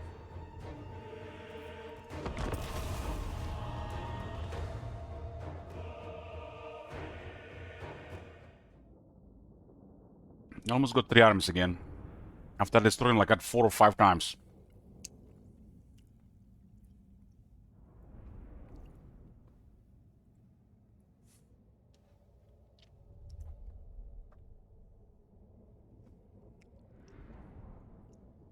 I think the halberds and flying cavalry makes the most sense. Consider our armies. Currently, all armies are heavy play reactively. Add more security and support to the army.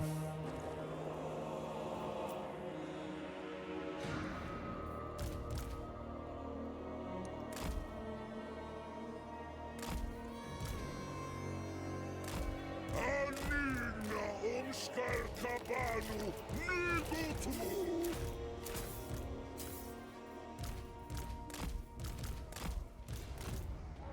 Warma. Baklus anser. Hulla ut adugal fauto. Fahasut. Rodi tabarak. Dumskarki. Doomskarki.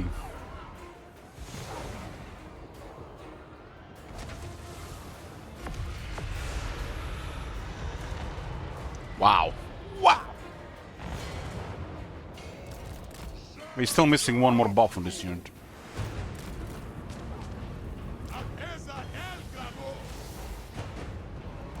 Was so underwhelming on the base, man. So underwhelming.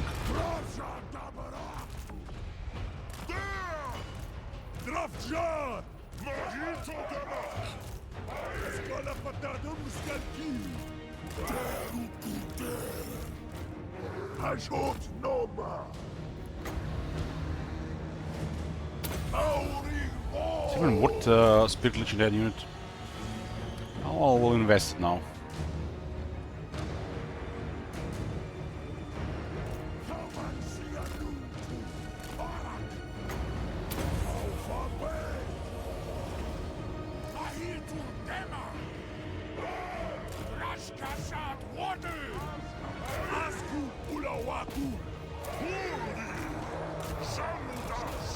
That's my next to do more. Dumskarki! Is a Dumskar!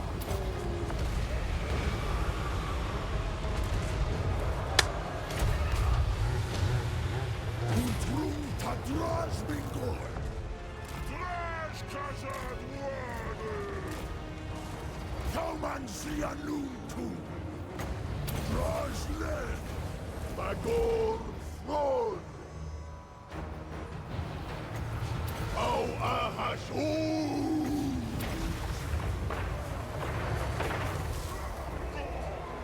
Warma! Rumgron Velvansi!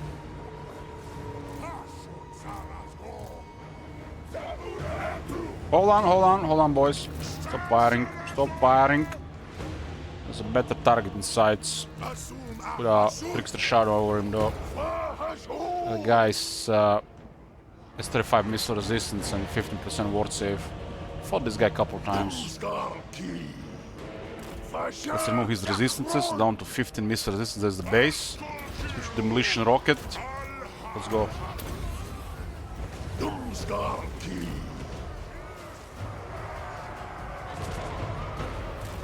Next step would be kind of slow.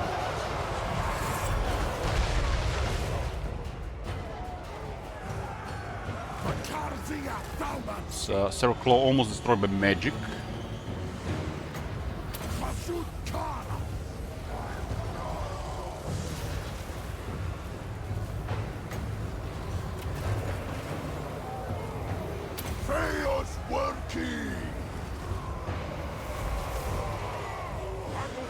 I need those units so close.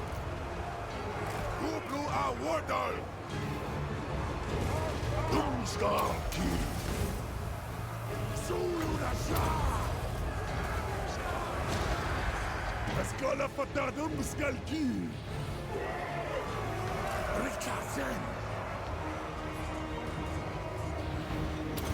Chosen and climbing stairs. I think you have a good unit here. They're all matched here. We have lower vigor currently. It's another chosen coming.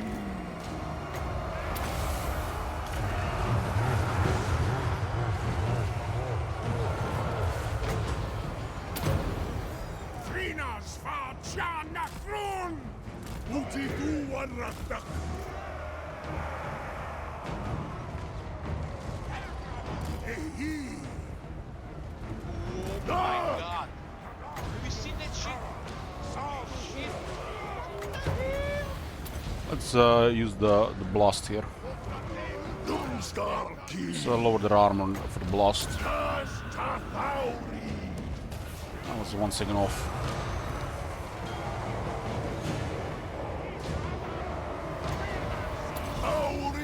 Hey, Zharr.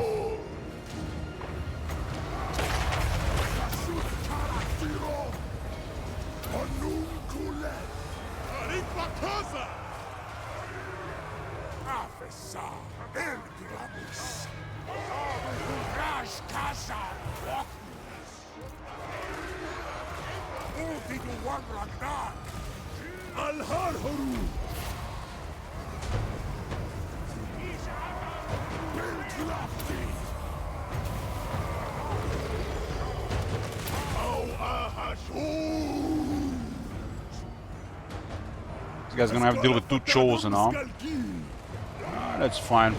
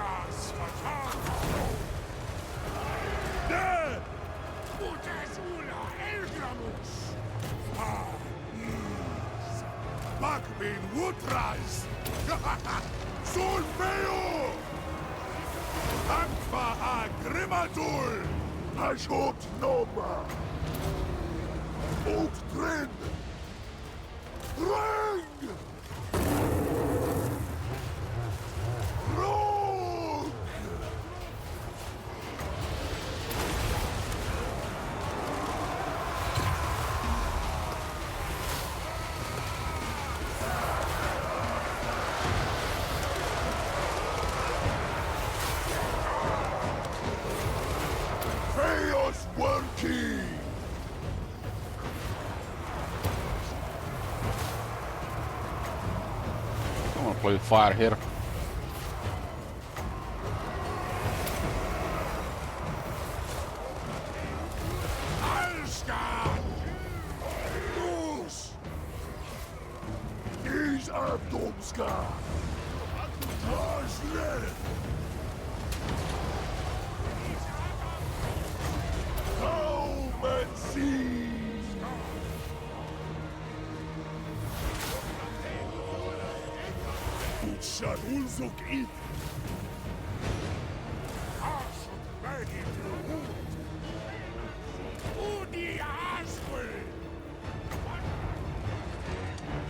Where are they going? That enough?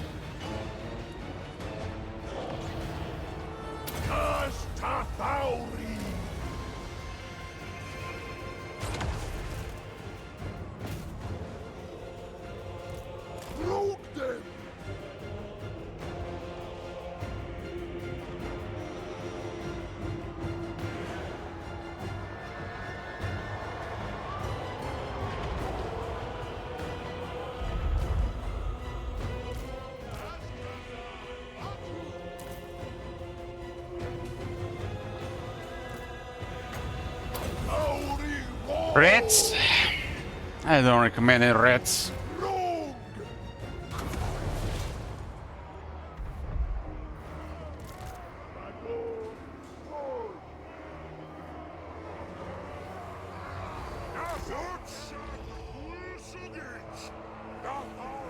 Have to play rats, play Clan Molder.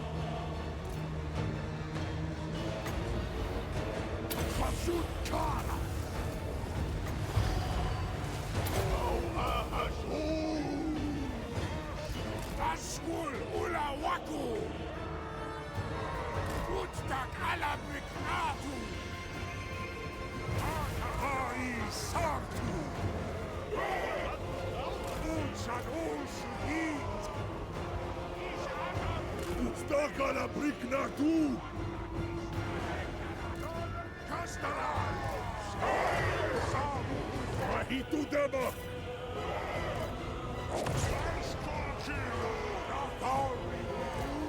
Daleth Castellan! Warma! Rogue! Chaos working!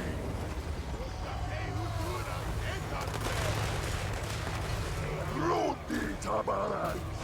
Come and see!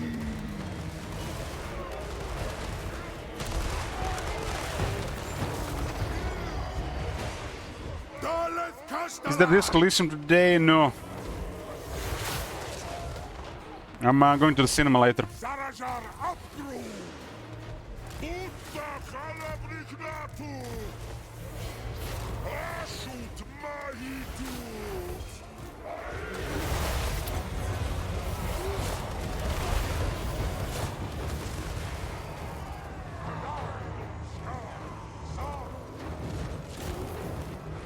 Roots!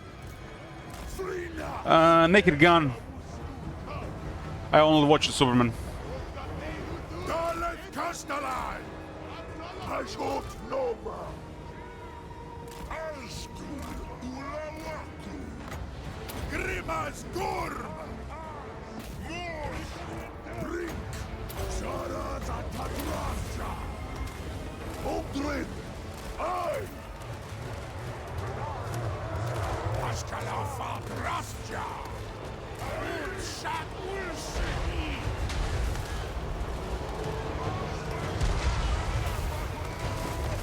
Anskazan Bakus! Udesta Grunz!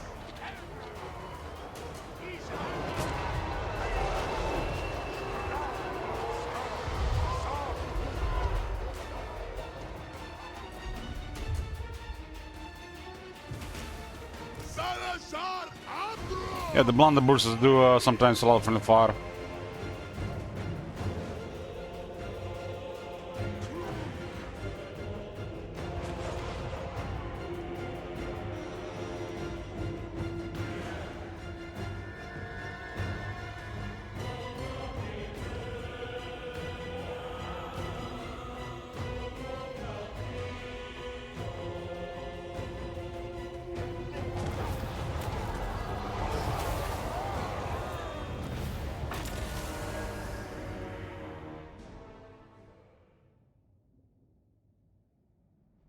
The last city/fortress of the Wars of Chaos.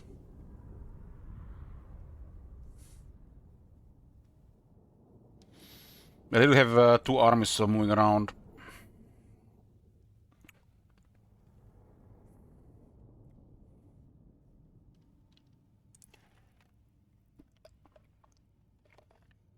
Archeon was doing really good this campaign until he switched east instead of west. And I hope we would not meet him, so we could just deal with the go to that, deal with him instead.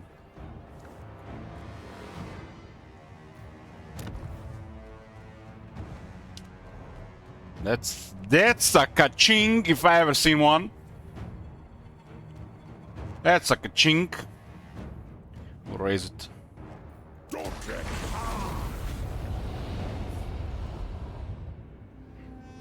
We need a constant income of gold and raw materials are currently been crippled the entire campaign. Saumansi Anunku! Droma Drazu! Karakdum is nothing, huh? Gonna finish off Archeon and his ally in his puppet before we switch somewhere else. This army's been a lot of fun this campaign. This guy has powerful army as well.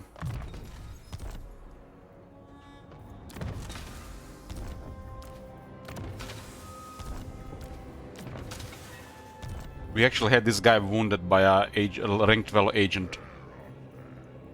If you're fighting a long wars, lots of enemies, just get traits that lower the action success chance so nobody gets wounded. Losing movement range for multiple turns. Not worth it for a little bit, some small buff with the trait.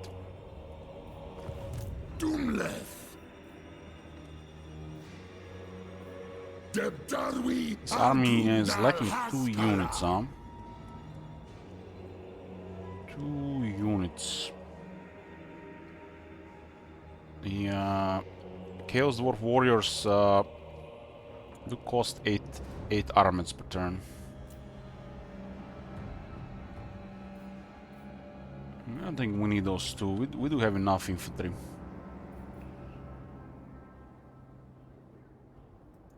If shit hits the fan, we can just add a regiment around to the army.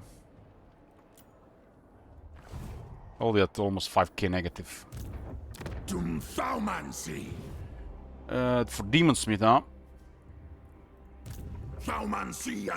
This Demon Smith Sorcerer of Metal.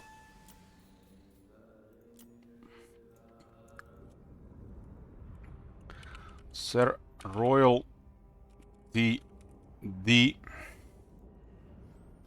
Ogre Ramra.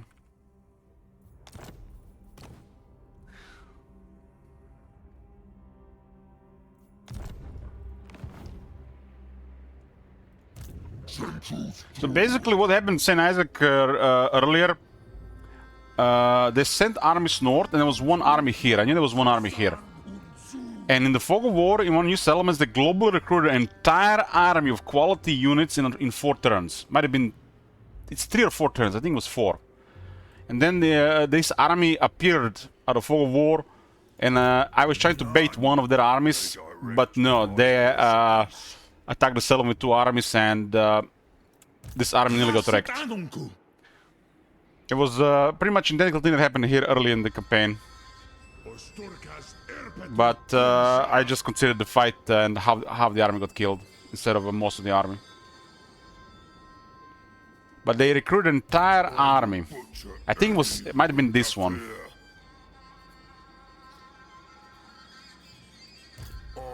One of these two. Might have been in like 4 turns.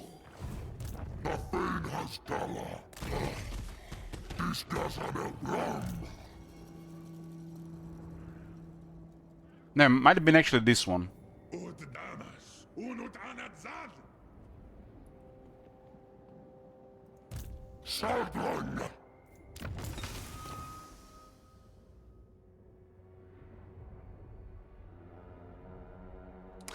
Kill many with metal magic and they don't call you Zharr to the metalsmith. But you ram one ogre... ... I know where this is going.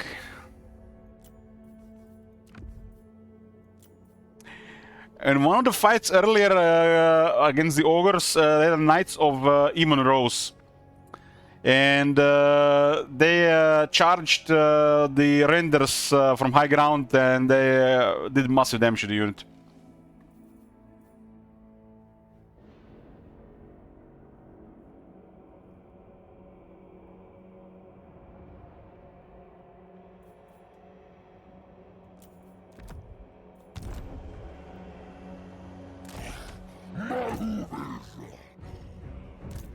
None may direct my recipes. But it does look like we are fighting the main chunk of their armies finally.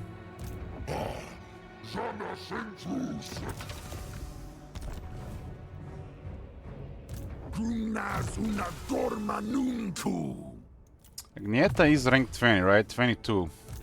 We'll switch the Chalice. He's immortal already. We have Forbidden Road. I think we have like 1 more at least.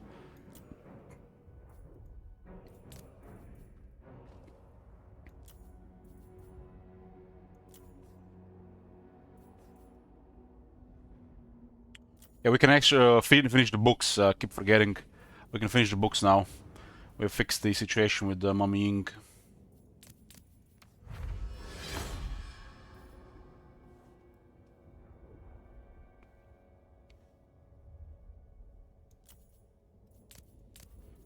Hoping something really nice from those books.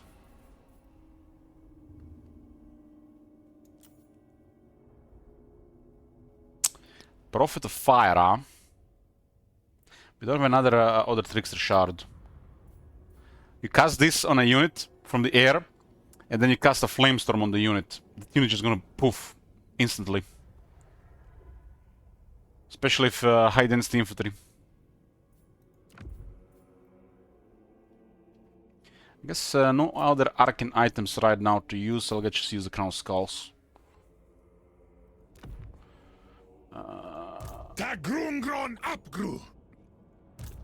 Dark Evil dies, rank 15. Put him to Chalice.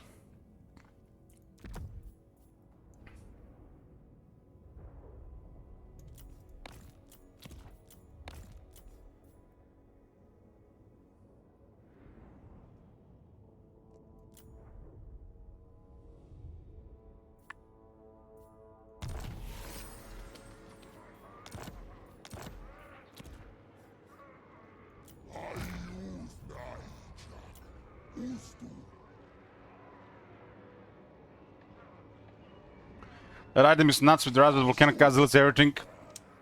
Yeah, I can imagine. Anything that lowers armor and increases their damage, it's literally just massive pure AP damage. Like, turns Flamestorm into triple Pit of Shades.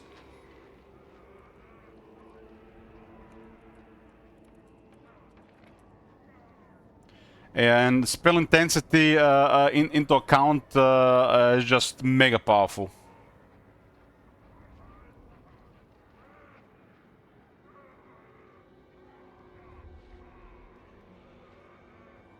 Drasdot has plus 70 intensity with the 100 kills.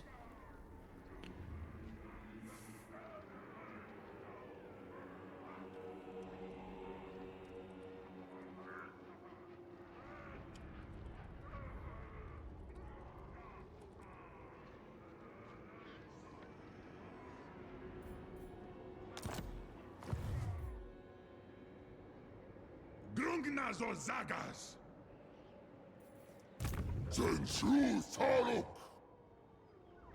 want any surprises here.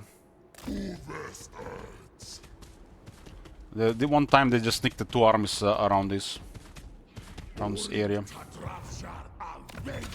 And one Castellan.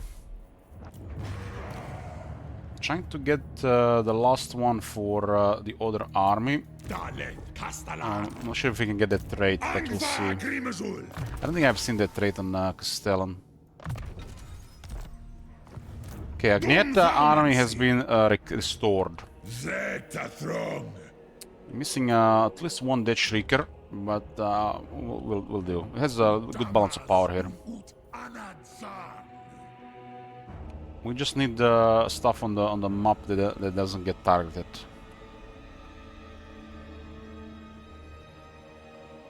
They really need to put Infernal Iron Sword on the very left of the unit card order. Well, here we go again.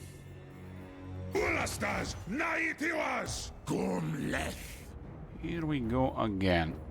They're either going to stack everything or they're gonna disperse. We do have Lightning Strike on Agnieto. Or do we? We have? We have.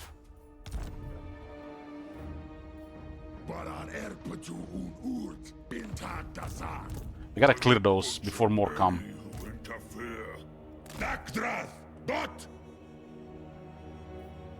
This army is lacking battle skills, but they'll reach St. Isaac's level.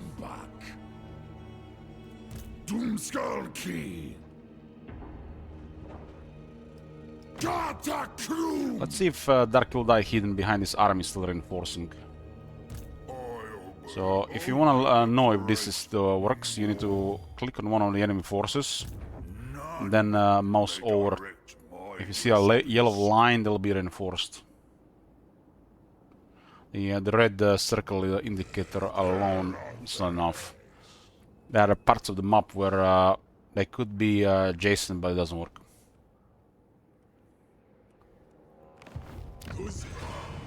Then again, the dwarves do have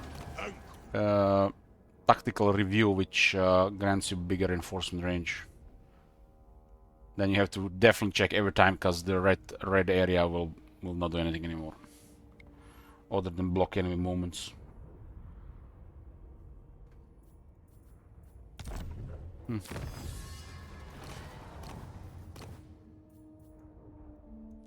So we got temple training and living metal. So the bulk ender renders can go crazy strong now.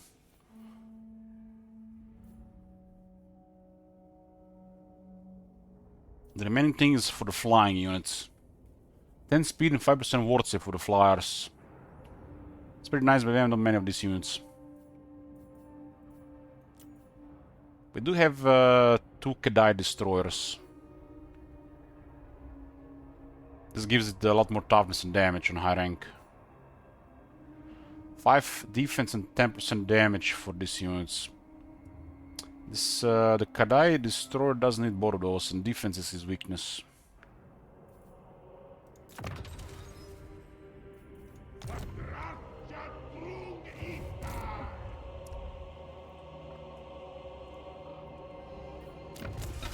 The bulk tactics almost immortal. Will hunt you down.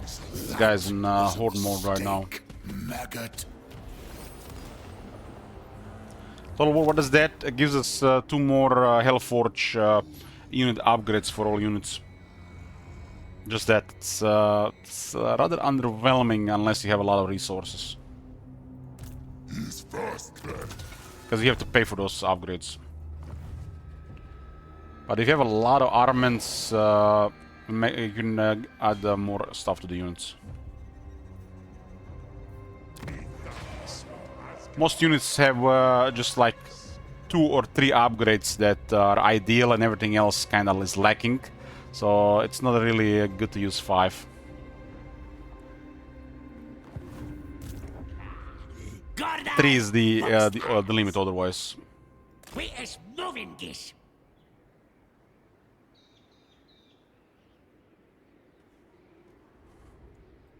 I have to ask Agneta if we can add resources to regions. The CA has forgotten about a lot of resources in a lot of areas. Like, they added a 4 region province to the game, and they haven't added any resources here.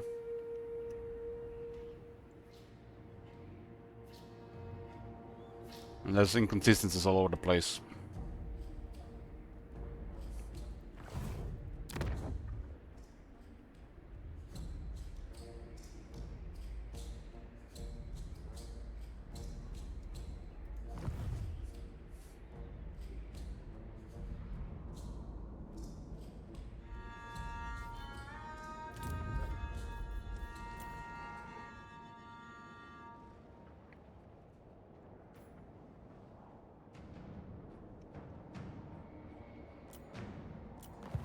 Okay, end of the turn. Let's see if we miss something. It's late game, so I gotta check some stuff. This is a war zone. Eastern Steppes, we got tier 2. We do have a lot of raw materials at the moment. This is more hero capacity which we need. Will lower the cost for construction though. We do have currently up to minus 40% construction cost. There's some more in industry technology. So we definitely want to use all that. Thanks, Aster. Red wastes do require a lot to finish. Might as well finish those. This will be faction wide 2 Lord recruit rank and 2 hero recruit rank. Thanks, Bear. 9 years partner today, boys. It happened in August 2016 when Twitch gave me partner for some reason. I guess anybody could become partner back in the day.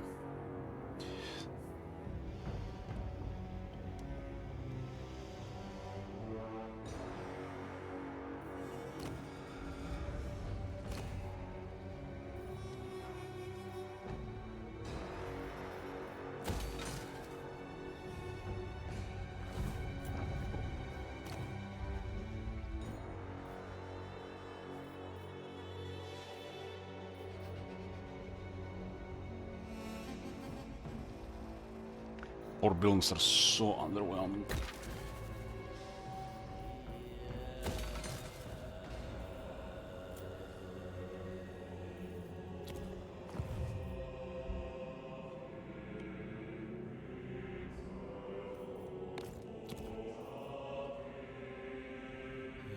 I guess we can get another Temple Hashut here. Portugal Escoros.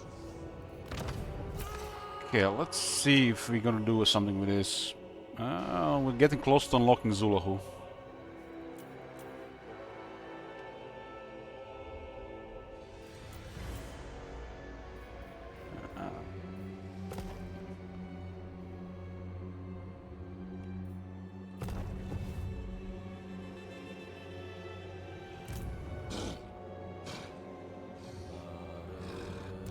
Awanrag!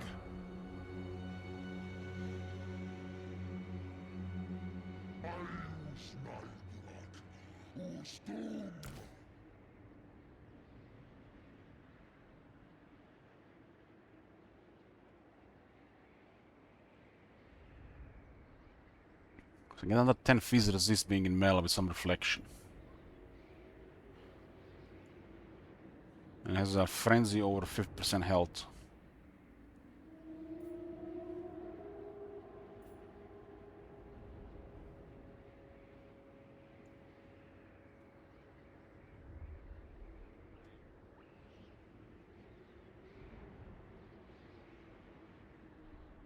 Which these trapped demon spirits channel all the pent-up fury into delirium of the worst violence possible.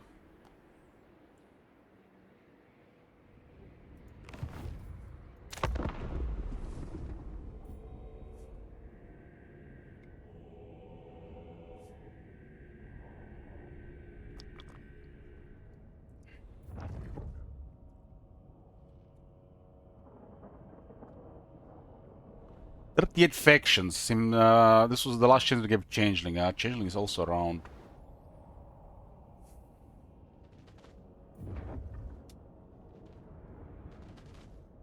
Madam let Gorth Kabu Grut. Alliance.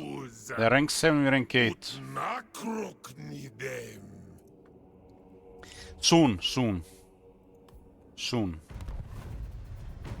Finally starting to do good progress on Goldtooth. Harkon and Noctilus are up.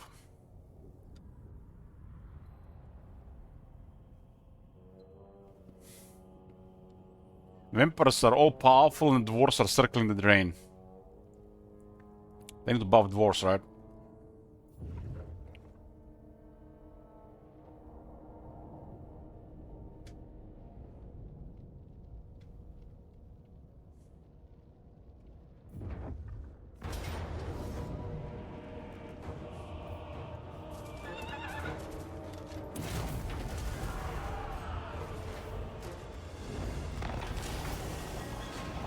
Well, we got 2 armies inside there. Gonna be sweet experience. The Kadai units got 5 attack and 10% damage. Anfa Agrimazul.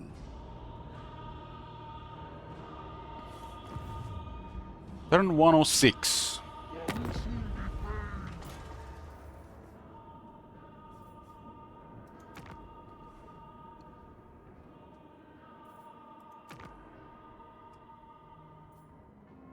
Skull Taker is in Lastria.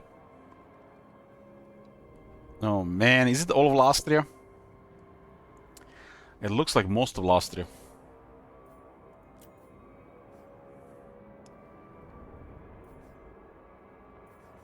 Dwarves have taken even more damage.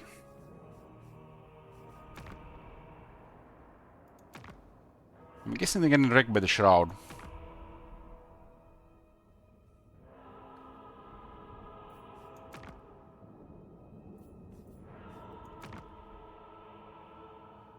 Kairos is still up as well.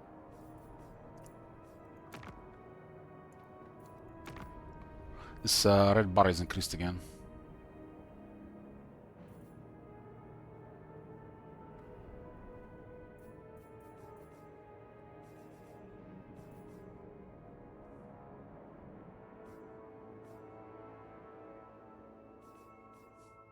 We're so close to destroying Arkin's faction, so close.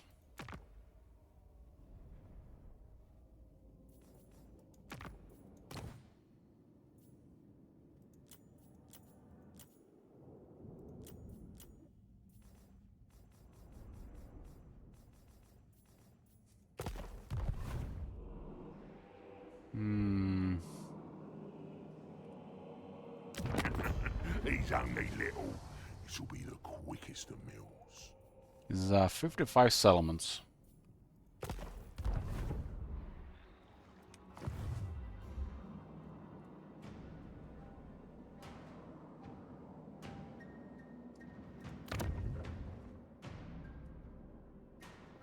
Karkaden gives them shit because of Clan Helheim, but they never really got to war.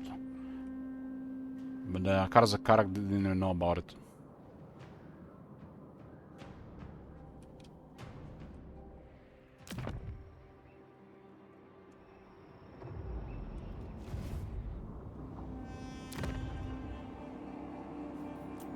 Mount Gumbad is the only place holding in those mountains there. It's a tier 5 with an outpost.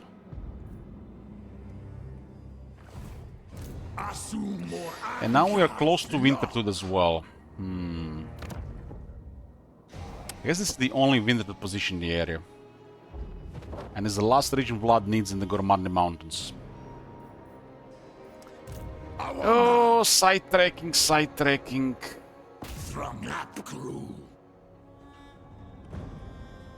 Vlad is stirring against us. We gotta get him a region somewhere. Some light troops.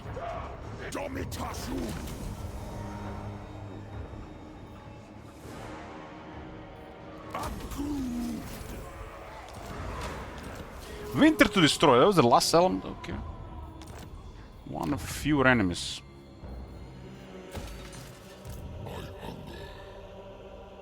We have a border with vampires. I'm Vlad von Karstein. Choose thy words with care. They have to cancel treaties before they go hostile, so I'm hoping we still have one more turn. And I can give them the 4 Dvorslav for military access. I guess we can get nothing else than this, so best do it immediately. This will stabilize this for a bit longer, if not full time. I don't want to give them the other province. I really need the other one. This is our chance to actually get some shit going.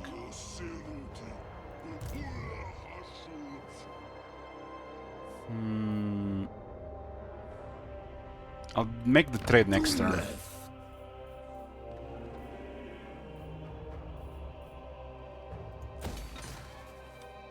Otherwise, I'll take a attrition.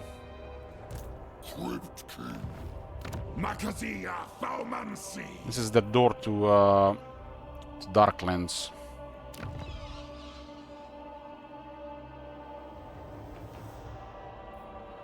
We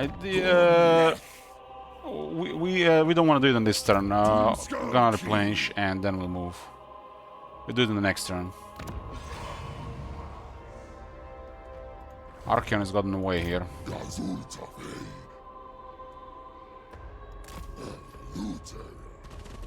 But this is ideal. We destroy Wintertooth and this is a region in their territories. And we can get treaty for it.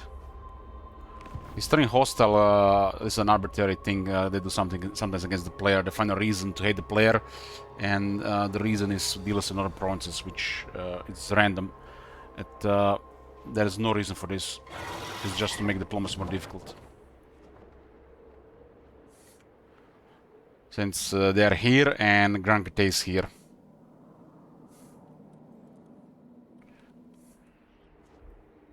And the only thing that's common, it's us.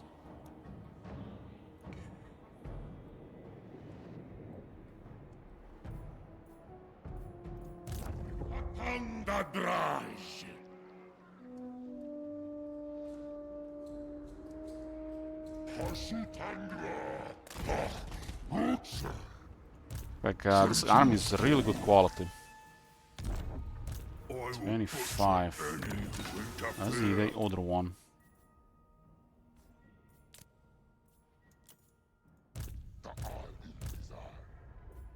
This is bull tactics.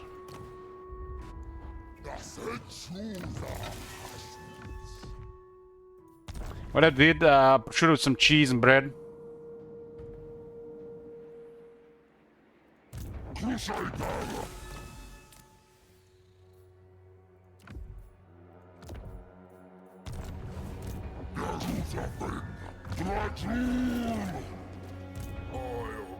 Only the great more.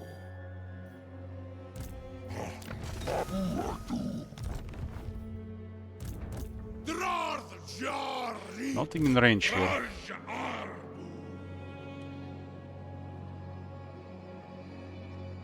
think they're gonna go around. It makes sense to hit this and then occupy. This is a second region. Valley Village will be the second one, huh? There is adjacency here, and I'm not sure from where it's coming from.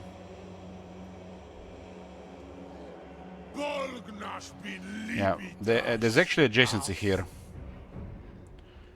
So you can see they actually put thought into making a continuous a map. But when they were creating this part of the map, they forgot about it. There's no continuity on this part of the world. And it's not connected to anything. It's like an island.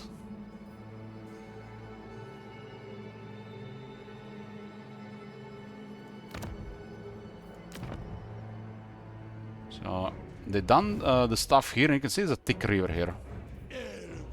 You can see it's the same crossing here, but they forgot to connect this landmass with this. That's a thing they started doing in Warhammer 2 with the old trade system, but now they have to do it again because of the settlement stuff. But it's still inconsistent.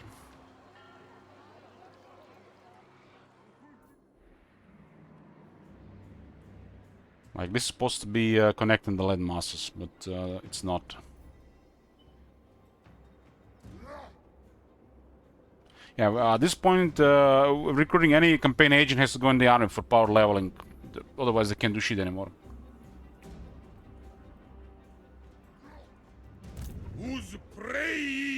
I don't think there's anybody in the south.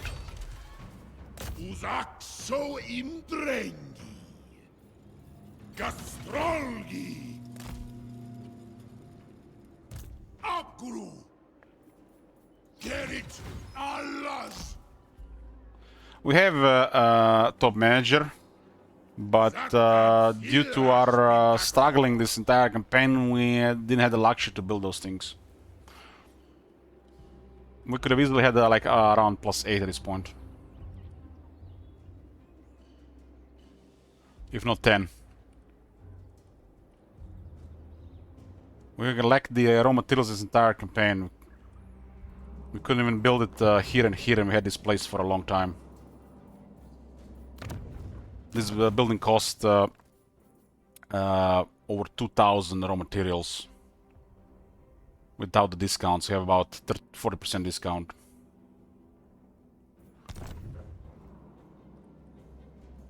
I did raise the Dark Fortress recently, so we got resources now. None may direct my recipes. You look better mulched.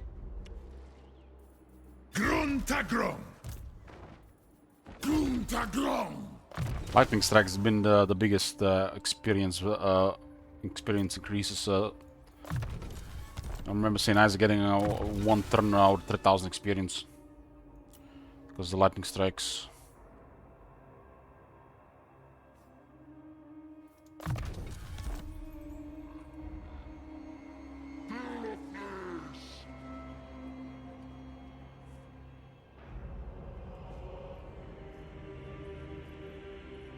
That's supposed to be you. He misspelled your name.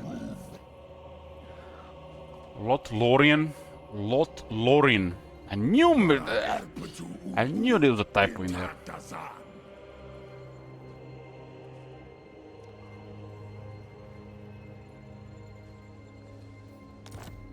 Bull Tauruks, never. I've never put these things in the army. I use them for trusted agent and effective agent.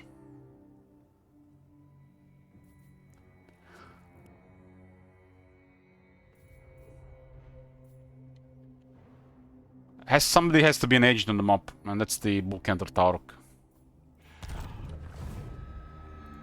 Angva Grimazul. Kunaz una gorma nunku. We can cause some mega damage here now. Mega damage and mega experience.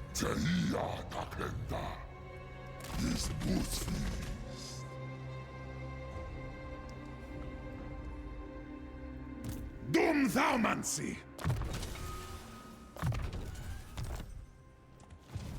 Draj da Baraku. Considering we have extra military here, we can just move forward at that point. This is the time to retake this area. Zharr un Kuz.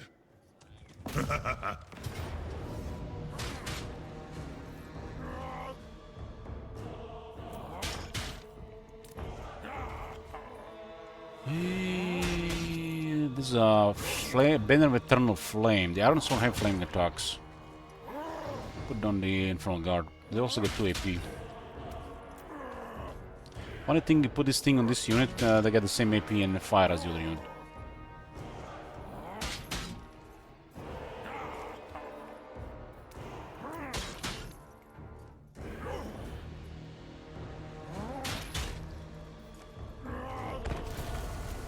This is the time for Ragniera to get some mega experience.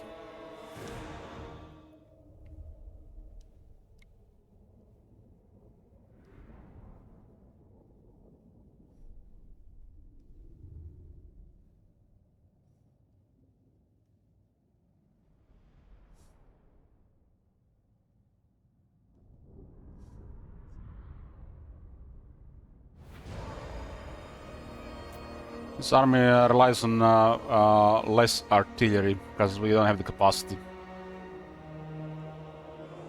We could wait a little bit more and get it, but we gotta act.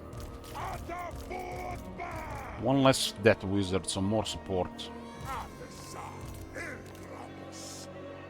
This is a good balance of power though, so it'll be smooth out to resolve.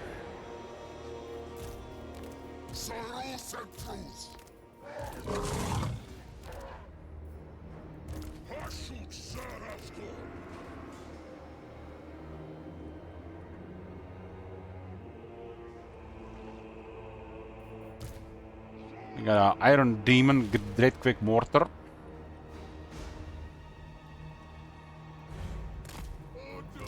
And 1 rocket.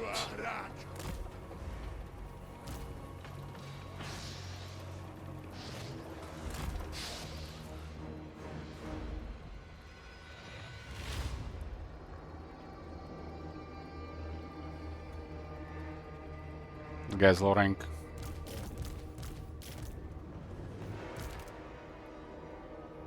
What do we do with these things? We gotta shoot the Iron Blaster. Iron Blaster's top priority. I got 890 armor, so not worth fireballing. Spirit Leech will do fine. No good targets really for Dreadcrack Mortar, but we'll try to get what we can. When I get close, the Iron Demon will start fighting. As Lead Belt should get a Fate. They got Fate. Okay. Well, there'll definitely be some melee fighting, but we have big stuff here for that.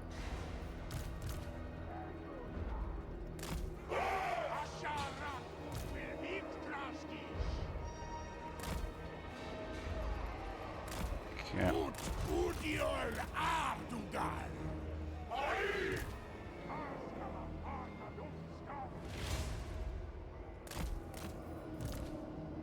This guy's a banner, huh?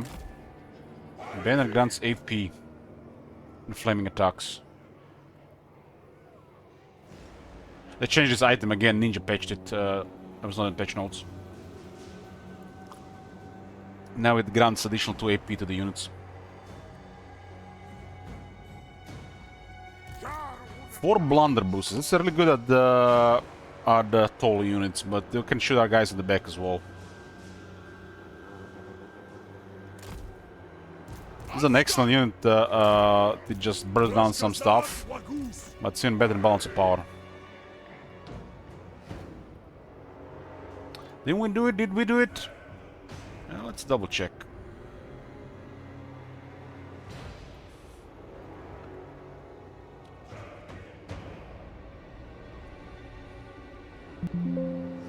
We have not touched that item yet.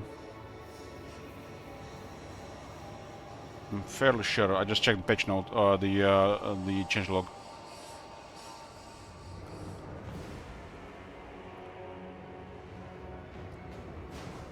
I guess I can check with the mod and without the mod. Maybe I forgot to put the change. Hey, Bloomcools. But I don't think I would do that for that item. If I would do something for this item, I would increase the effect range. So I don't think we did this. That's not something I would do. I mean, just look at this. This is the classic CA. The item imbues flaming attacks, so unit gets flaming attacks, and then it increases base weapon damage by 8% base. And a line below that, armor piercing weapon damage plus 2 flat. That's an abomination. I would never do something like this. This is a classic CA. On one hand, you get base damage increase, percentage, and below you get flat AP damage increase. Now this is fairly sure. Unless I was drunk, this is definitely CA. The thing I was considering about this item was effect range and nothing else. Because enabling flaming attacks on demand is nice. You don't have to equip it for the battle. It's better than even just having flaming attacks. Unit with flaming attacks is worse than having a banner that enables flaming attacks, because you don't want to use it always.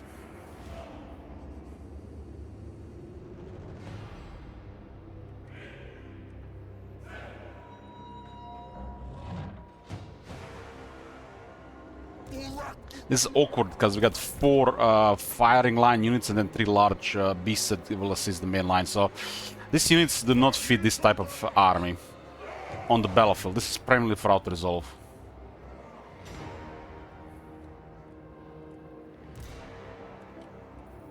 We have this that has to do melee fighting. And a bottleneck, this is almost useless. This guy's gonna be more reliable.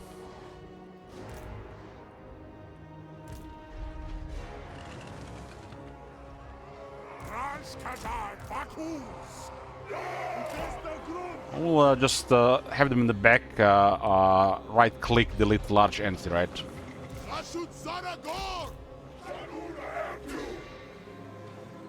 We can put them in the front line, and so if they get hit, they get hit. If they die, they die. I guess that makes sense. That makes sense. But our front line already has 4 really strong units. Makes no sense. We got Soul Blight, we got flaming weapons. This flaming sort of ruin.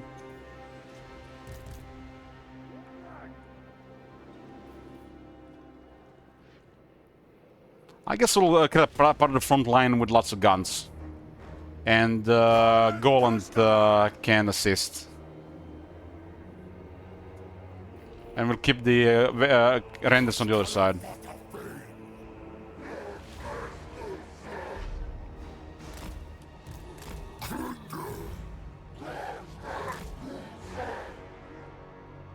We don't want to fight on 2 parts of the battlefield.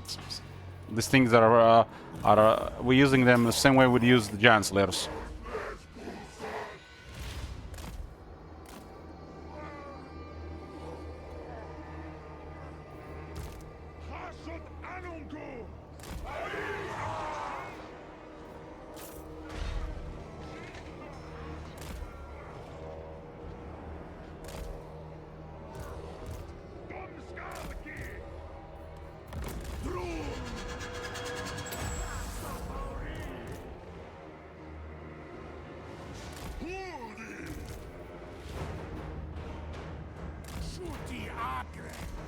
Haskala fata dul skalki!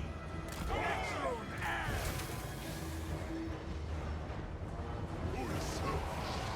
Alskan! Uzwi! Grondita dömskar! Tauri rot! Guys, a generation on Word Spirit Leeching.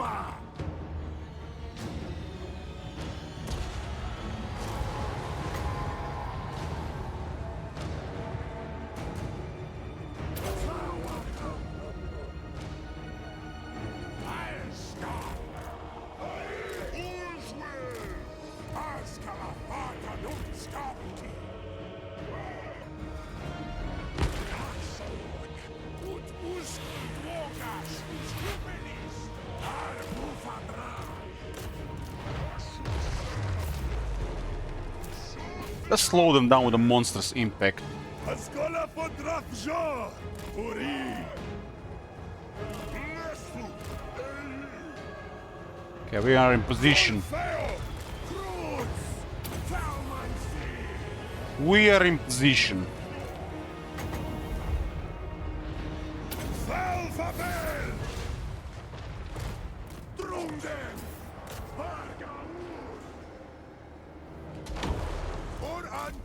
We got a flashbang. Might be overkill on that though. Do I trust you, boys? I don't need flashbang. I don't need it, Fred. Okay, I don't need flashbang. There are more coming. I'm gonna flashbang this, I think. Maybe I have its oracle, I think.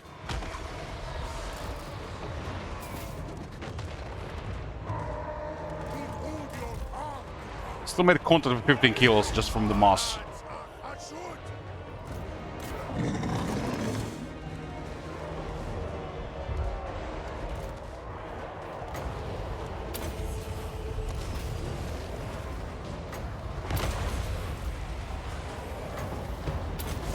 I think I need a flashbang in the other ones though.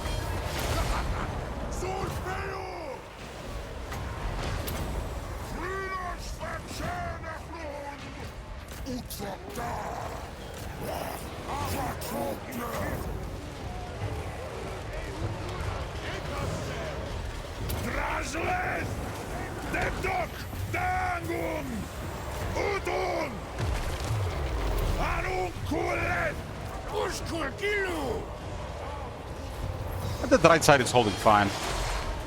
We can create a situation like this for these guys.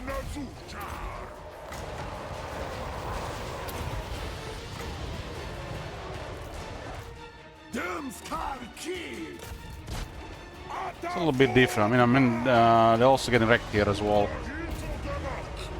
Something hard hit them here.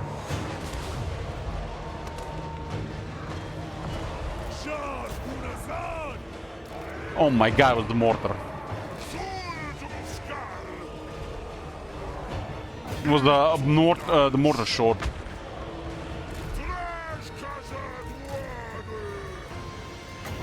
I mean, this is messy. We could have literally done the same shit as this with minimal casualties. This is nonsense. Nonsense having stuff like that. It looks fun, but that's just nonsense. That's not a way to deploy the scenes there. You have them on standby to destroy large stuff, while everything else holds.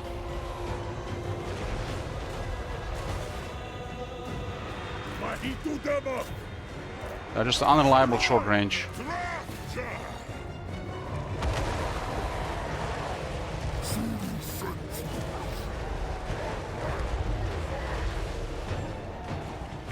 The same shit would have happened here as well. One of the renders could have been easily on the right side. There were two here, one was too many.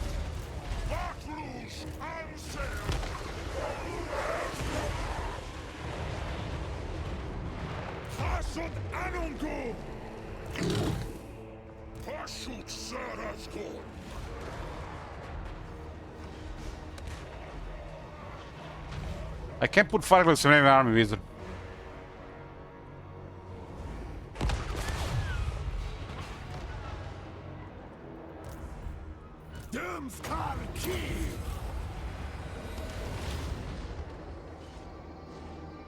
Your lack of information about this campaign is what disturbs me.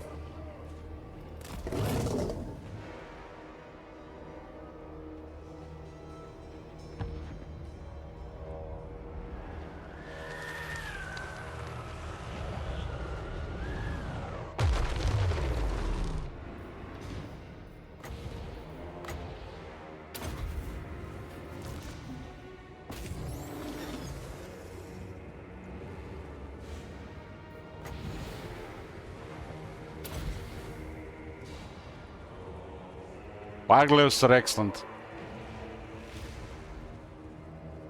Takes longer on.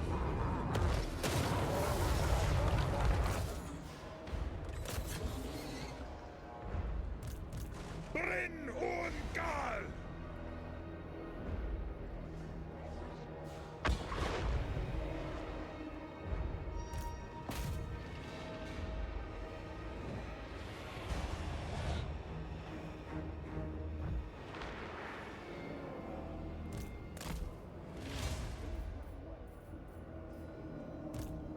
Dumskarki!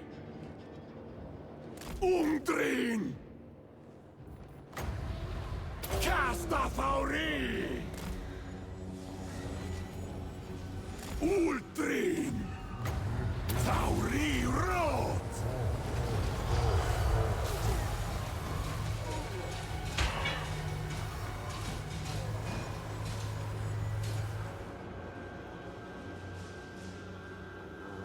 Zharr nach rund!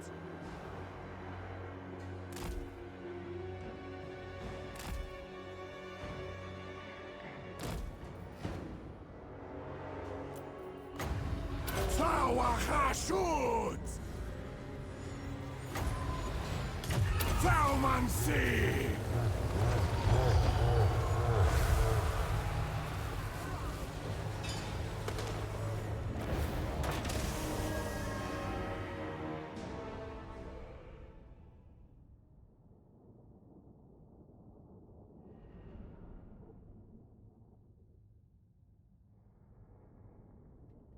Bloomcools, I was sobering up playing this campaign. I was getting drunk playing Disco Elysium.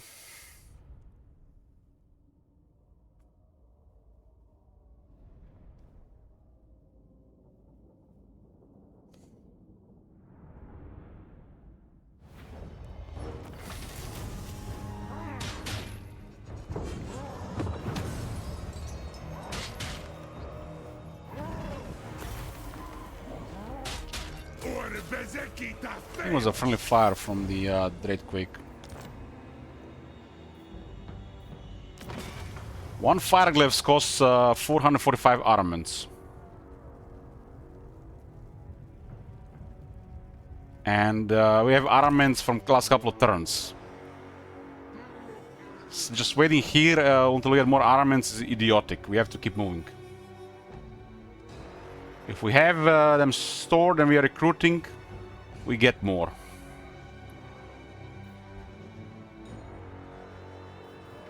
But it makes no sense to get a fireglaive when we get a war machine.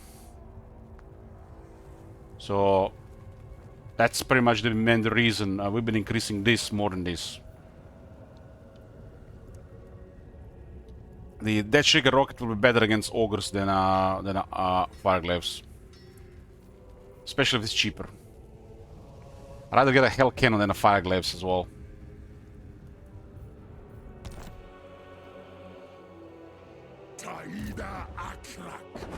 This is my other army.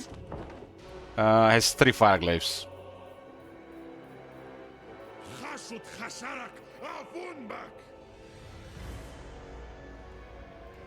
Hasut anunku!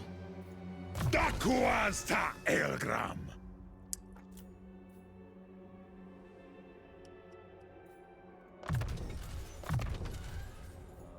Demnin Makas!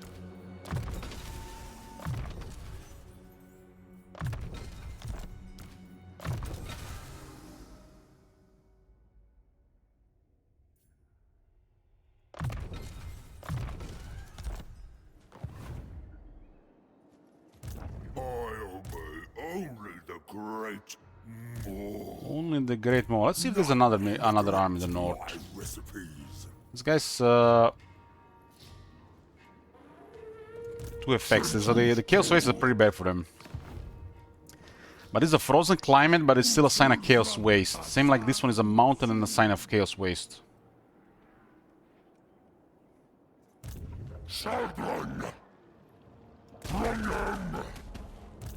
Well, there's definitely a situation where the blunderbusses do deliver stuff, but it's most of the time it's just overkill. They're very nice for balance of power, and that's it.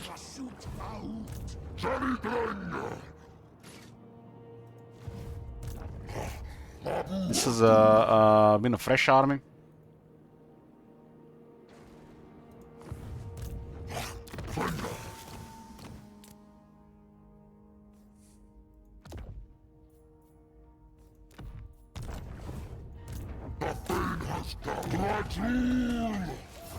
Yeah, raise the tier 5 Dark Fortress. Here. I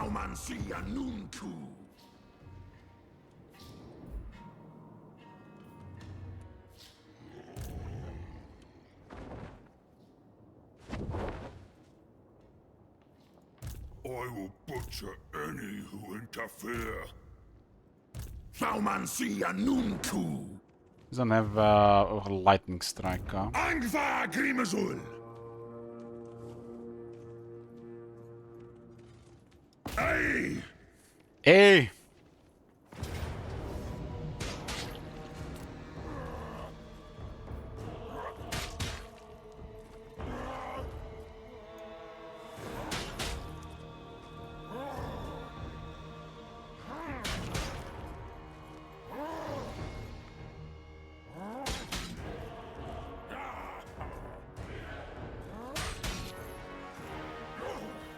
Yeah, this has been fixed to me. I just keep forgetting to equip it.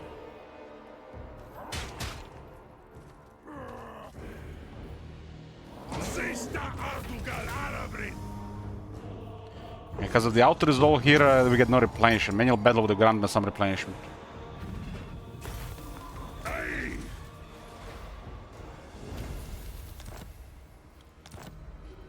Tagrungron Apgru! Grunazuna Gormanunku!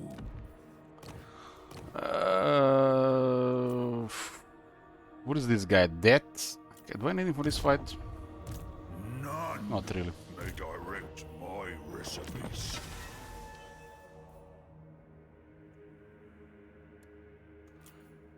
Okay. Let's equip the Burning Book of Corn again. We still have to get more volumes. Dalabdanu, Azkul Tadumleth, Draj Dabaraku, Anfa Agrimazul.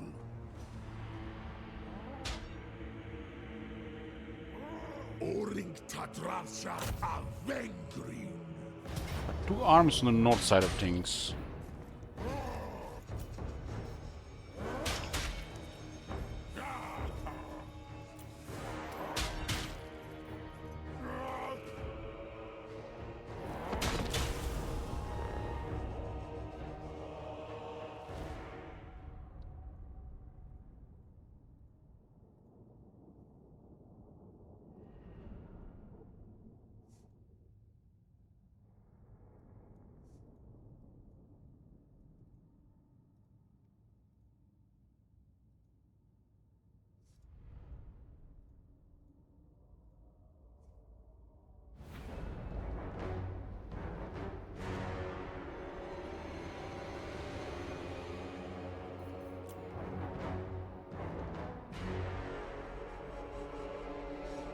This is a much better composition to deal with ogres. At least on the battlefield.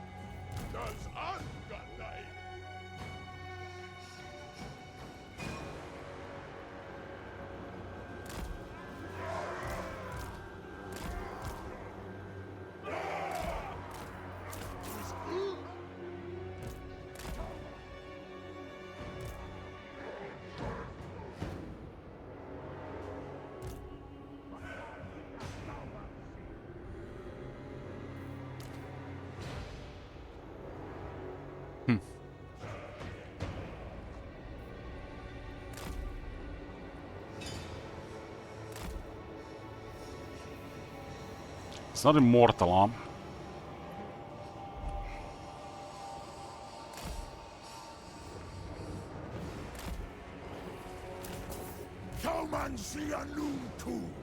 The books are making him rampage and terrified.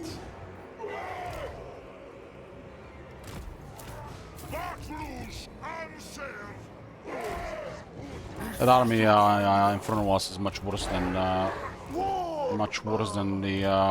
the one before.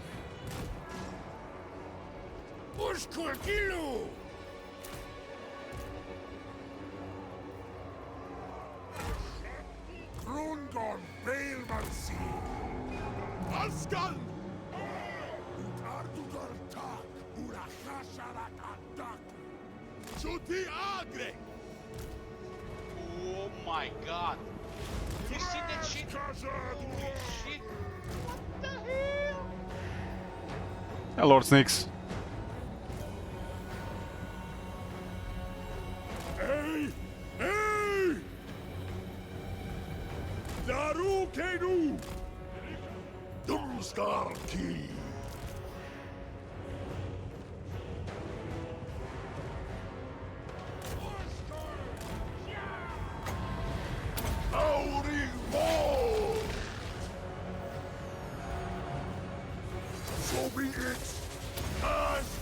Got final transmutation.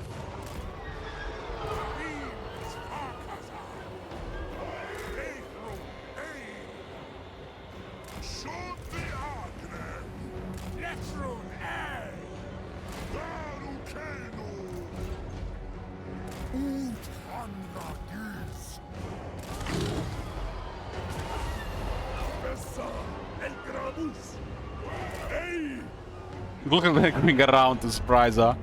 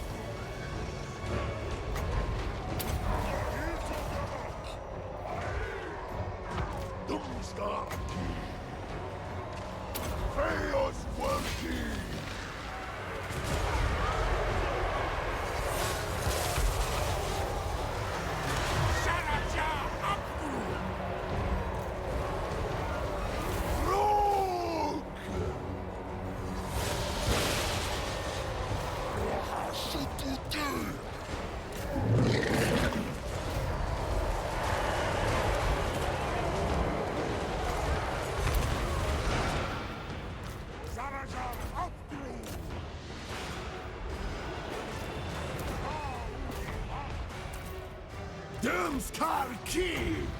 Castafauri! Turiatasado!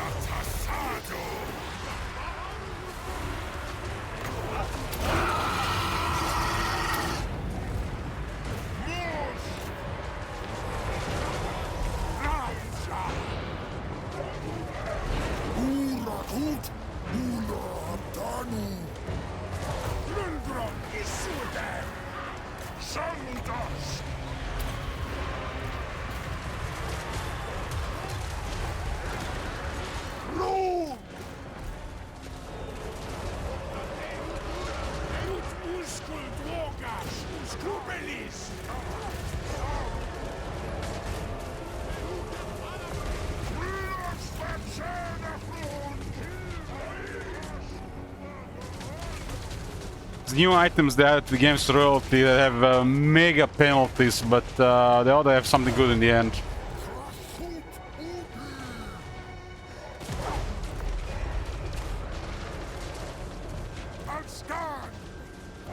I didn't even have to give attack or this unit, it's so reliable.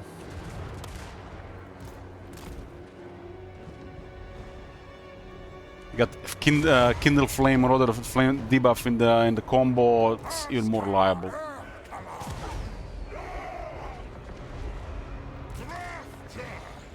These guys do massive damage, but they're not as reliable.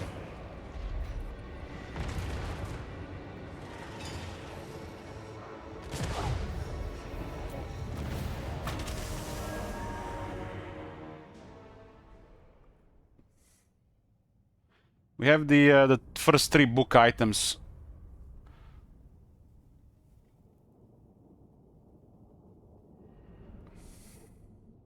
It's 50% chance to unlock more books. 50% chance. The penalties are super massive. It's like you don't want to have that for more than a couple turns. So you're gonna do it for a few turns and a few turns, for 2 turns at a time. 2 turns, then wait for 2 turns to go away, then 2 turns again. It's a nice experience for these 2 armies. These are have quality units, these armies, but they like experience. The characters.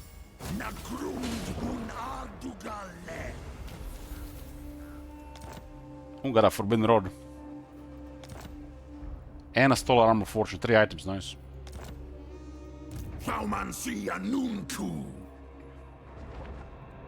I obey only the great Moor.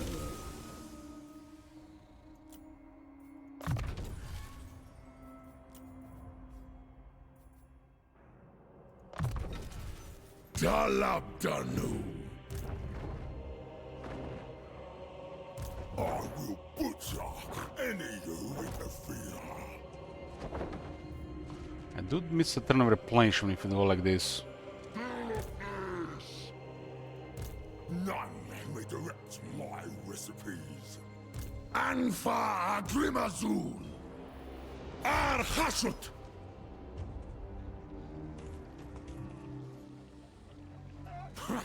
Elgramus Italum.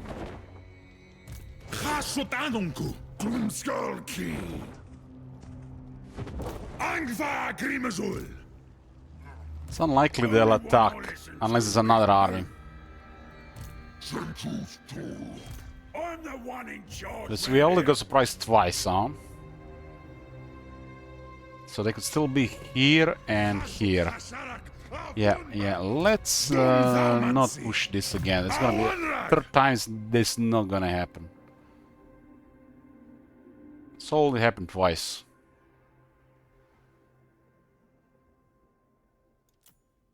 This is the Fire Prophet.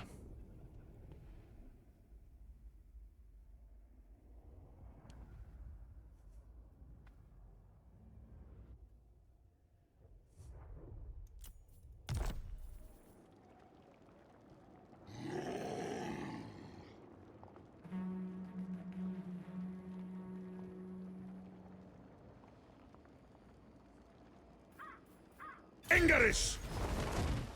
Dakdrath! Dot! Dromadrazul!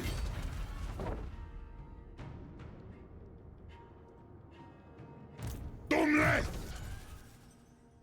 2 skill points here. Ergramus! Italum!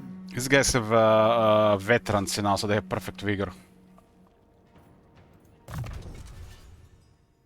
They're lacking attack currently.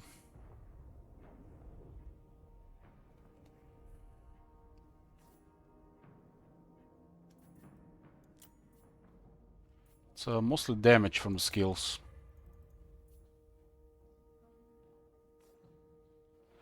Let's drop the cooldown on the magic here.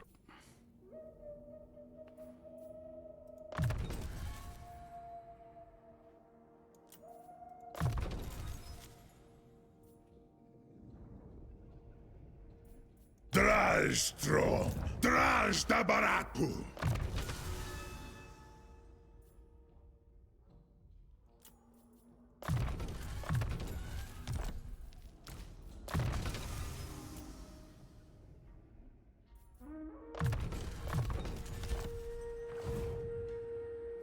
This is clear from right now, so I do believe there are 4 armies in this area. And they haven't attacked the place in the north, so we already had 2 accidents happen on Dragon's Death. One pretty much almost destroyed St. Isaac's army, the barely any survivors. And one destroyed half the Agnetha's army. Both times Fog War surprised from this area.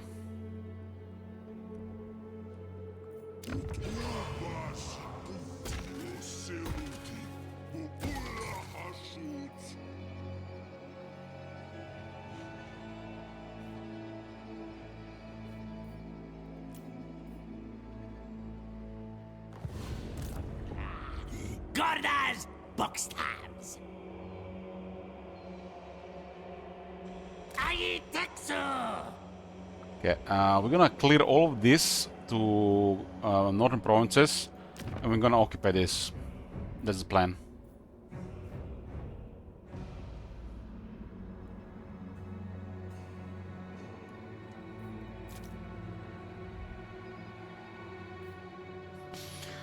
Chosen rebels. We got 1 blunderbusses. And we have army abilities. Like we could have some siege fun against Chosen now. Let them come. I've been avoiding rebels because they can have up to like 5 Chosen. But we do have a bunch of army abilities. We didn't have them before.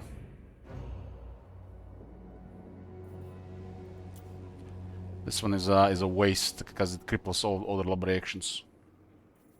Especially if you don't have all the territories. Literally it'll be 15 or 20 at this downside.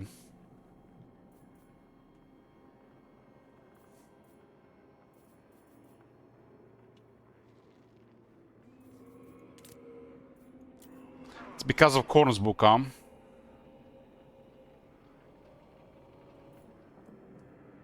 And we got a confederation penalty.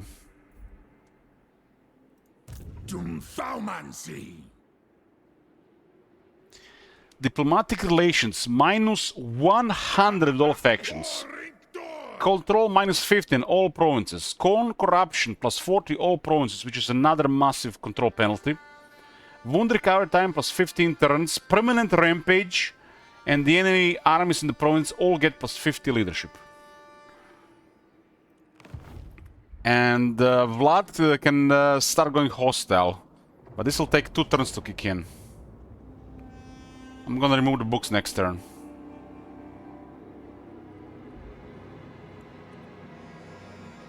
And when you equip the books, you can't remove them until next turn. So you're gonna suffer at least 1 turn of this penalty. You can remove them next turn after you. So basically the key with the books is you equip the books when you're about to do 2+ battles. And then you have to suffer penalties that turn. And then the next turn you hope you have again battle or 2. And then you remove the books. Wait a turn or 2 for the penalties to go away. And then do it again.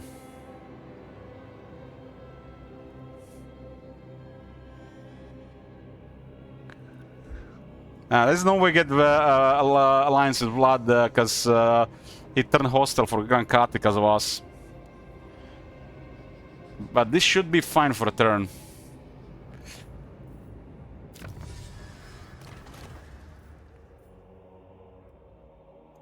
Worst case scenario, he'll drop non-aggression pact. Demon Forges will get more feast resist to Kadai units. Give them flammable on rank 7. Which reduces the enemy fire resist. And they do both have flaming attacks. So basically increases their damage. And they're also cheaper to unlock. I don't want to bother. We are getting everything from the tower. And after this is the final artillery buff.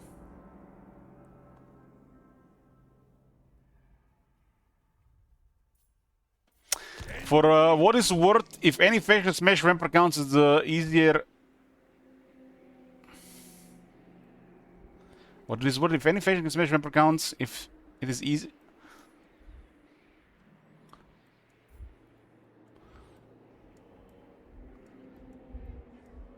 Well, if it was the vanilla vampire counts, I would have no worries about this. But fighting their armies on the battlefield while dealing with everything else, I'm not sure what would happen.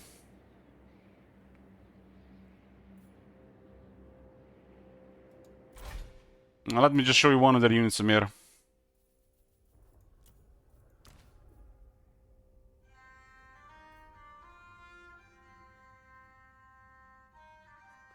"9,000 Hell Blood Knights."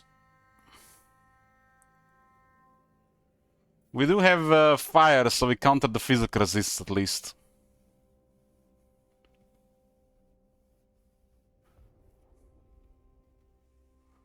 I mean, this is not trouble until the late game, right? In the late game, really depends what they have in the armies.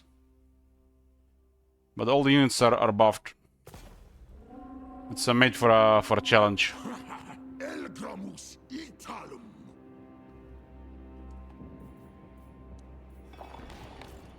We can unlock Zulahu next turn.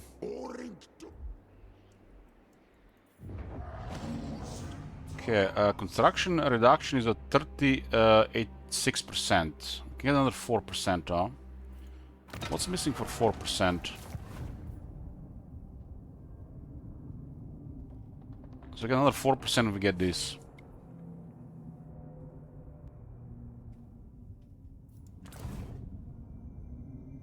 I mean, we're gonna get this guy anyways, and it's not like we can use him.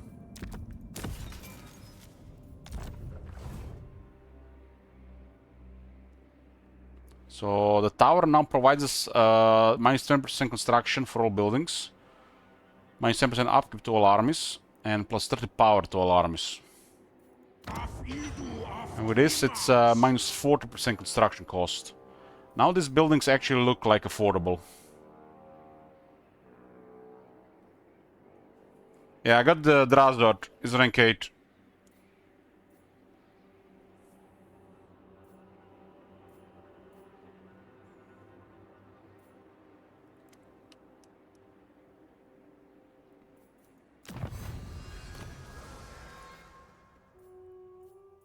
There's also some technology to the lower construction costs as well.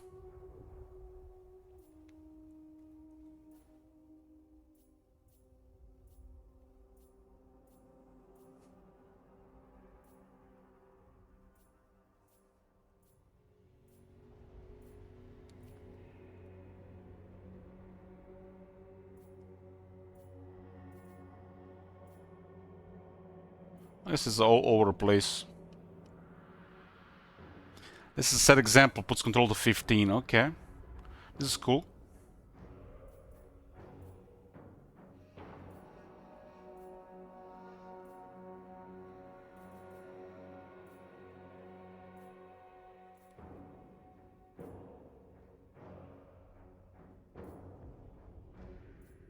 You can drop construction costs on most buildings by another 15%.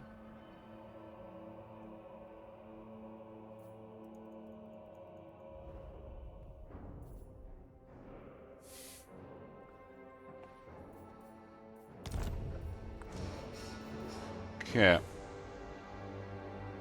So this costs 2,500 otherwise. Let's complete this province. Okay, this province is complete. And there's nothing to be gained about the 2 buildings, upgrading all the 2 buildings.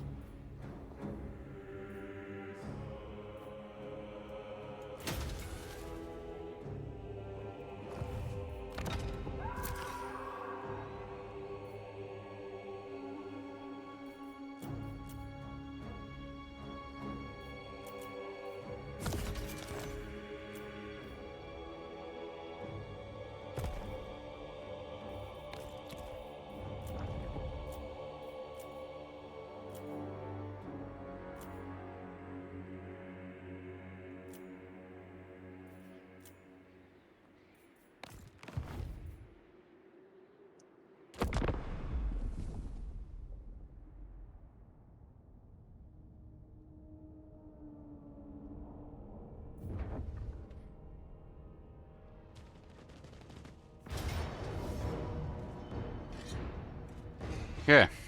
They got right into the zone of control without sending the second army. One blunderbuss get killed for this auto-resolve, but not worth it. Otherwise, the ambushes auto-resolve is the way to go, always, but not in this situation. They were sending this guy to reinforce, but we had an ambush army in front of the army they were trying to attack. So they would put this guy into position and then attack with the other army. But this army got right into the ambush before the other army engaged the fight. So they get direct here, this army gets destroyed, which is what was we trying to do here with the ambush, and the other army just flee. Ambushes have the highest balance of power, so it's always going to be auto-resolve at this point.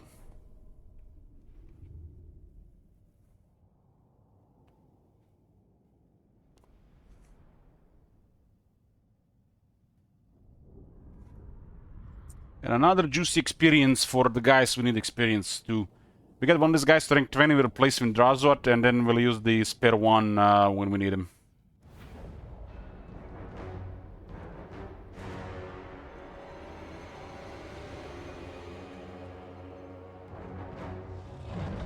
We got 3 fire glaives, we can shoot them in the asses here. This is nice for fire glaives, look at this. This would be really nice for the magma cannons.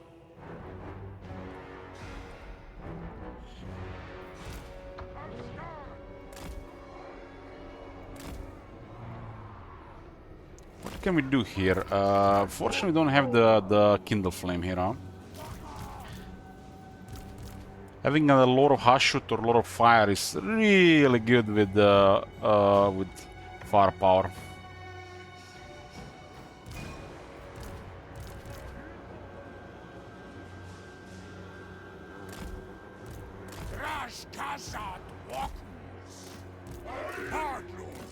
Answer!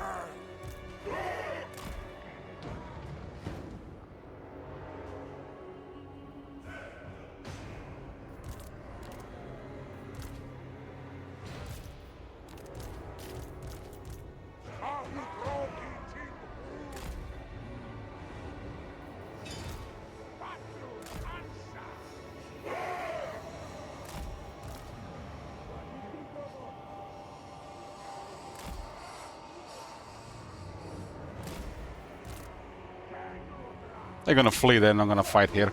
Well, they got a march stand, so we'll see if the shit code kicks in.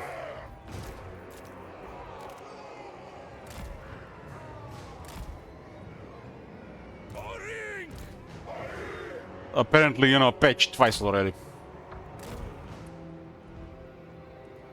Zharr! Zharr! Destroyer on the left side of Lamasu. We'll have these guys here on the right. I think the side that has the renders is usually tends to get ignored.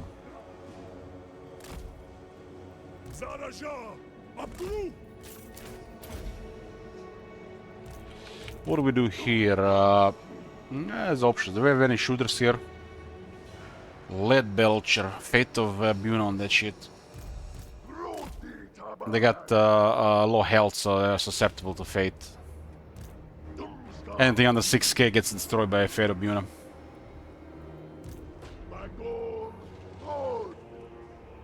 And there's a bunch of single entities here, huh?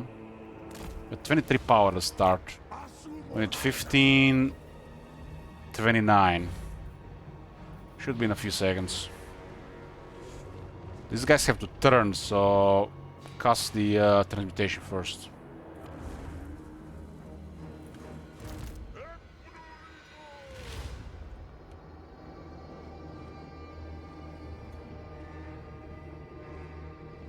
It's unlikely this guy will charge. This guy will get shot, and this guy will try to charge. So rockets on that guy.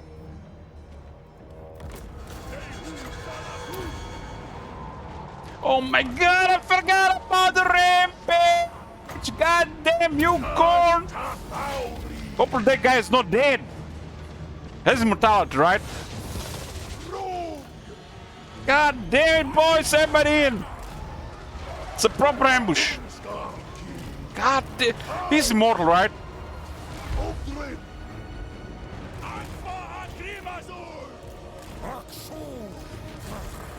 That guy has books.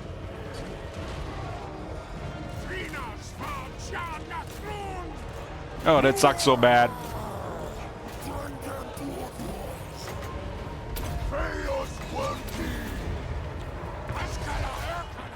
God damn books! What is going on to our wizard? It's going poof.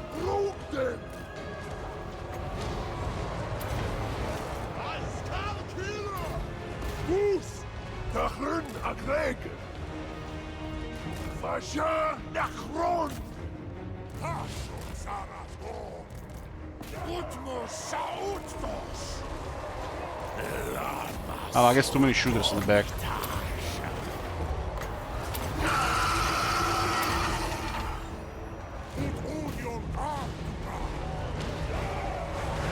What a mess! What a mess!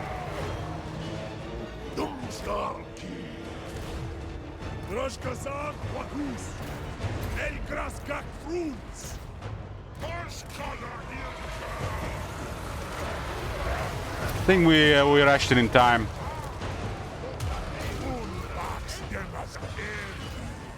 You get 3 renders, thank God.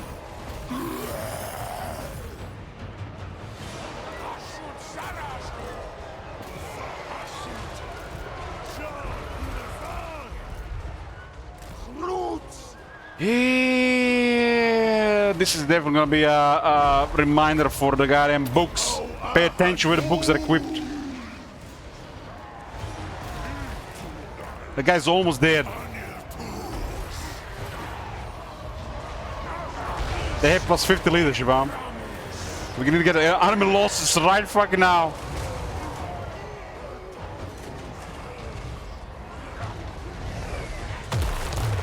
What the?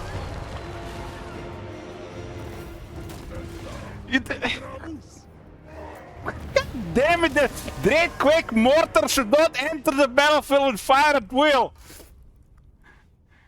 Good thing it's not plenty of infantry in that pile.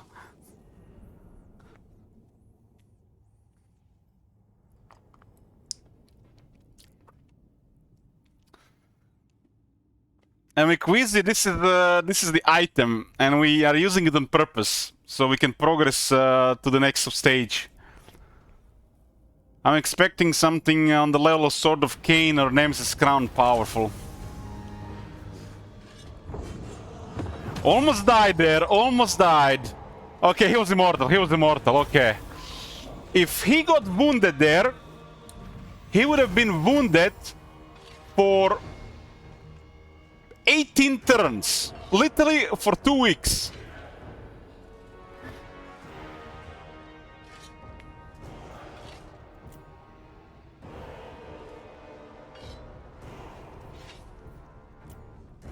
Oh man.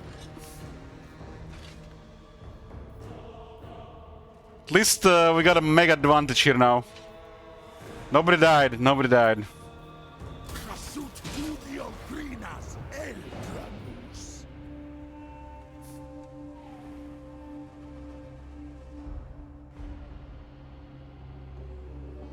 That's 3 armies destroyed here.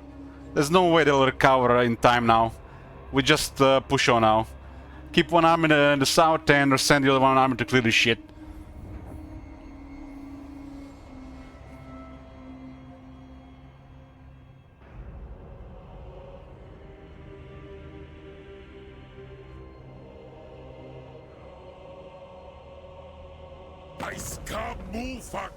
Cancel on aggression, huh?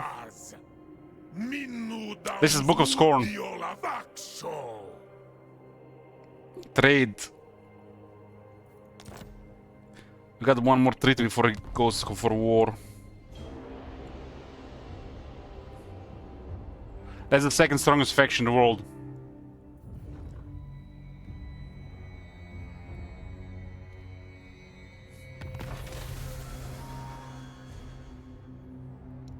And proc. And proc. And proc. And proc.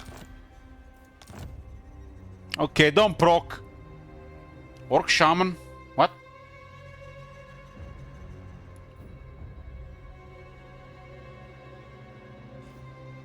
That's a unique ancillary. Cooldown minus 20% for all spells. Wins a magic power 1 per turn. Look, fuck that. But cooldown minus 20% to all spells. That's a crazy for a lot of that. We can cast. Spirit Lich with like 4-second cooldown. And proc. And proc. Fine, don't proc. We got an Arachnarok Spider as well. Where the fuck did they send this guy? Northern Grey Mountains, Grunzint, grants you Orc Shaman, Unique Ancillary, and Arachnarok Spider. And proc. 50%, failed twice.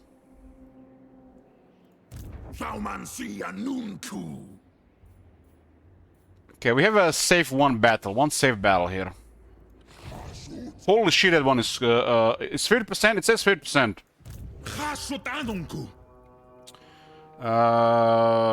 Says 50% chance. It's a coin flip. So far, it begins with this. So you get the first volume, first item, and with the first item, you find the second item. And with the second item, you find the third item. It's been pretty easy until this point, but this one doesn't want to proc. This one has a mega penalty. Don't have this equipped more than one turn.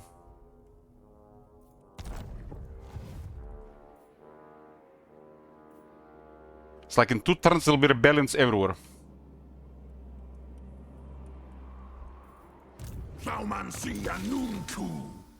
Orc Shaman, where is the Orc Shaman?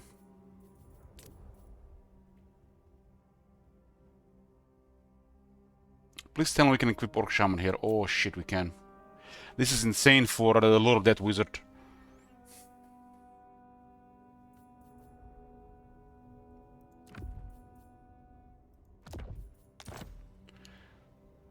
Spirit Lich has 1 second cooldown.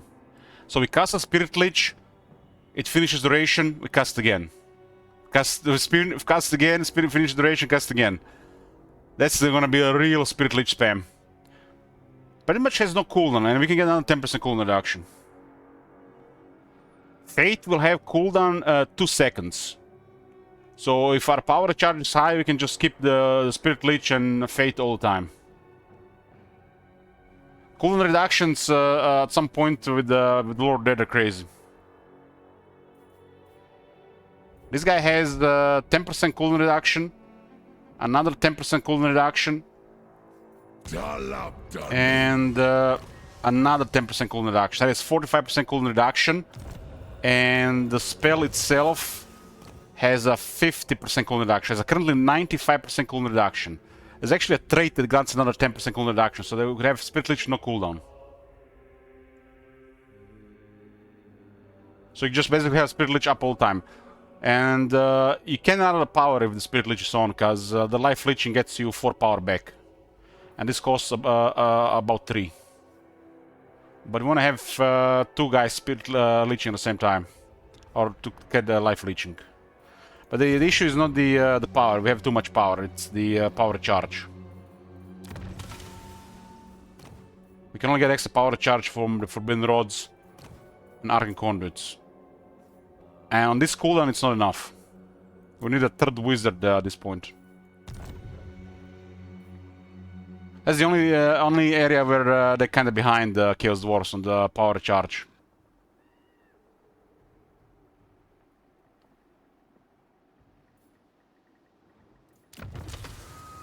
Life Leech is pretty much a free dot for this guy. So it's a free dot. But if you keep casting Spirit Lich, we won't be able to cast Fate of Buna all the time. And we want to cast this more often than the Spirit Lich. Because we eventually got below 20 power. When we have 2 wizards. I guess it's just the amount of damage you're gonna be doing per minute. It's just really good stuff with spell intensity, cooldown reduction, and cost reduction. We have 30% cooldown reduction, 30% cost reduction, and our guys have 20% spell intensity. Makes the Lord of Death really good for this faction. Because they kill the stuff that can bother us the most. Cast a Spirit Leech and a Fate of Buna on the Lead Belchers, they're dead. And now imagine if you have a character that has 130 on 140 spell intensity. Elspeth has 70, by the way. So that tells you how powerful they made Elspeth. This is 20% stronger. Elspeth is 70% stronger. And they introduced this before they introduced anything else on the other stuff. Can the Chaos Lord get any spell intensity? Other than unique stuff, like the Drazot item, you get Forbidden Rod for 10%, which is fair. And you get Arcane Conduit 10%, which is total 20%. If you go for a greedy trait, it's not called greedy, but I think it's greedy, which is interesting to have.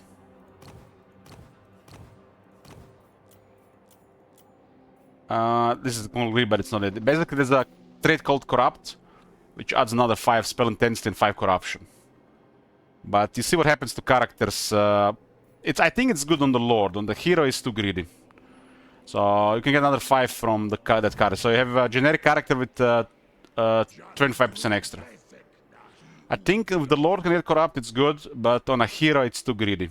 Because the hero should have to prevent enemy hero harassment. Especially if you're fighting everybody. So 125 is nice. In the vanilla, we noticed that the Lord of Death gets pretty good at between like 30 and 40%. But only a few characters can do this. In the mod, a lot more characters can do this. It's not just Guild, Elspeth, and a couple other characters. Now you have really scary Lord of Death. Manfred was okay already, but you have really scary Lord of Death on Manfred, Arkan, and especially Slans. Slans have the strongest Lord of Death.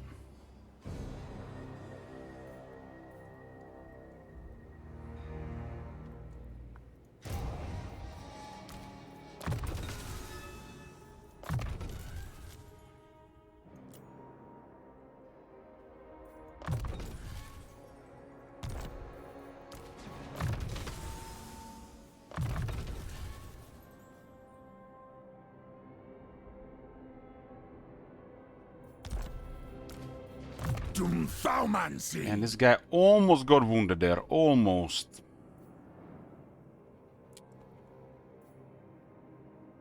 I guess we go out to the settlement.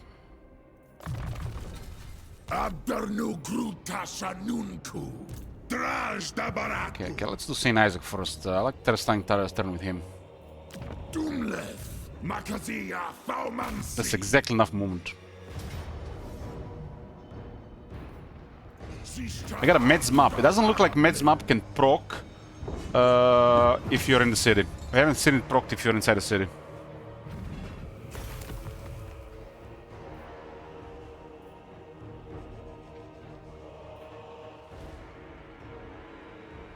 We have really poor amount of raw materials right now.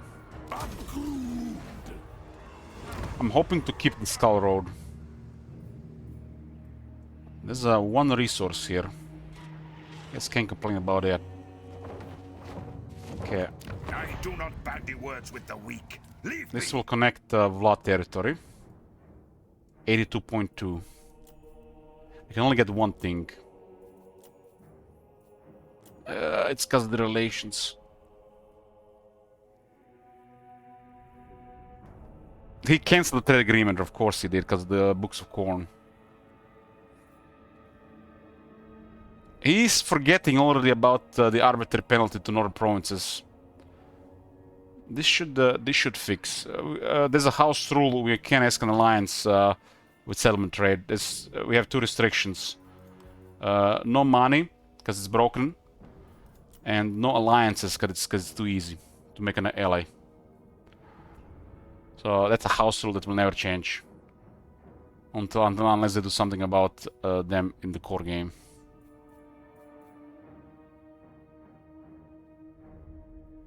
Because, I mean, look at this. What the fuck, man? Okay, let's get the military access here. Can we start another war?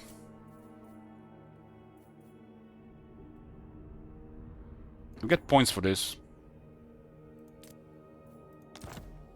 I set a 10k max pair for settlements. That's fair.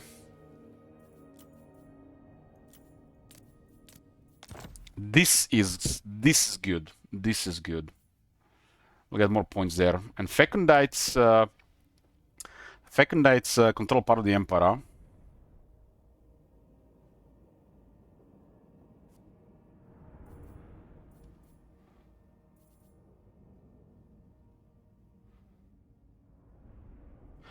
Should the first Chaos Common also be only for region item? If you want that item, sure. But that item is nothing special. It looks amazing, but that's nothing special.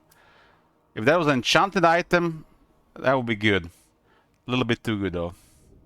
As an arcane item, nothing special. So if you like to you get that, sure.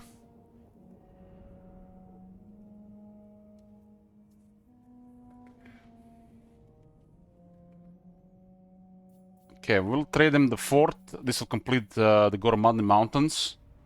The Gormandi Mountain is actually a really good province for us, but he has the rest of it. For military access and the war with Fecundites. We have permanent war with Fecundites. If he can destroy Fecundites for us, would be great.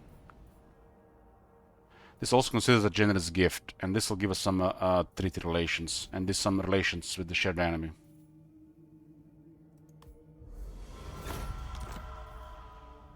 But the book penalty is still too high, but we'll see when we remove it.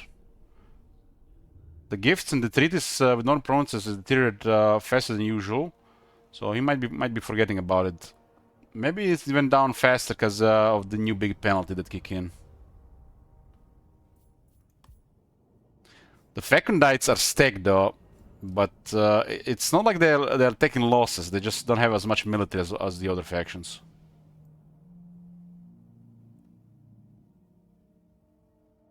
And I'm fairly sure that these guys are the reason why the dwarves are getting wrecked in mix of the other stuff. Since these guys are also have a same buff as the dwarves. But we have to destroy them as well.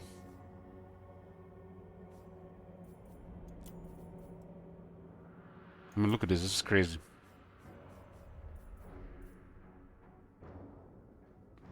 Dwarves have taken even more losses.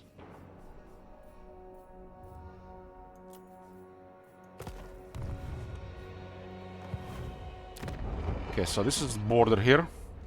He has a right entrance into the Zharr, and he's contesting a province with Goltud, which might lead to war.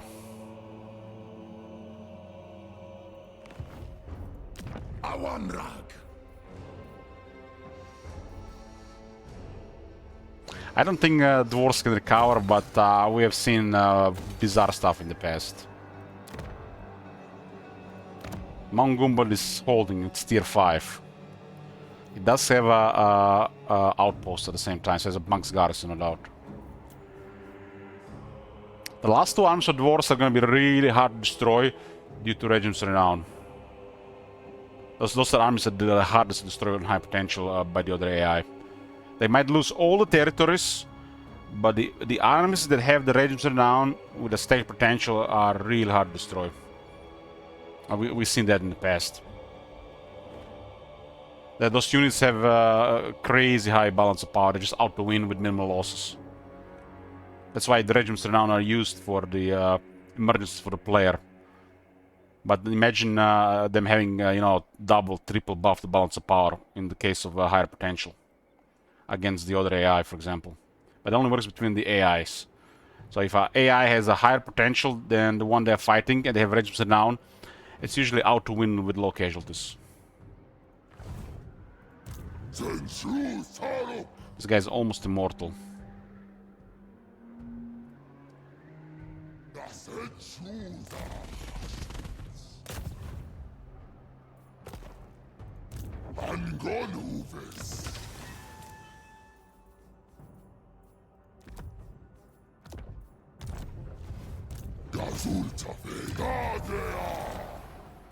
Oh, we got a first immortal bull cantor Taurok. These things really need to be leveled in the army until rank 30 before it becomes more reliable. The campaign experience is just way too low compared to battle experience. But we also need spies, so we know where they are.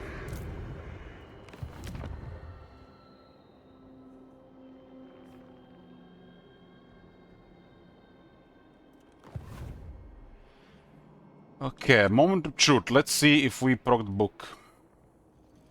Are we pushing them on this side? I don't think there was any other military there, huh? Okay, it looks like they moved everything here.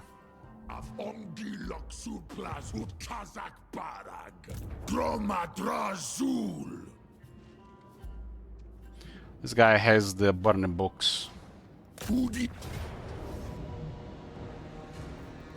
I'll send the other armies so they get both experience. Getting another army and keeping those two regions ruins is what started to give us the upper hand here.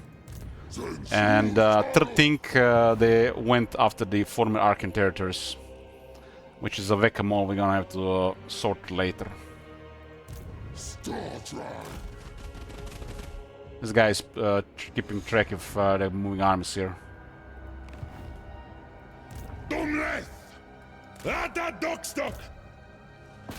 Okay, outer zone, no casualties, right? Okay, looks like nothing dies. We might proc the book in outer resolve. We need the raw materials so we can build freely. So gonna be some outposts. This province is actually really good for us if we can get it. Another banner of swiftness, one of the best items in the game. 50% my ass, 50%. It's like what 5 battles now without this proccing. I have to remove it for 2 turns.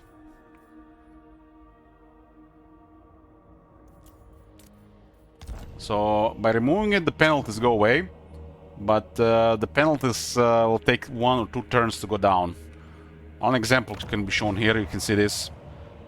So corruption, for example, will take in this case almost 5 turns to go away, but diplomacy penalty about 2 turns.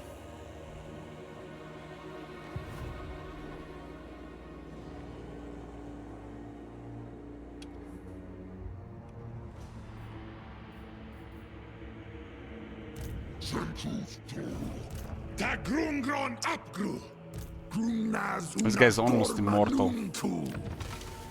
We don't have additional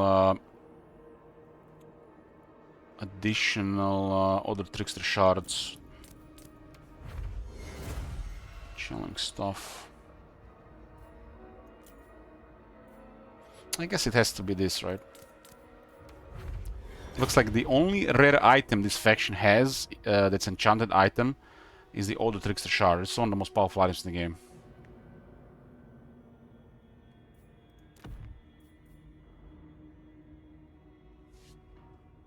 So 50-50, 100%, 100%. The Forbidden Road I think is 1 in 4.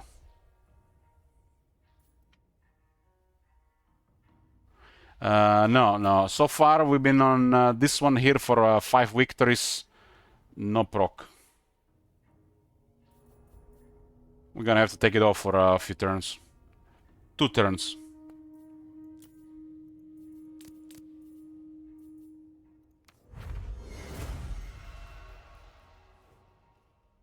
I mean, it's 50-50, huh?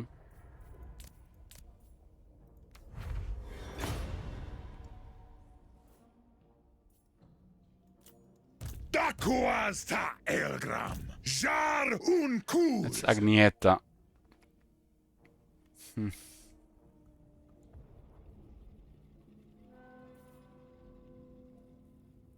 I mean, this is amazing, but who has the guns in the army? We got 3 fire glaives here.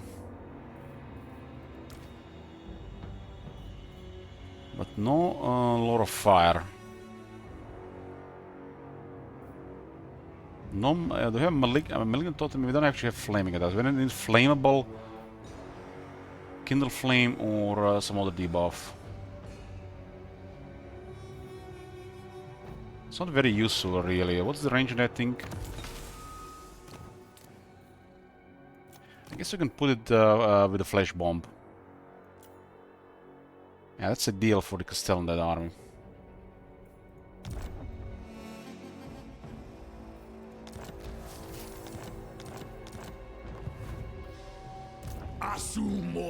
Dark Evil Die, Arch 1, enchant item available.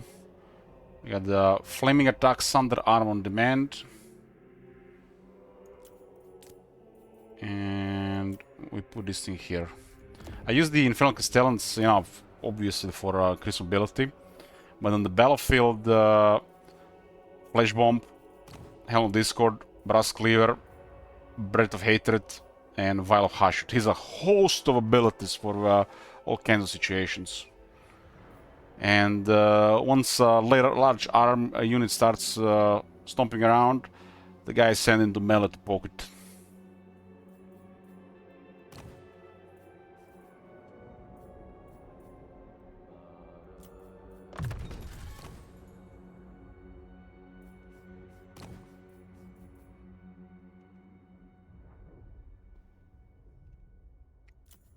He also has a nice gun. Yeah, he played the Burning Crusade.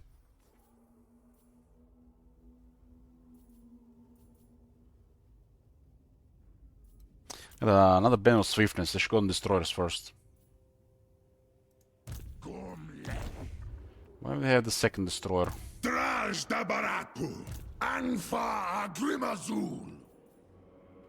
Destroyer with a Banner of Swiftness. On 9,000 moss.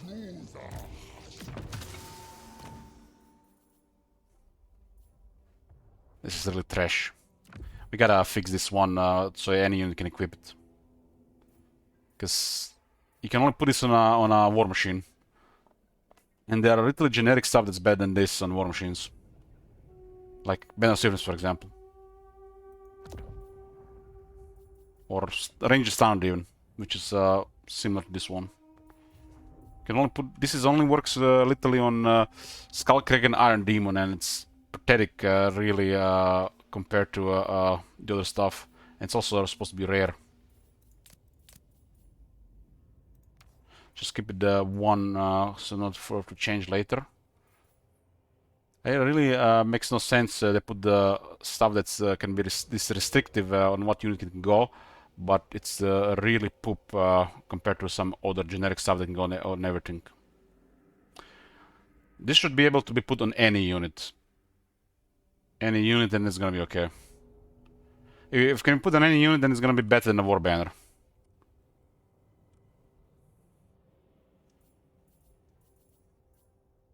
But still, Banner of Swiftness will be better than Destroyer.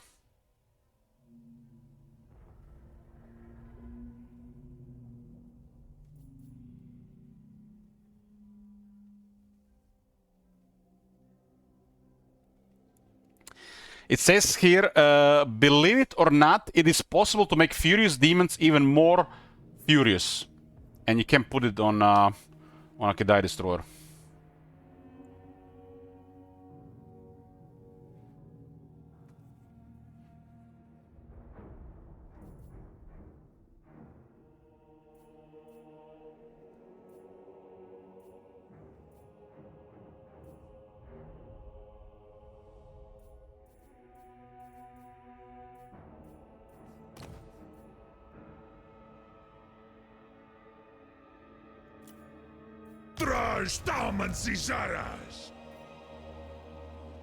Okay, some replenishment here. Get Battle Cruelty, time for battle skills. We don't need a second point on a fire here. Not yet.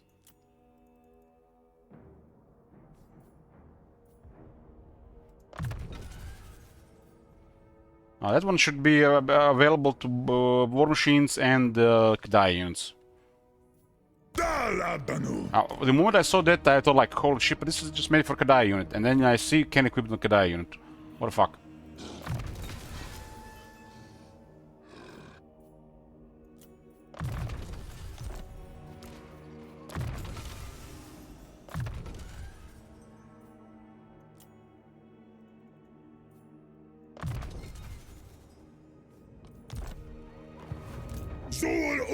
I think, considering we have more military than they have,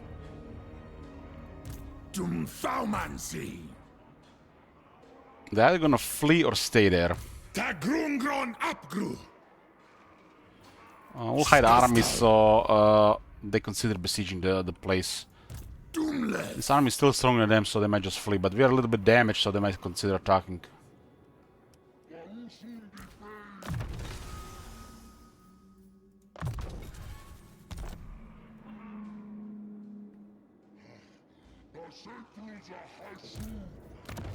Dark Evil die. Needs supervisor. Should be clear on the other side. We've been paying attention if they were moving.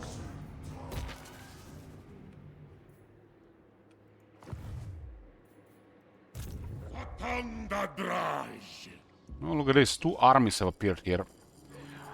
Like, underways?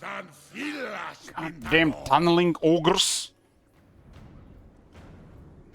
It's ideal. 2 more armies get destroyed. That's what we want.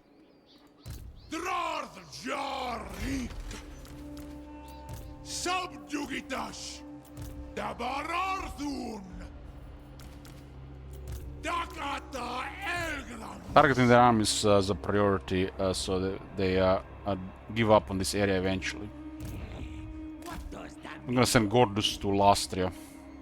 See what's going on there, but it looks like Skull Taker. The goal here is to capture this remaining of this area. This is gonna be tough to switch, but this area here can go to Mummy Ying, and we'll control the hinterlands. This is a nice foraging province here. I'm gonna keep that one.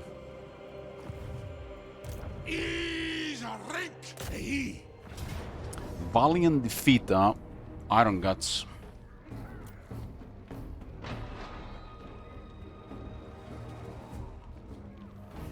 We gotta deal with 3 Ogre Bulls and a Iron Gut. I don't know how we defeat this Iron Guts. We have to deal with 3 or Bulls at the same time. Stay here for now, boys.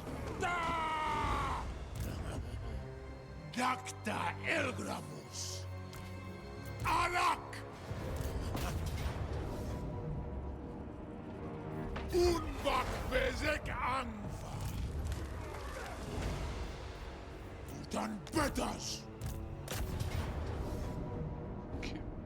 Had to try.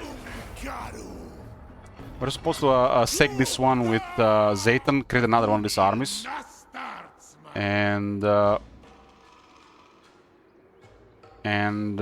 occupy it with these guys. But this is too good to ignore. Nothing we can do about Nanchang, there's no connection. The City of Smoke is poised to lend you its There's might. no connection.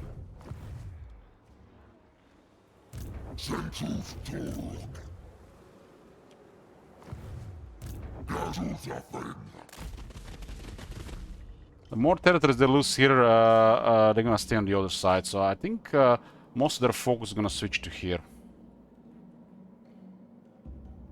This should be at some point is gonna be further away, and Satan will be on this area here, so they're not gonna be coming to Kate anymore. We can't say no to this. This is just spoon feeding. Gotta love it when you add a couple of laborers in the army, all of a sudden the enemy start retreating and they start attacking on your own turn.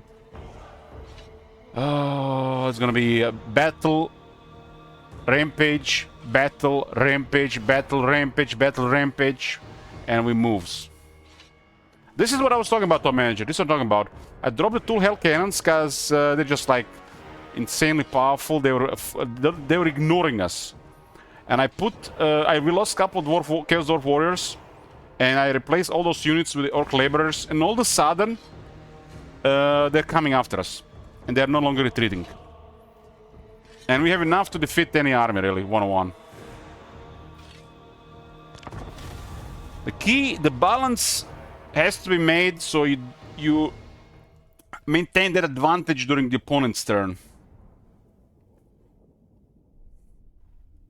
If you can get attacked on their turn and approached on their turn, it's literally free movement for you. If you have rampage, it's super powerful. So you can't make your army too powerful, otherwise you're just gonna have a limited movement. You're gonna be one attacking, and they're gonna be just avoiding you. So you're just gonna be going from settlement to settlement to settlement to settlement, and wasting a lot of movement. Because you're not gonna get any field battles.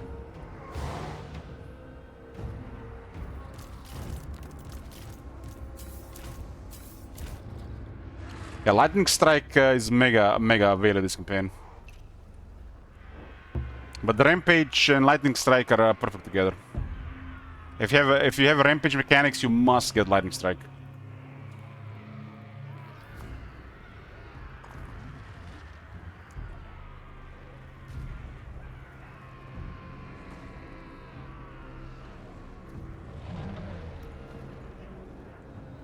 Is a regiment renown?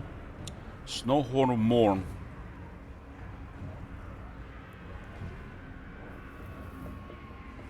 One moment.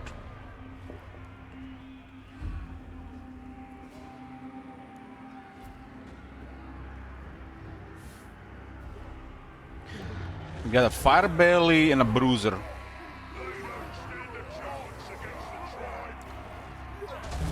That guy is immune to fireballs.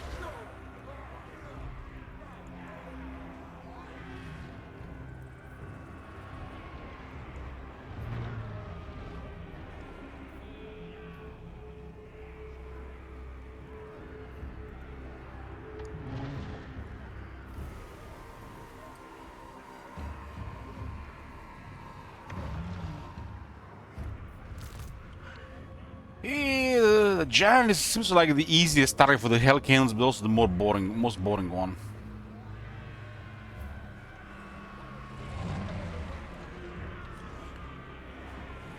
This is a little bit better.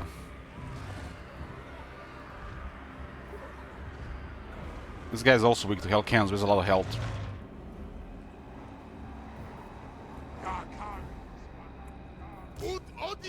We're still missing one technology for artillery. It's happening in the next few turns. Hell Cannons, high ground, black powder plenty, kindle flame, or 80% extra damage.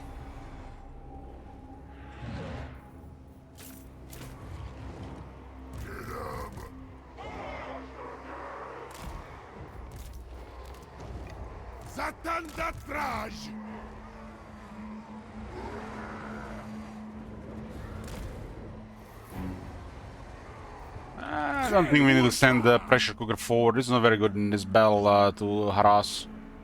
This is just gonna be more in for the buffs.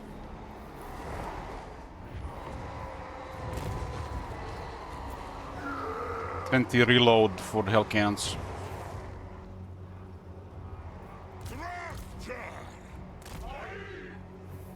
And then we cast the Flaming Sword of Ruin on the Hell Cannons.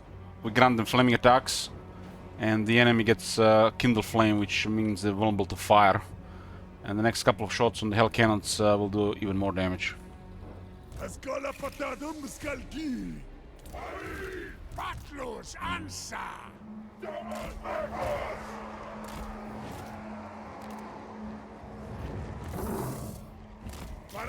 Okay, this is all good.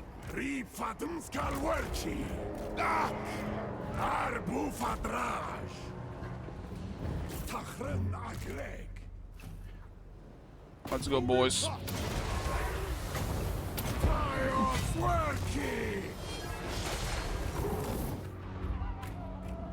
Keep in mind that thing has 27 miss to resist.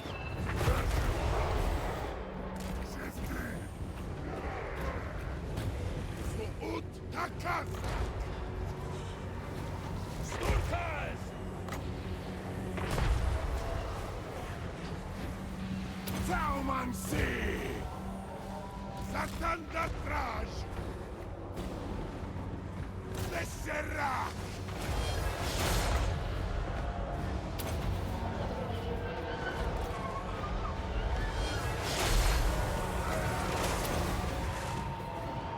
Satanda Traj! Trinas! Ayarda Chrona! Utschat Ulzuk It!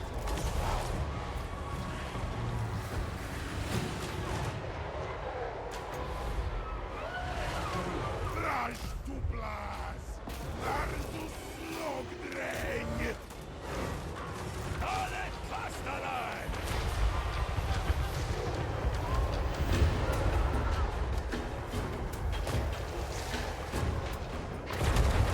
Skala Fatadum Skalki! Let's go for the ogre, that firebell first.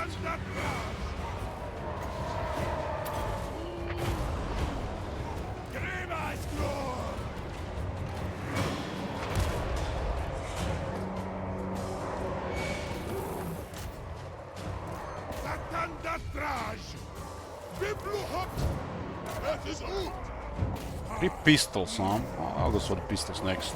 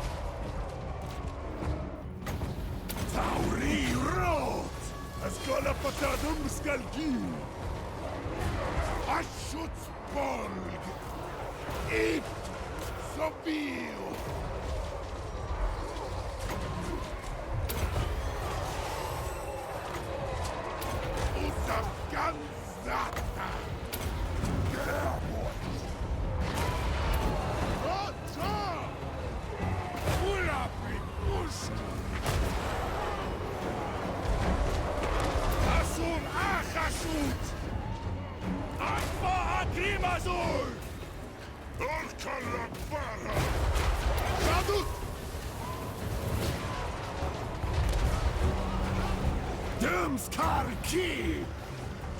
Castafauri!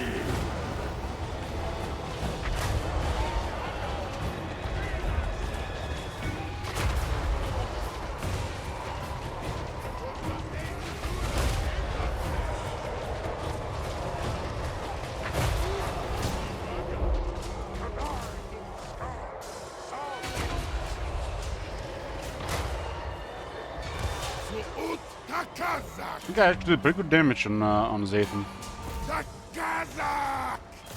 Plus a 30% damage buff from the extra ammunition. Zharr una kibretu! Satanda Traj! Satana Greg!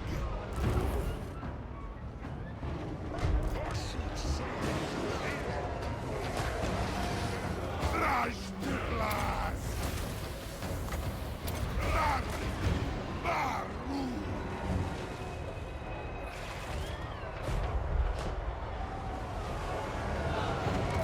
Karki! Fawa Hashut!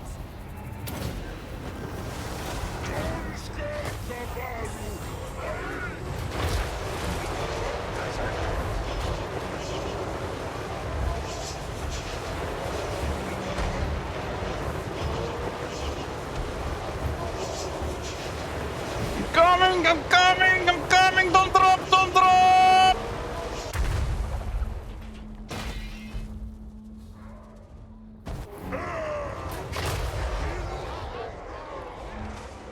The attack order was shooting too low. Went for the legs, I went for the butt.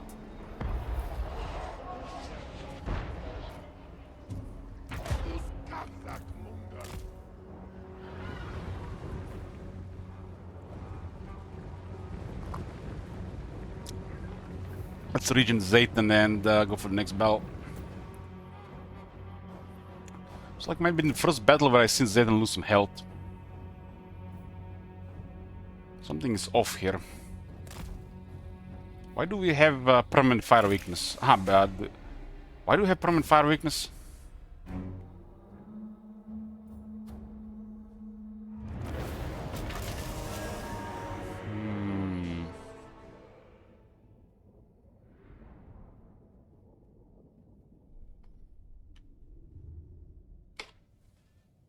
I guess it. I don't think it shows outside the regeneration window tooltip.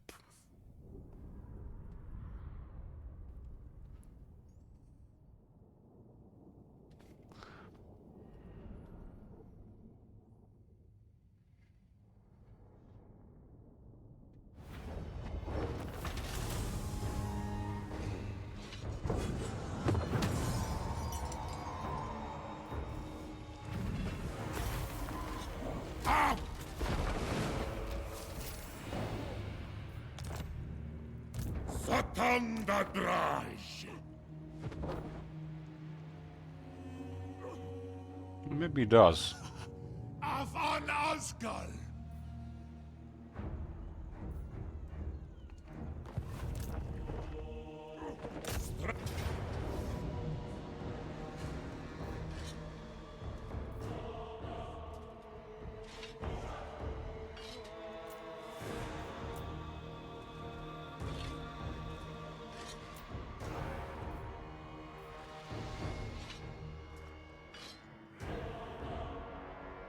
His bodies are useless in the second fight anyways. Kinda surprised the Bell Taurus doesn't go down here. Great Taurus. I always use them as expendable unit. They can recruited globally before one turn. Very squishy.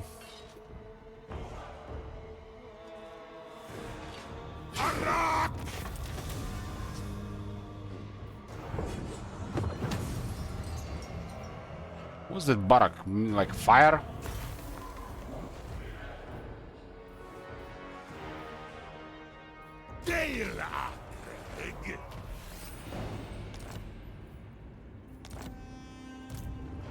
This is also a good opportunity for the books, right? But it's inconvenient for diplomacy.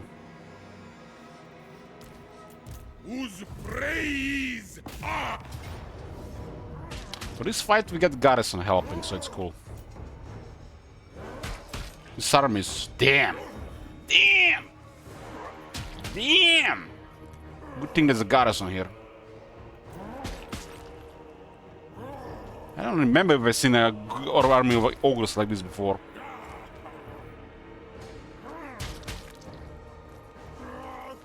Wish I had a lot of dead here.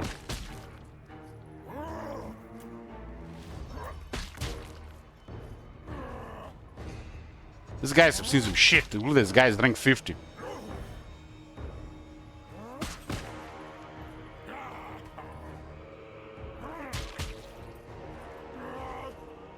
That's one of the better armies we've seen from Goldtooth. But this battlefield is actually going to be terrible for them.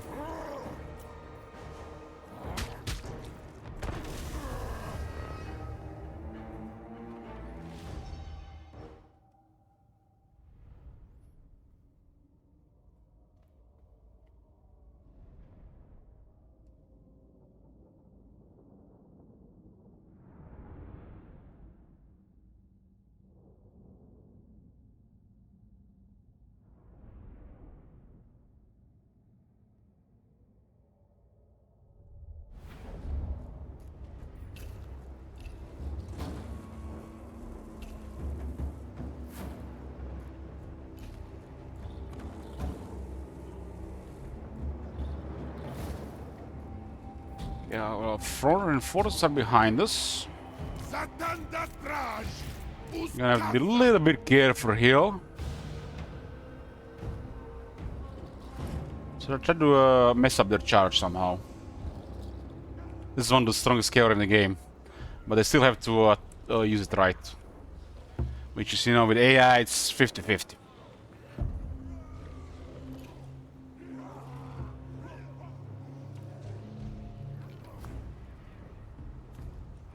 Wanna hell cannons on high ground.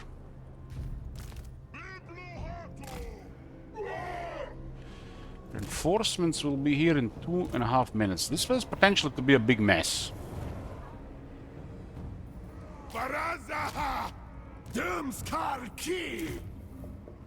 Potentially. Maybe we should have recruited some regiments around.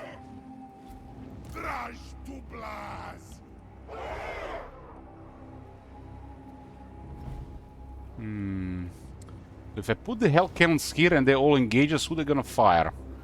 Pistols after the thunder task?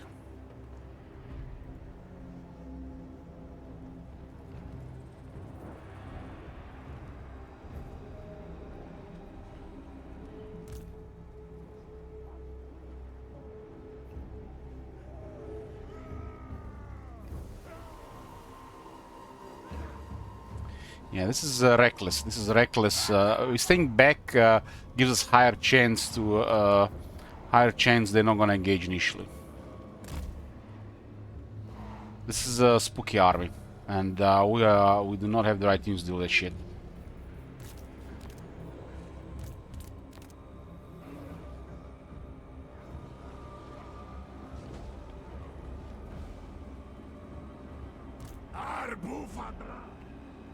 Pistols have 40 armor. Let's target fireballs.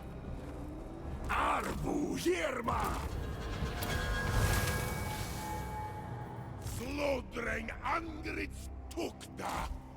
Tarast Amba Marzuta Faskarda. Askala Irkala! The problem are these Golfax man-eaters. They make our infantry mean nothing to.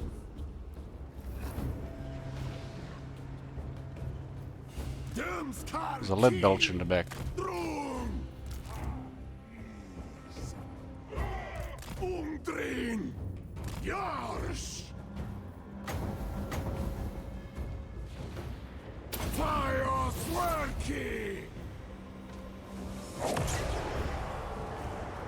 Should have gotten the immortals to this fight.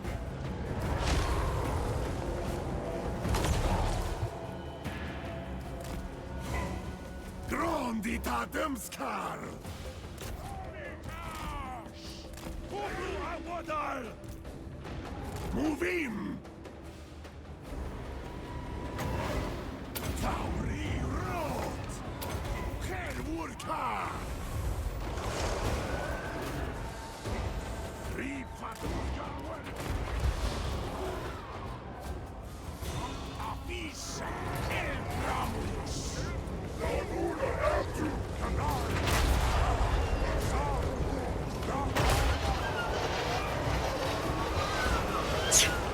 Hitbox! Zharr Unazan!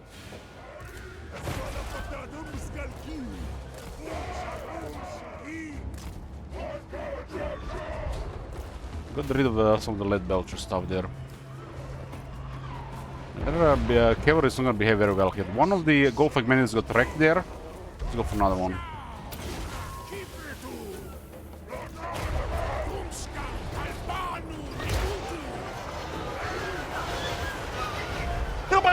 Stop dodging! Stop moving up and down!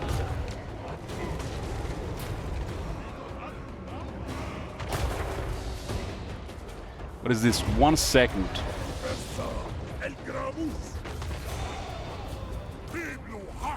Second man-eaters are going down.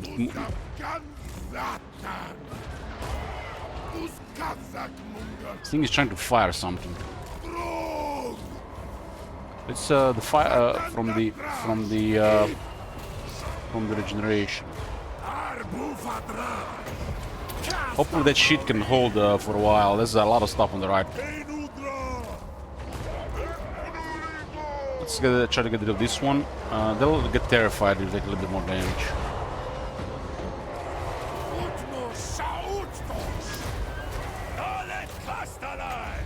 The guy's going for the hell cannons. Hex!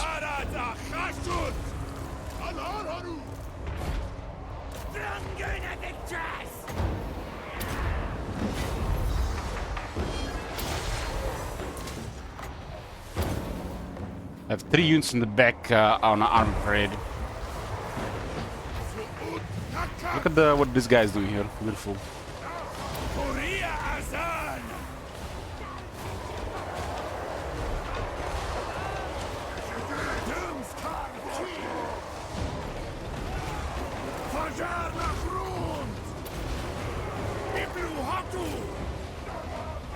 Okay, the Lord actually got smacked by the Sergeant Pepper, the Ogre Leaker. We have a leadership penalty and shifting now. It's gonna be the highest for the next 1 minute because the Lord has been wrecked, so we might actually rout the rest of the army. It'd be good actually to have a lot of death in this one with another 12 leadership penalty and leadership penalty spell. We're so close to rout.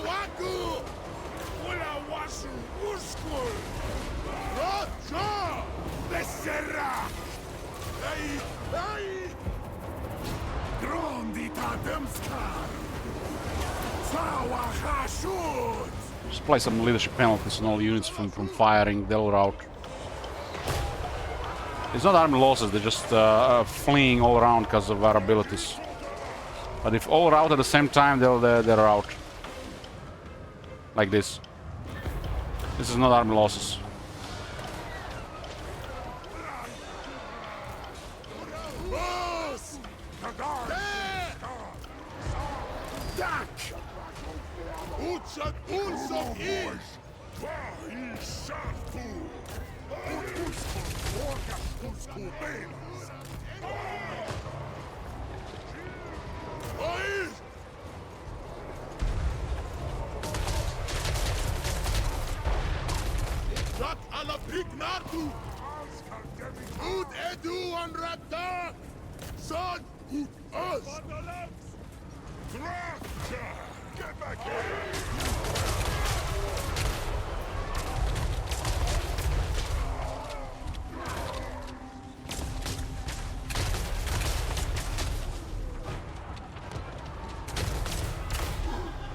I think some of their behavior was really crippled due to the battlefield.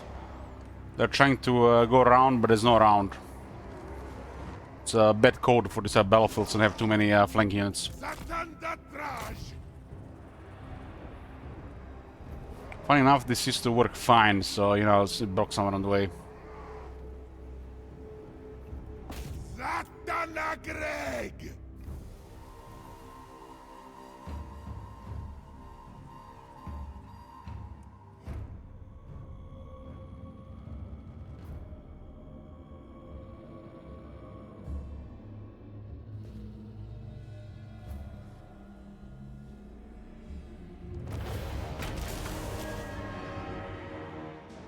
The Almus was really strong compared to ours, but some of the units was really misbehaving. It was easy enough to apply leadership penalties to the rest.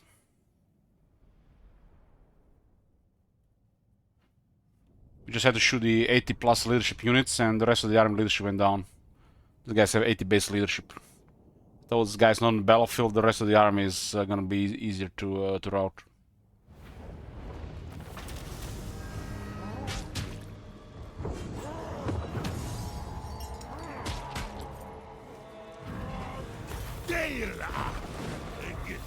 Perfect vigor, finally, got another 10 movement range. Not perfect vigor, season campaign, finally, we had a perfect vigor on this guy. This is for 10 movement range.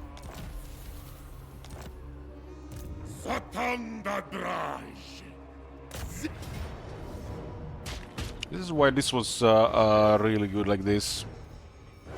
Yeah, this is the last 3 cannon fodder units, we'll take that.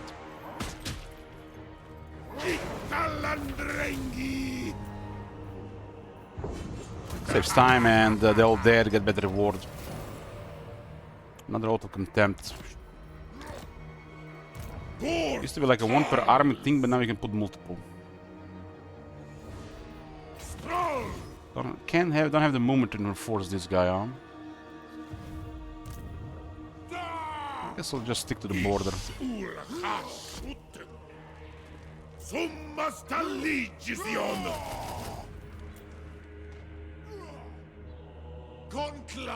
Aura of Contempt, what do we have here? 1 Aura of Contempt, it's 10 Fizz resist aura. Convoy Enforcer is kinda like a shitty buff. But his main skill is also shitty. Sometimes got a little bit more labor. but they're also going to be very nice only with factions that have a lot of manpower. You know, like Gran Kate, any factions that have a lot of infantry.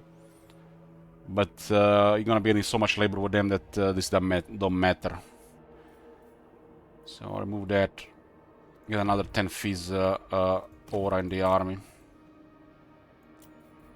Since one of the recent updates, you can put multiple ancillaries of the same type in the army. It used to be just one pair. That's why we have 2 Razor Standards and 2 Oaths of Contempt. Magorm! Yeah, Zharr. Whose praise are Putraj?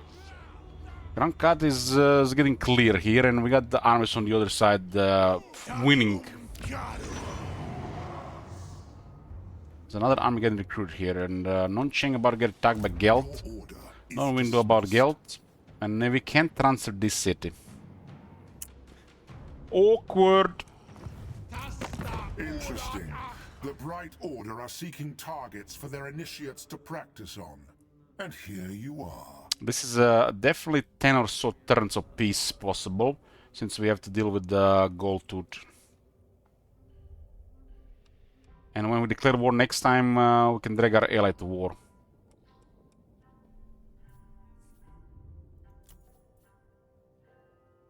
It'll be hella awkward if he opens diplomacy with Maming, though.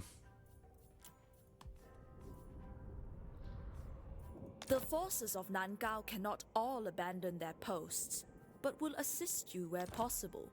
He has already a massive list of enemies.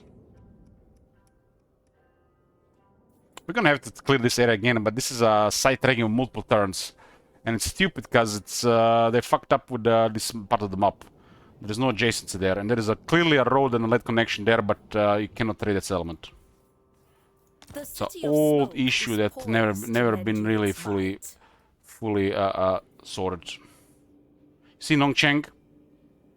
You see adjacency? There's no Non-Cheng.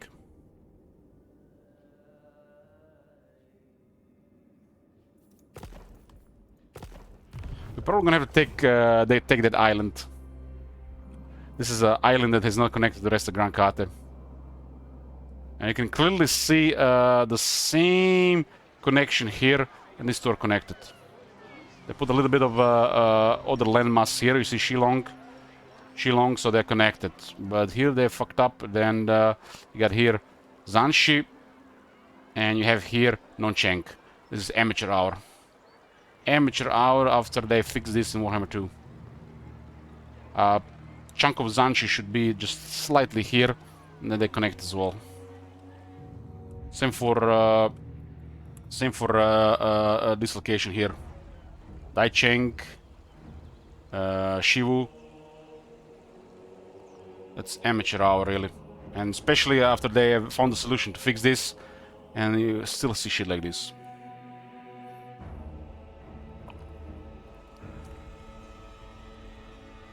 So this part of Gran Kate is disconnected from the mainland because of this issue.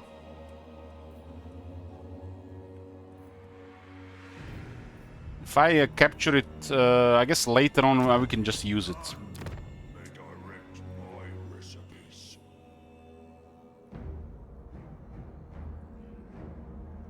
I don't want her working with Geld though. It's gonna be really hard to have Geld around and her working with him. It's a massive diplomacy issue.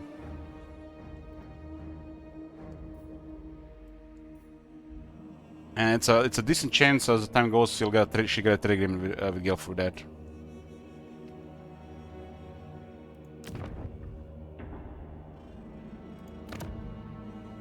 Geld attacking and taking that settlement will give the a little bit more higher penalty here, because we are working together.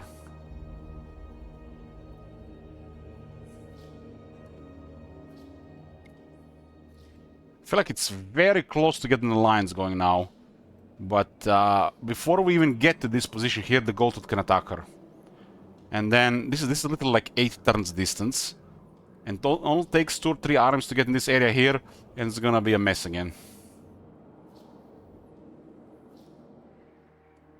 He can come from here and from here.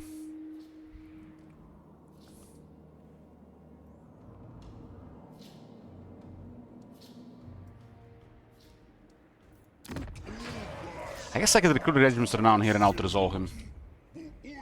And then do the follow-up.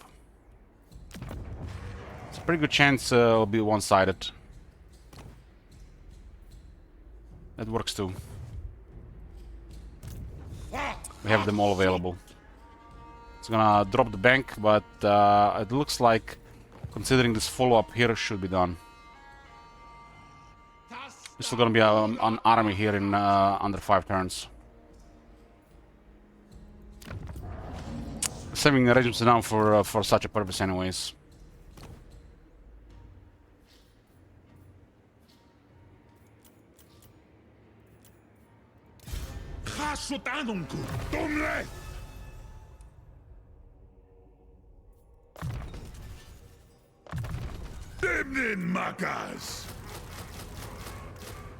This costs 15,000, but it saves a couple of turns.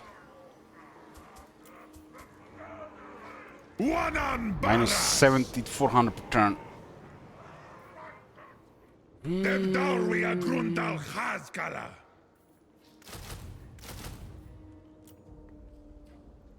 I will not obey. He might not go for the settlement, but we still have a move here. Let me see this. This guy might not have the movement. It's actually a mistake. It's actually a mistake. He will not have a movement, I think. This guy should have movement. Brutal disciplinarian, 5%. Route marcher, 10%.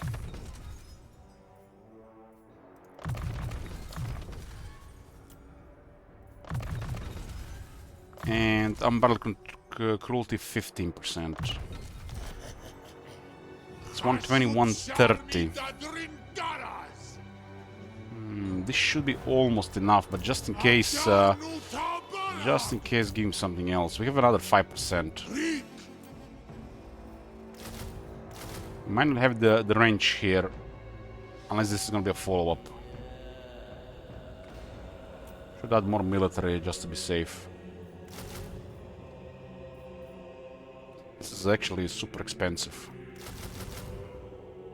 There goes our bank on one emergency army. I don't think we can afford emergency armies with this treasury.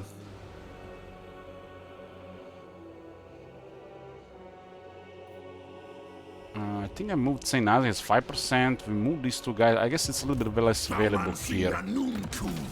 This guy is baiting. Put a train operator on the emergency guy. Just in case we, so we don't miss that 5%, so we put everything we could.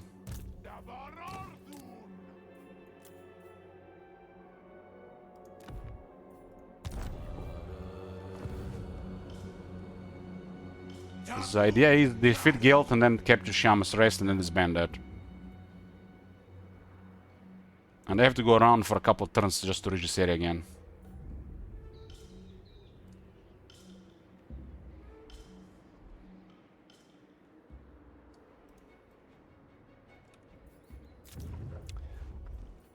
Rebellions everywhere due to books of corn, but nothing we can do about it right now. We said we're gonna fight the rebels. We have a host of army builders now, so should be fine.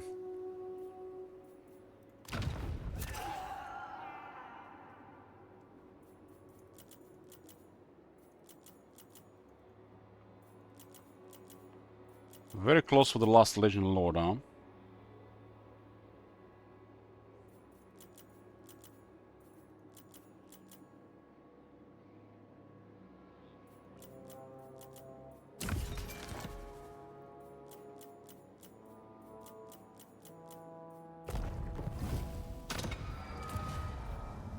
Dominator for the Zulahu. As another, what, 25 control penalty.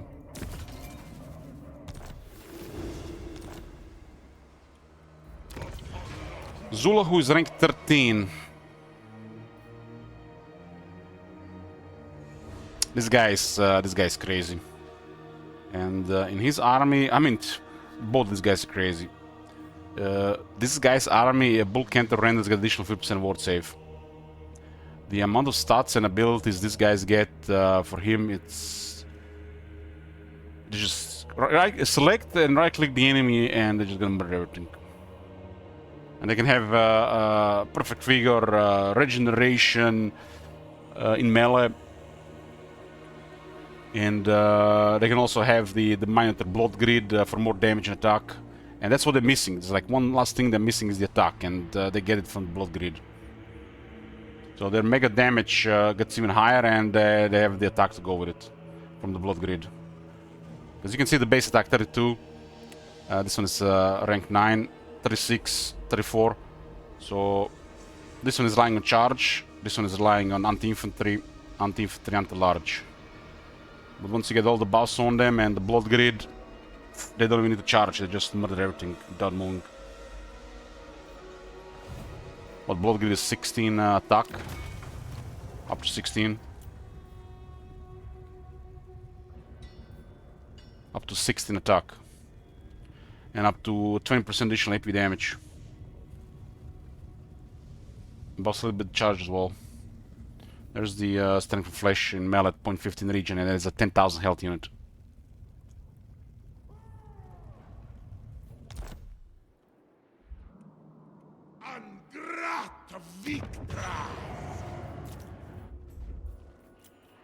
Expecting nasty Wars of Chaos Rebellion there.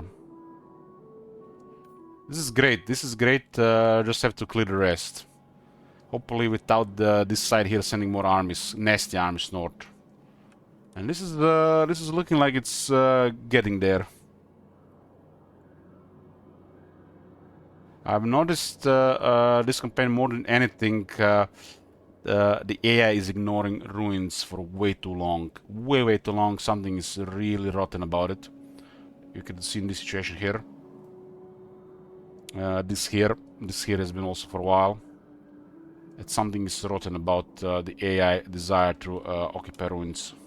They eventually do, but I feel like the issue is a faction, X-faction from here, radios in other factions, you know, AI, chats with other AI on forums, and they tell them, we're gonna go and occupy this. ETA, 20 turns, and they start moving.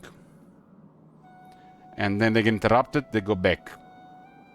Or that force disappears, and then somebody else radios in.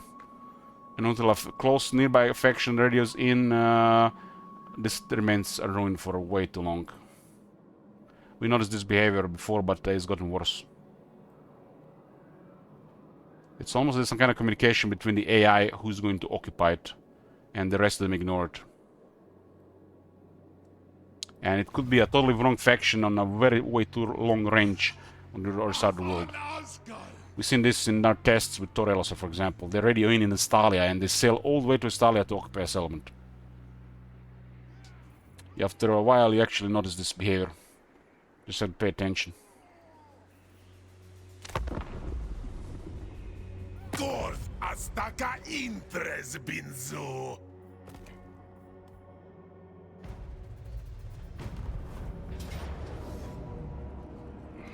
What are we gonna do here? We just don't have the damage to kill this unit. They have 37 leadership. Okay, hold on. We got leadership on our side. We got fear. We don't have fear. I guess army ability. These guys have fear. I totally forgot about the leadership penalty. These guys won't be able to fight if we scare them. These guys literally just take a little bit damage, hit from behind, and they'll rout. It's the Zaytan's leadership penalties. They lose too much leadership here. Yeah, we'll do this battle, but that'll be first thing next time, boys. That's it for today. I'm gonna go watch Naked Gun in the cinema, and I'll see you guys next time. I think we might play some Victoria next time. Bye-bye.